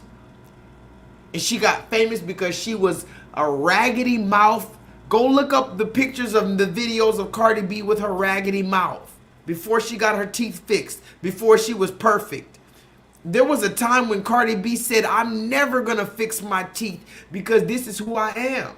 That's what made her famous. Somebody put that in the chat. What made Cardi B famous is when she had a fucked up mouth and she said, I'm not gonna change my teeth because this is who I am. And then she changed her teeth. And then she said, I'm not gonna stop talking like this because this is who I am. And then she took etiquette classes because Hollywood is gonna make you do whatever the fuck you want. It wants you to do. You ever heard that song Hollywood Divorce by go look up, I'm gonna play that song another time. Hollywood Divorce by Lil Wayne, Andre 3000, Big Boy, Snoop Dogg. It's called Hollywood Divorce. That's what it is. Hollywood Divorce. So Cardi B fixed her motherfucking teeth, but before Cardi B fixed her teeth, she got famous for talking her shit. That's what I realized a long time before Cardi B. I was doing my YouTube channel before Cardi B because I said I'm going to make myself into J-Lethal. I'm going to put myself out there, and if it takes rain, sleet, or hell high water, I'm going to become a motherfucking household name, whether you like it, love it, accept it, understand it, or not. That's the reason why you know who J-Lethal is today, because I continue to put my face on the internet week after week, day after day, month after month, year after year. After they deleted my channel, I created that shit because once I'm able to put out a product, I'm going to be able to sustain myself, sustain my family, and the people that love me are going to support me. The reason why I never monetized my channel is because the Most High God told me, the people who are gonna love you, you gotta earn their love, you gotta earn their support, you gotta earn their trust. So anybody that cash apps me, anybody that sends me a PayPal, anybody that subscribes to my Patreon, anybody that goes on my Venmo or whatever the fuck you give me money, It's because you understand who I am. You know the dreadlocks. Even if I cut my dreadlocks off tomorrow and I tell you I don't have dreadlocks no more, but I'm still J-Lethal, you know who the fuck I am because you looked in my face. Somebody put that in the chat. The reason why you feel me right now is because you've looked in my face over and over and you said, that nigga right there, I know he's not perfect, but he said he is who the fuck he says he is. He's not perfect, imperfections and all. That nigga is who he says he is. Talk to me in the chat. It's Talk My Shit Tuesday. What up, my nigga Buckshot? Raheem has been following me for a minute. Raheem knows that's my nigga. Raheem knows about that Hollywood divorce. Raheem, when is the first time you follow my video? How about that, Raheem? When is the first video you've ever saw of J-Lethal? How long were my dreads? What video did you see? Did somebody tell you about me, Raheem? Did you just find me randomly surfing on the fucking internet 3 a.m. in the morning? You fell down the rabbit hole and landed on J-Lethal's channel? How the fuck did y'all find me? Y'all wasn't even supposed to find me. Y'all wasn't even supposed to find me. I'm supposed to be dead, in jail, an outcast, crazy, disappointed. I'm supposed to be motherfucking walking with my shoulders round. I'm supposed to be a simp-ass, bitch-ass nigga. I'm supposed to be joining the army. I'm supposed to be cutting my hair off. I'm supposed to be wearing a motherfucking skirt. Somebody put that in the chat. I'm supposed to be bending over for the motherfucking devil. They wanted J-Lethal to bend over for the motherfucking devil ever since the moment I was born. And I told you niggas from the beginning, I'm never gonna bend over for the devil. Before I bend over for the devil, you might as well motherfucking kill me. You understand me? I'm not just being dramatic. Y'all thought I was being dramatic. I said before I bend over for the motherfucking devil, listen to me closely, guys. This Talk Your Shit Tuesday. I gotta get out of here. But before I bend over for the devil, I need you to suck my dick. How about that? I ain't sucking the devil's dick. You suck my dick.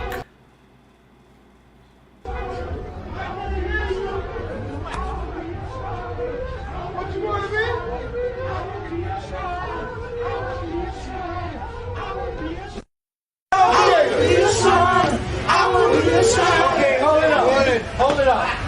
Turn around. Turn around. Make an about face. All the way around. Okay, now drop it like it's hot. Drop it like it's hot.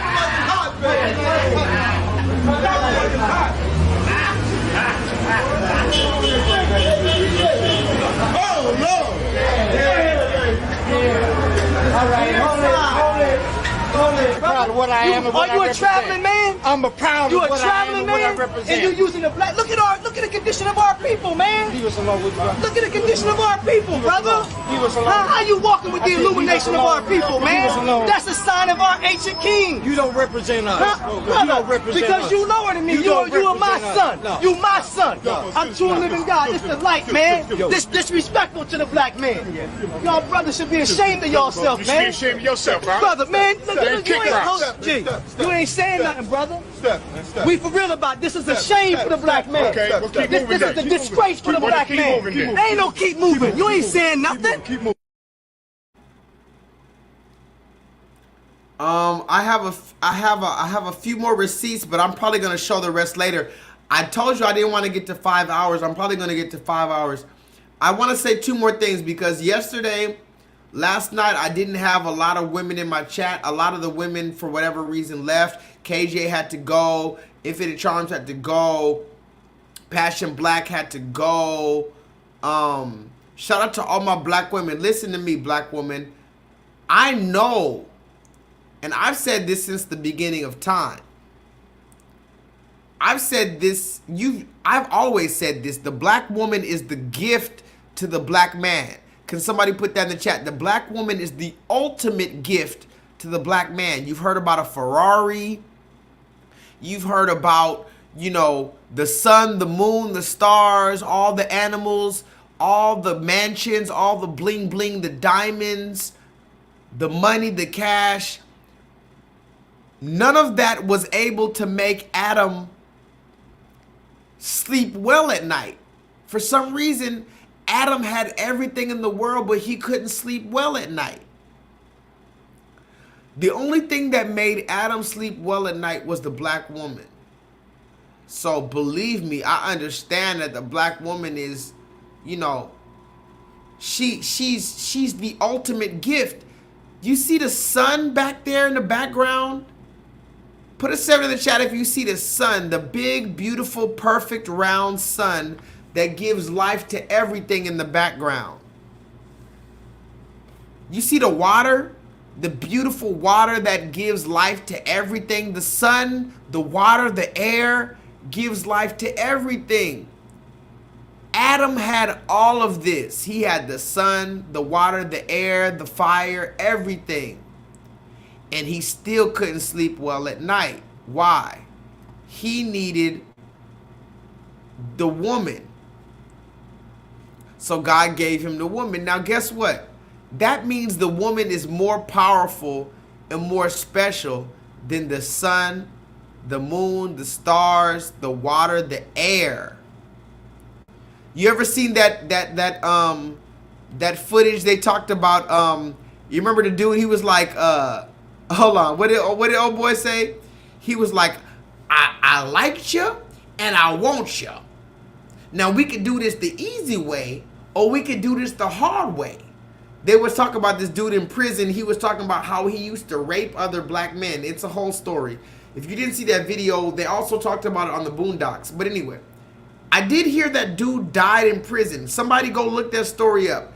The dude who said, I liked you and I want you. We could do this the easy way or the hard way. I heard that dude died in prison, but go look that up. Anyway, the story is this.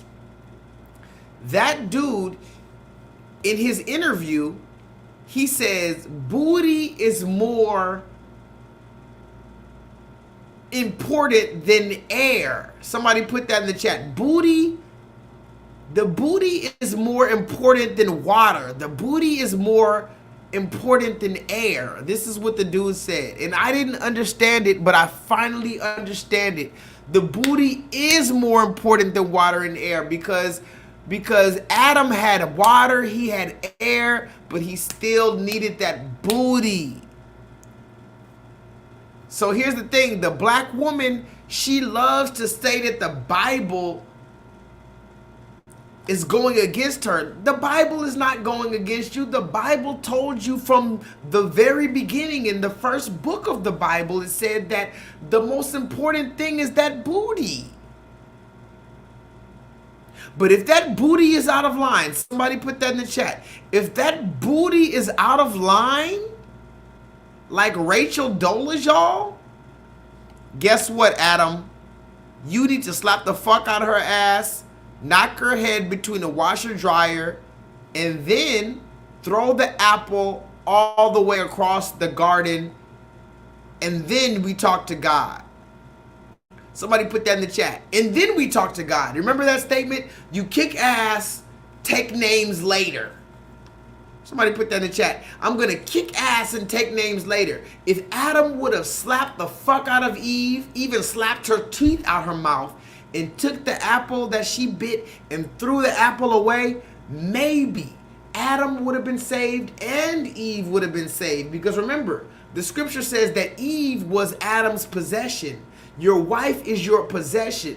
So if your wife is your possession, that means you don't need to listen to your motherfucking possession. Do you listen to your car? Do you listen to your motherfucking dog? Forgive me for equating the woman to a dog, but the scripture says that our woman is our possession. So here's the last thing I'm gonna say before I get out of here and I gotta go. We need to be over our woman, but and this is another thing that I need to say to you black women before I leave. As I told you before, I blame a lot of black women, but at the end of the day, I blame the black man ultimately. Because we know that you're our possession, but what do we do with our possession? We misuse our possession. We don't keep up with our possession. We don't love and respect our possession. We don't honor our possession. That's the reason why the average woman today is a witch. She's a feminist, and she doesn't want to be called a possession. You know, the last woman I was talking to, I went on a date with this woman. I told her, every woman I'm with, listen to me closely. The last woman I'm talking to, I'm still kind of talking to her. She's my homegirl. You know, I love her. I told this girl this. I said, we were on a date. I told her, I don't remember exactly what I said, but I said, you need to be disciplined. I'm into discipline. This is exactly this is the exact word I told this black woman. This was this year, recently. I told this black woman, you need to be disciplined. I'm into discipline. On the first date, somebody put that in the chat. J-Lethal, listen to me. This is the type of nigga I am. On the first date, I'm gonna look you dead in your motherfucking face and tell you, I'm into discipline and you need to be disciplined, and I'm the one to discipline you. Can you imagine telling a black woman that in 2022 on the first date? I'm the one that's going to discipline you. You need to be disciplined. I literally told her that. You know what she said? She said, I can't be disciplined. And you know what I told her? I said, oh yeah, you can definitely be disciplined. You just don't understand what discipline is. You've never been disciplined before. You need to be disciplined. And then I explained to her exactly what discipline is.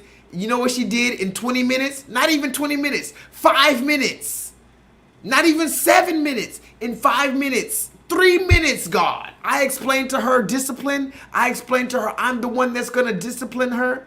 You know what she said? The first date, this black woman, you know what she said? She said, oh, that makes sense.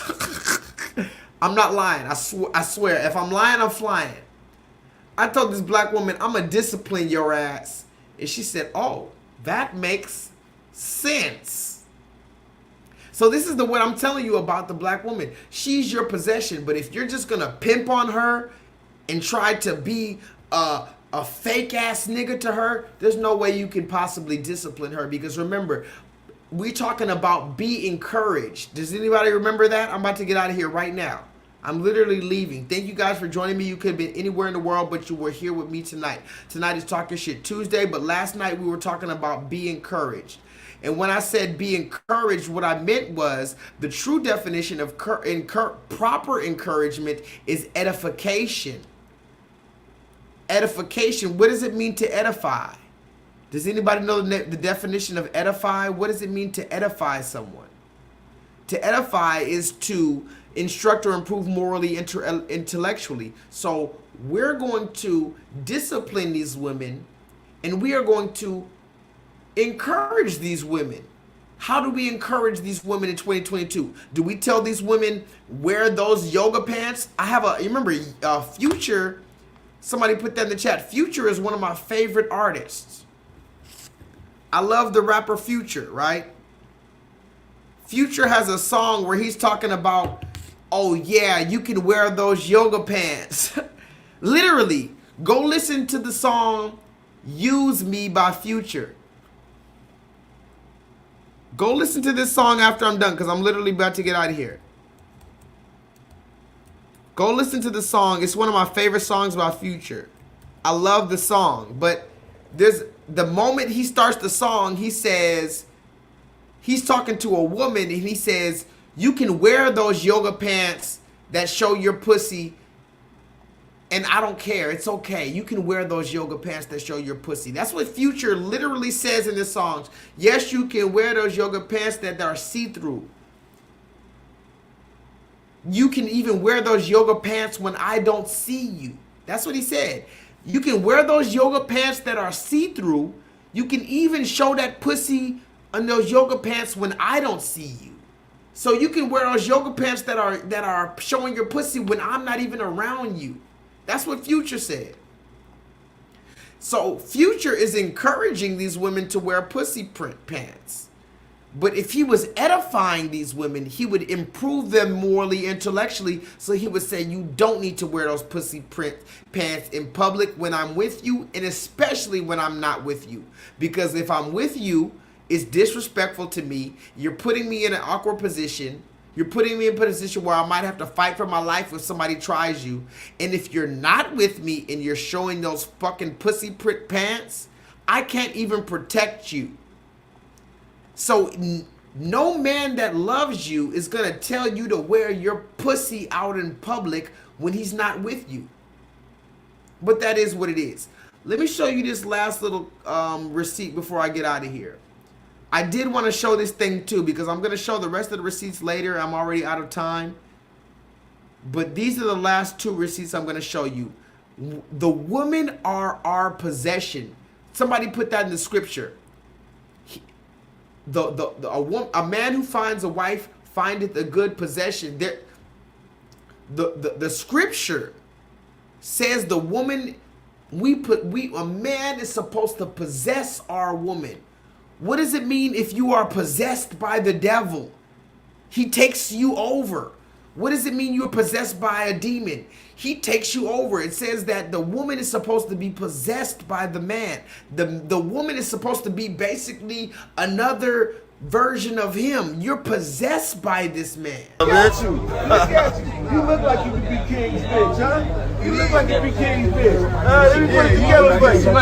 Hey, bitch, look at that. Make you feel like a real whore. You know what I mean? A real 304. You feel what I'm saying? Huh? Have you ever been to the moon, bitch? Have you ever been some whoring on the moon? Because you look like a bitch that's a starship type bitch. You look like an out of space type bitch. Out of space, I'm talking about that type. Quit doing that. Quit doing that, mama. Say something, man. Don't say nothing. Just go jump in the car. It's free to choose, bro. It's free to choose, bro. Which car you want to jump in? Huh? What voice you like? You can interview everybody around this motherfucker, though. Come here. Come on. One by one. I can show you better than I can tell you, though. Let's go. Yeah, I can show you better than I can tell you, though. Because you ain't finna got this Shark Tank, baby. We got square beds around here. They can't compare to a real big. You understand me? There you go. There you go. There you go. Now she's talking about now. There you go. See, this is the reason why the Most High God kicked us out of the garden. This is the reason why the Most High God made us serve 40 years in the wilderness instead of 40 days. You remember? Go look up the scripture. It says that we were only supposed to spend 40 days in the wilderness.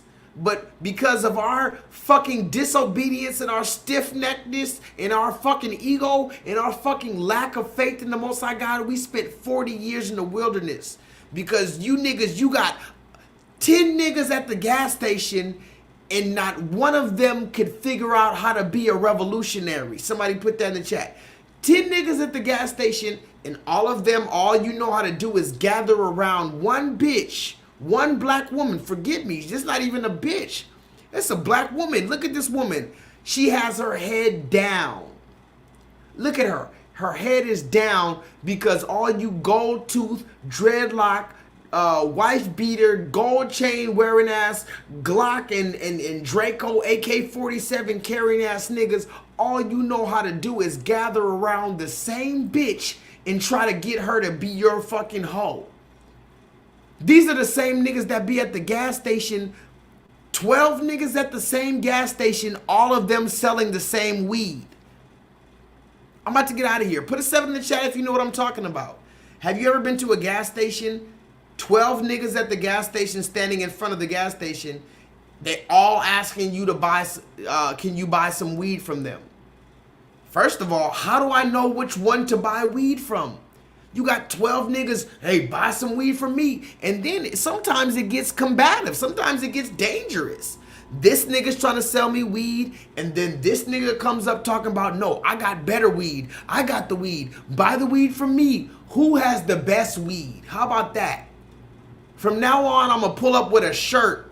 I'm going to have 2 shirts. The first shirt is going to say, everybody hates everybody hates Christ. The second shirt is going to say, who has the best weed? Because I'm tired of going up to these gas stations. You got 12 niggas at the gas station. Everybody got the best weed. Nigga, give me the best weed and I'm pulling the fuck off. You niggas trying to pull around one woman and look at her. Her head is down. and this is the last thing I'm going to say because I've already entered 5 hours. Thank you guys for joining me. I'm gone. I'll play the last receipts later. Look at her. Her head is down. And you think that you're going to be the one to convince her? This woman is already, she forgot about men. She hates all black men because this is how the majority of black men introduce themselves to her. So when your black ass is trying to tell her some real shit about the Most High God or just being a real nigga or whatever, she's remembering the 100 niggas that tried to turn her into a prostitute. Go ahead and put that in the chat. What's the scripture that talks about that? Thou shalt not turn your daughter into a prostitute. We are turning our daughters and the children of Zion, the daughter of Zions, into prostitutes. And as the book of the Most High God says, if we turn our daughters into prostitutes, the rest of the nation, all of us, will fall into wickedness. This is the problem that we need to do. Look at you. You look like you could be King's bitch, huh? You look like you could be King's bitch. Let me put it together for you. Hey, bitch, go get it. Make you feel like a real whore. You know what I mean? A real 304. You feel what I'm saying? Huh? Have you ever been to the moon, bitch? Have you ever been some whore on the moon? Because you look like a bitch that's a starship type bitch. You look like an out of space type bitch. Out of space, I'm talking about that type. Quit doing that. Quit doing that, mama. Say something, man. Don't say nothing. Just go jump in the car. It's free to choose, bro. It's free to choose, bro. Which car you want to jump in? Huh? Which voice you like? You can interview everybody around this motherfucker. Come here. Come on. One by one. I can show you better than I can tell you, though. Let's go. Yeah, I can show you better than I can tell you, though. Because you ain't finna got this Shark Tank, baby. We got square beds around here. They can't compare to a real bitch. You understand me? There you go. There you go. There you go. Now she's talking about that. There you go. She's completely destroyed. Somebody put that in the chat. She's completely destroyed. These niggas talking about, yeah, bitch. You see how they're encouraging her? Somebody put that in the chat. You could encourage somebody to climb up the cliff. You could also encourage somebody to jump off a cliff. Look at what they said. Yeah, bitch, you're gonna join a real nigga. You got all these niggas crowding around you. They're stronger than you. They can easily rape you. And all she can do is put her eyes down because... Now, that's the fucking toxic masculinity. If there's anything about toxic masculinity, that's the toxic motherfucking masculinity. This is what we need to talk about. What is gangster? We need to reevaluate what is gangster. We need to reevaluate what it is to be a man. And most importantly, we need to reevaluate what it means to be black. But I can't do all that tonight because my time is up. I already told you I wasn't going to get to 5 hours. I made it to 5 hours and I already broke my rule. This was Talk Your Shit Tuesday. Hopefully I can make an episode 4. If not, it was a motherfucking beautiful time to be alive. Thank you guys for joining me. Until the next time I motherfucking see you, holla at your boy. You already know what it is, nigga. Fuck is you talking about? Holla at your motherfucking boy. Until the next time I see you guys, please be safe. I will see you next Monday if it be the will of the Most High God. Please vibrate higher.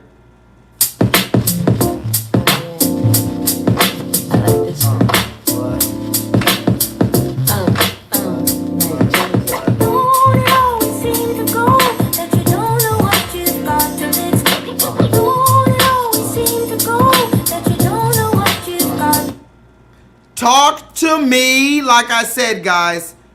7's in the chat. I love you.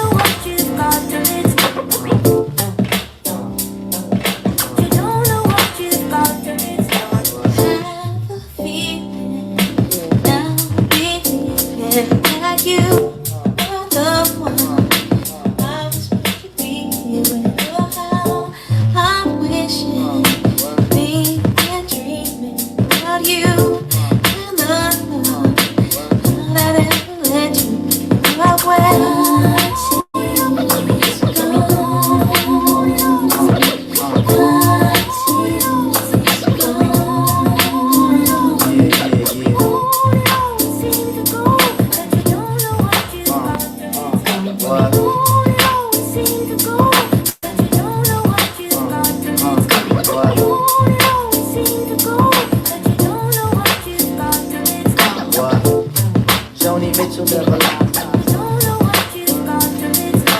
I could turn back into time, make you fall in love with me again. So would you give me another chance to love you the right way again?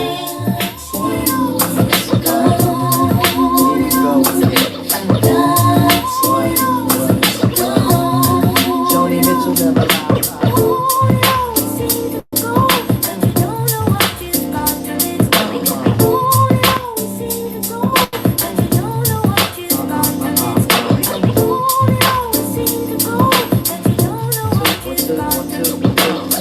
Let me just with it for a minute.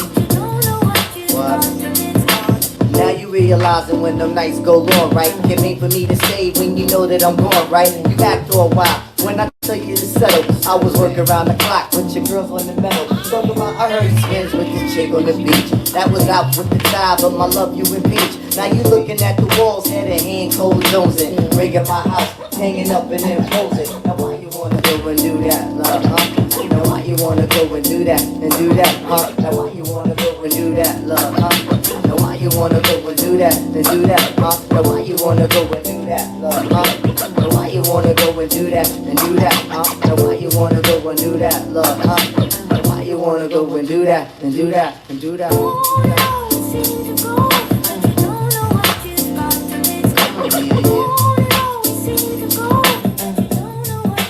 Never realize.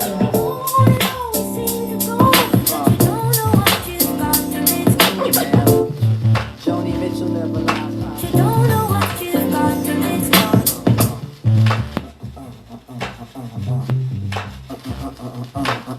Yo, do you feel that?